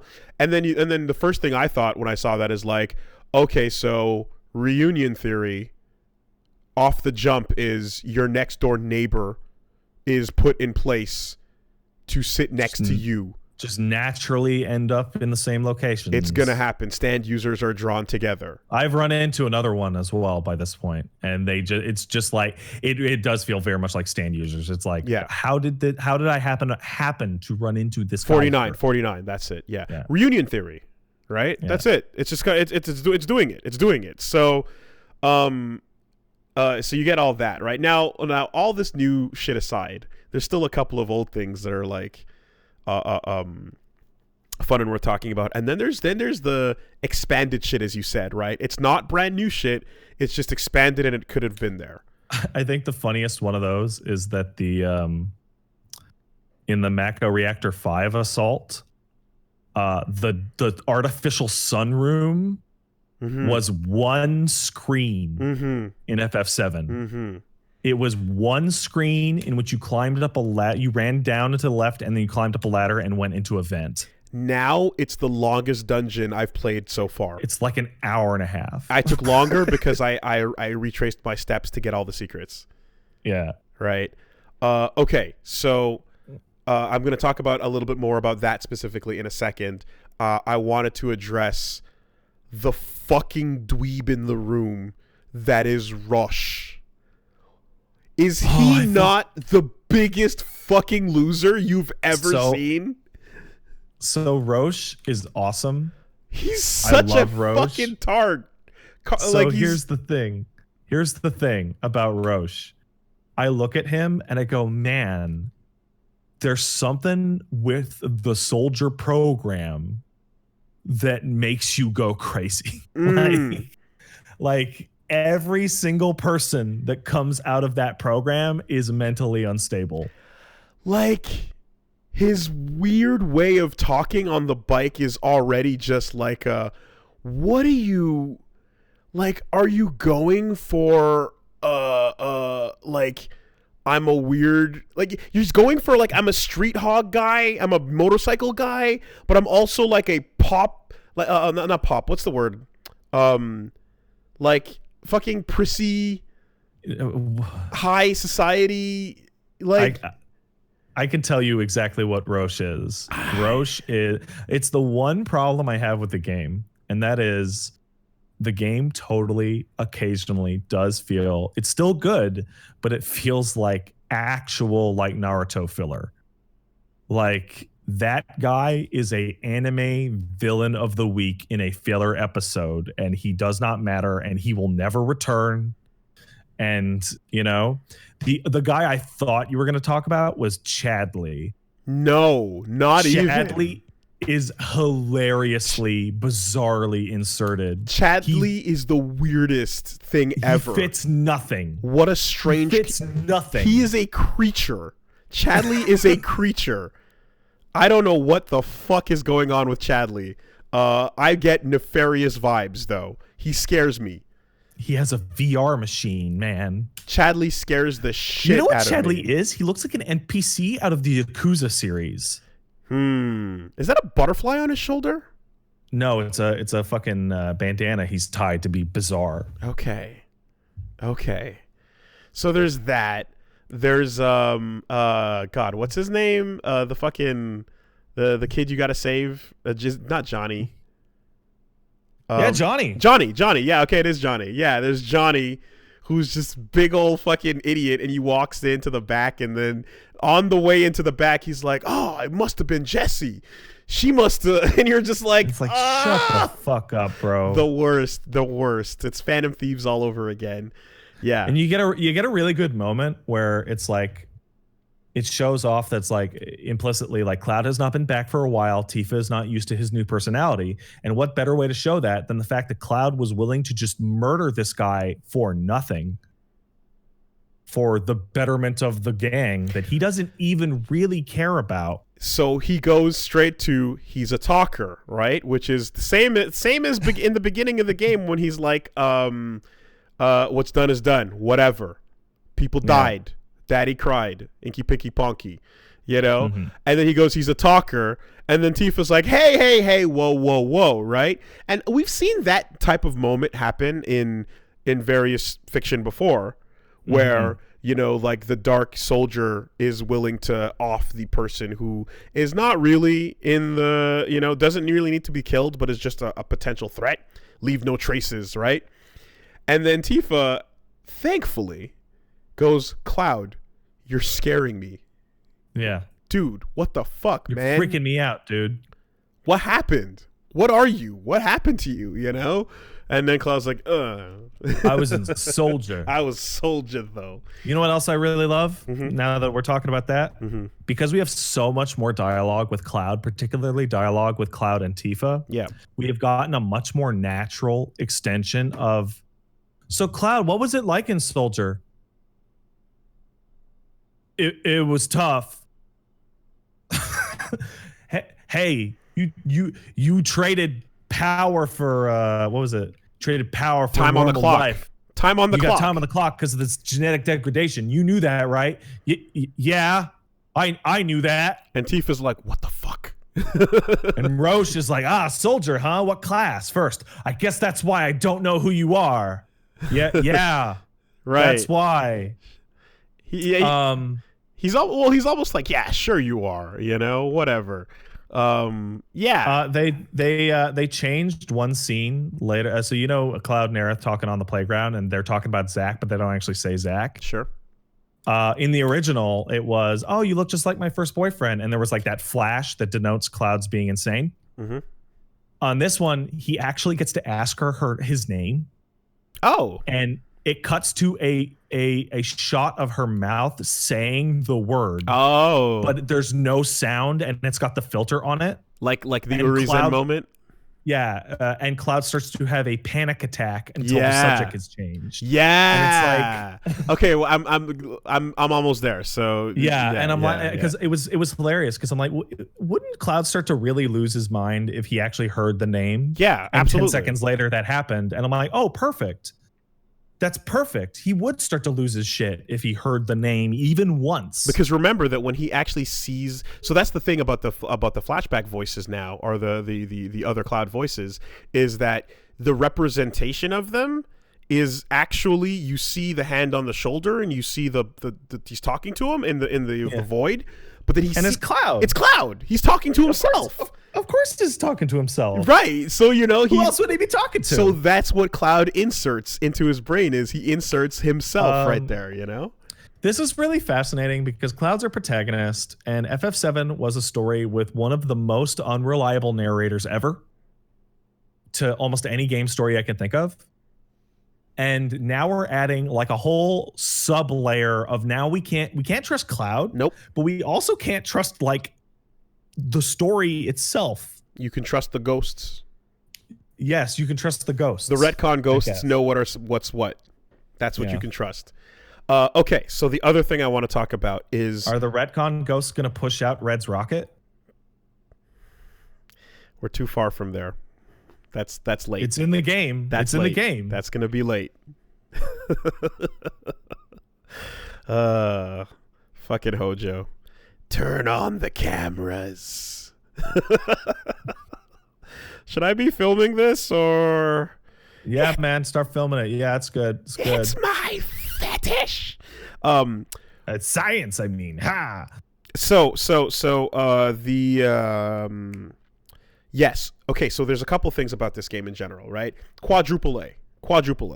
Money is ridiculous. And maybe. Because it flip-flops between quadruple A and A. Like, the textures in like the slums are hilarious. Dude, I was about to say the slums are so like well crafted as far as just junk strewn about into a landscape. It has to be a bug. It has to be a texture bug. The slums are like there's moments where textures pop, certainly. I caught one, but it wasn't in the slums. I caught a texture pop in around the seventh heaven. I'm not even talking about that. I'm talking like the door to your apartment looks like a PS1 game. Okay, Like it's hilarious. but like walking through the fucking back church area with Aerith, it's fucking immaculate garbage. Garbage has never looked this beautiful. There's a moment in the town where the kids are playing around this like flipped over car, and the undercarriage has all this like vine growth in it, and it's like Jesus. So it's crazy. And then at the same time, as soon as you start walking and interacting with people on the overworld, and as soon as you start talking to characters and they talk back to you, you feel the FF15. FF15 comes out hard, right? Yeah, like anyone who's not a main character is a non-main character. When you even talking to shopkeeps and talking to like Tifa on the overworld, though, it does a kind of camera cut that is like, wherever the world is, I'm gonna put the conversation cam right here, and I'm gonna lean in and do this kind of animation as I'm talking, and that's an FF15 thing. You feel it, Absolutely, right? It's like, no, you're gonna use the default rigging for conversations. The animation and camera team are gonna go work on the Mako Reactor 5 walk-in, right? Yes, yes. So the side quest bitches you're gonna use the default shot reverse shot bullshit. So apparently, in 14, this started to become a thing, and then 15 has a bunch of this. But the idea of chatter of the city, where you don't walk up to every NPC and talk to them, they just speak and they have lives that they're living. There's just ambient dialogue. Yeah. So I didn't get to experience that much, and I know that there's ambient dialogue. Yeah, 15 has it, but I feel like this game goes above and beyond with the amount. Oh, there's so much that's covering like the whole left side of my screen. It's insane, right? And it it completely replaces RPG run up to person and talk to them to see what they say dialogue, because Cloud's not talking to strangers. Who the fuck is running through a town talking to everybody in a crowd? No one. Nonsense, right? So it's Yakuza's been doing it forever, where you have ambient crowd dialogue and you just have text boxes pop up. And you can slow down to listen to a conversation that's interesting to you, right? And then occasionally, when someone does talk to you specifically, you press the triangle button to get that line directed at you, and it's a whole different setup. But everything of the chatter of the city is just background, because that those days are gone, you know? Yeah. The quality of life that comes from running into the elevator to leave that fucking sunlight area, and Barrett's like, hey, didn't you see some materia you wanted to go pick up? I'm like, yes, I did. It's every time. Every single time I've gone down the wrong path, like, I don't think there's all that much down here. This doesn't look like the right way to go. Like, Aerith, yes, perfect. Aerith, literally, you get to a fork in the road, and you're like, which one's hard progress, right? You turn left, and Aerith is like, yeah, this area is incomplete, leads to a dead end. That's the one I'm literally thinking of. So good. Okay? And then again, and just in case that's not enough for you, here's the other thing you get. You're looking at the fork in the road, you turn left, the compass at the top of the screen rotates, you turn right, the goal is on the right path. Yeah. So the next trigger point is down there, so you know immediately, oh, fuck, yeah, we're going left. It's so nice to not have to worry about that, you know? There are moments where you're like, what if I try to leave right now instead of waiting? What if I say this instead of that? What if I do this option? You can explore those things, and there's definitely like a couple of places where you can fuck around with that. But for the most part, the worry of being forced into critical path without getting everything you looked for is alleviated, because the game is telling you. Haven't we been on this elevator before? Hey, Cloud, you know where you're going, right? Like, I completely agree. The lights on the stairway, the lights in the subway, the lights on the trains. If it's blue, you're moving forward. If it's red, you're going back. It's great. And then, of course, you stop and you see materia far in the distance, and you're like, okay, how do I get there? And one of those is really far in the distance. Yeah. Like the sun, the artificial sun one, like that purple one. Holy shit. And it took a second, and I'm like, stop, look at the map. Okay, now retrace and look physically at the platforms and what leads to where.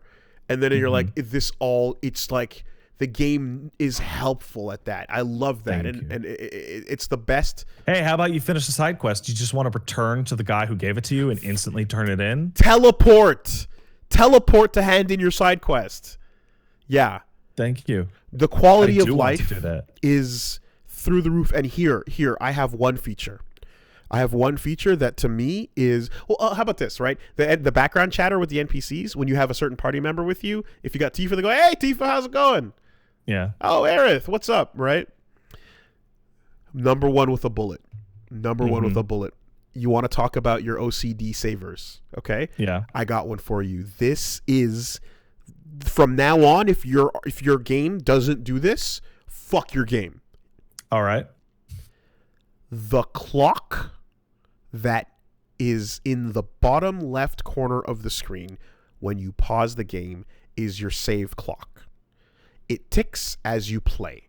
You save, you pause, you walk away, it ticks, it does what it does.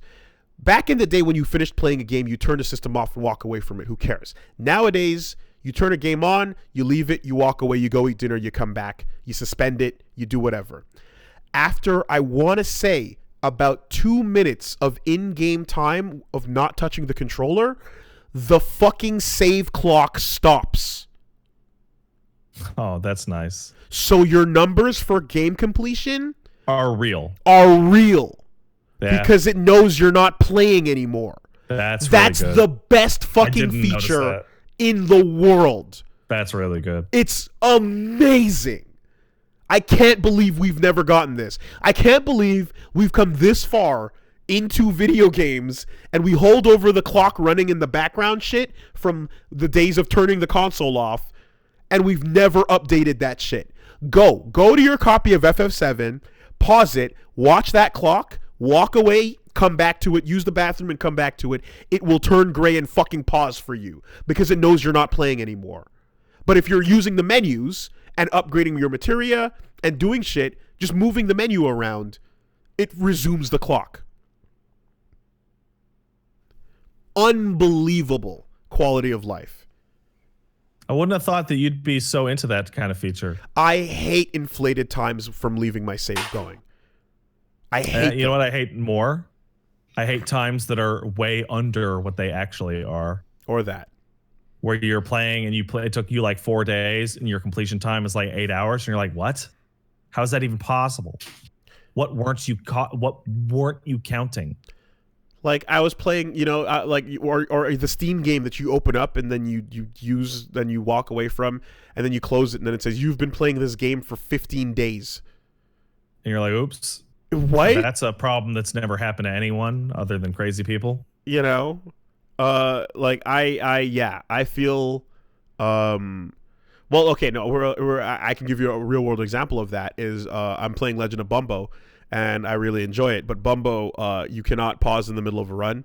You cannot stop and resume in the, so if you quit, it's done. So when I want to run, but I want to go do shit and come back to it, I just got to leave it running. Okay. Anyway, the clock stops when you stop playing, man. Amazing. Game's good. Excited to play more of game. Yep, absolutely. I can already taste what I can see what is going to occur in this game as being controversial. Yeah. Because it's not departure. It's explicitly not what people signed up for. Yeah. That's a really good way of putting it. Yeah. It is. Yeah. Like whatever it happens to be, it's going to be like, no, you thought you were getting this, but instead you're getting this. And whether or not you even would have possibly liked what that would have been, the fact is most people came here for very specific reasons. Yes, they came here to relive it, and that's it. They came. Personally, I find this new route way more interesting. It's a fun surprise. Unless it's bad. It's a fun surprise. So, And yeah, and I mean, I would even go as far as to say that like, there's going to be people that definitely don't like it just on the premise because it's like, it's called certainly I remake. waited 23 years for this, and it's not even what you told me it was. And I hated every single piece of expanded content. Yeah, I've seen people like that are just like, I can't stand Everything. I can't stand this expansion of these stories. I just want to see the stuff I know. And it's like, well, then that game would be really short, dude. Yep. There's definitely fans out there that absolutely are not down with anything besides the core game itself. And as of right now, I have greatly enjoyed the expanded narrative. I'm curious. They've piqued my interest, and I want to know where you're going with this. Motherfucker, am I correct in when Rush holds up his sword and it gleams in the light that's not the enhanced sword? Enhanced sword specifically being one of Cloud's blades that you pick up, the one with the no, it's not. It's Zack's. The one that he's holding? Rush? Yeah, that's the blade they give to soldier second class or before Angeal gives him the Buster sword. Yeah, it's straight up Zack's sword. He's okay, right, okay.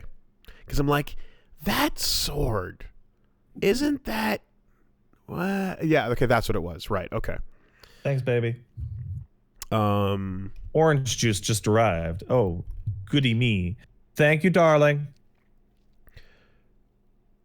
I guess yeah, so there's all that that we talked about. Pretty much, yeah, it seems fine. I think I had one other thing. I'm sure we'll have more to say next week. Oh yeah. They're just I'm expecting a hard left turn. I like the doubts that Amazon. I like the doubts that Avalanche shows when that increase. I like the fact that they're more like, okay, doing the right thing. Yeah, right. I like that everyone fucking hates them. Everyone in your immediate surroundings is like, assholes, no more bombings. No more fucking bombings, you jerks. And then on the train, right, you're getting fucking Shinra middle management. That dude is the bravest. I love that guy. Have we seen, I forget did the trailer show us Reeve? Yeah. Okay. He looks good. Okay. Middle management man. Middle manager. Becomes a character. And he's standing up and he has recurring moments. You see him. He stands up for the company to Barrett. Yes. Who is the scariest man in the world. Twice. And he's in the world with his subordinates. Like, okay, when I move up, you guys are moving up too. Yeah. And then he's got his wife and his kid. And you're following Shinra middle management man throughout the story. And I'm like, yeah, man, I'm down for this. I love that guy. It's great. Anyway, yeah, there's a lot more to go on. There's plenty to talk about next week. I foresee, I mean, if we're doing retcon ghosts shit, I foresee a scenario in which something goes off to the point where it can't be fixed. So like someone dies that's not supposed to, or someone lives that's not supposed to. I have my suspicions on that second one. And for like a ghost cataclysm to occur, Yeah, because I remember at first there was that all that shit's happening and you're going like, oh, we're just expanding with whatever's happening in Cloud's head, and then it's like, no, this is not in Cloud's head. This is new. This is new. And when Tifa wakes you up and goes, oh my god, Cloud, it's horrible, look, and the whole town is overrun, and you're just like, oh, this is not real. This is in his head. He's gonna wake up. I thought it was a dream. He's gonna wake up. This is insane. This is way too impactful of a moment. And then it's like, nah, that's totally real. You're, what the fuck you mean that's real? And everyone's just in bed, not sleeping through this ghost apocalypse. That's crazy. All right. We definitely don't have to do the well, depending on where you get to and where I get to, we'll see how to address future episode. Mothman said something hilarious in the chat, which is something I actually thought about, which was, what if it's all a dream from his coma trip into the live stream in the wheelchair? Yeah, of course. That's totally what I thought about that. Like, wouldn't that be bananas? I didn't think about it as the wheelchair coma. I thought about it as within live stream shit. Time fuckery. Yeah. I thought it. To me, I'm like, what if it's within the stream? You know, because there's an element of Prince of Persia almost to this, where it's like, no. That's not what happened. Yeah. Very excited. All right. And that's it for us, I guess. Yeah, that's a fine video game for a fine podcast. Wop wop. Okay. Well, what's your hour count at, by the way? Right now, I streamed it 4,766, so minus an hour and a half of stream times. Let's say 15. Okay. Yeah. Maybe 15 to 20. Okay. Yeah, I'm at 13. So, yeah, that's fucking accurate clocks. Thank God. All right. We will leave it there, folks. Have a good one. Take care. And y'all have a good week. Yeah.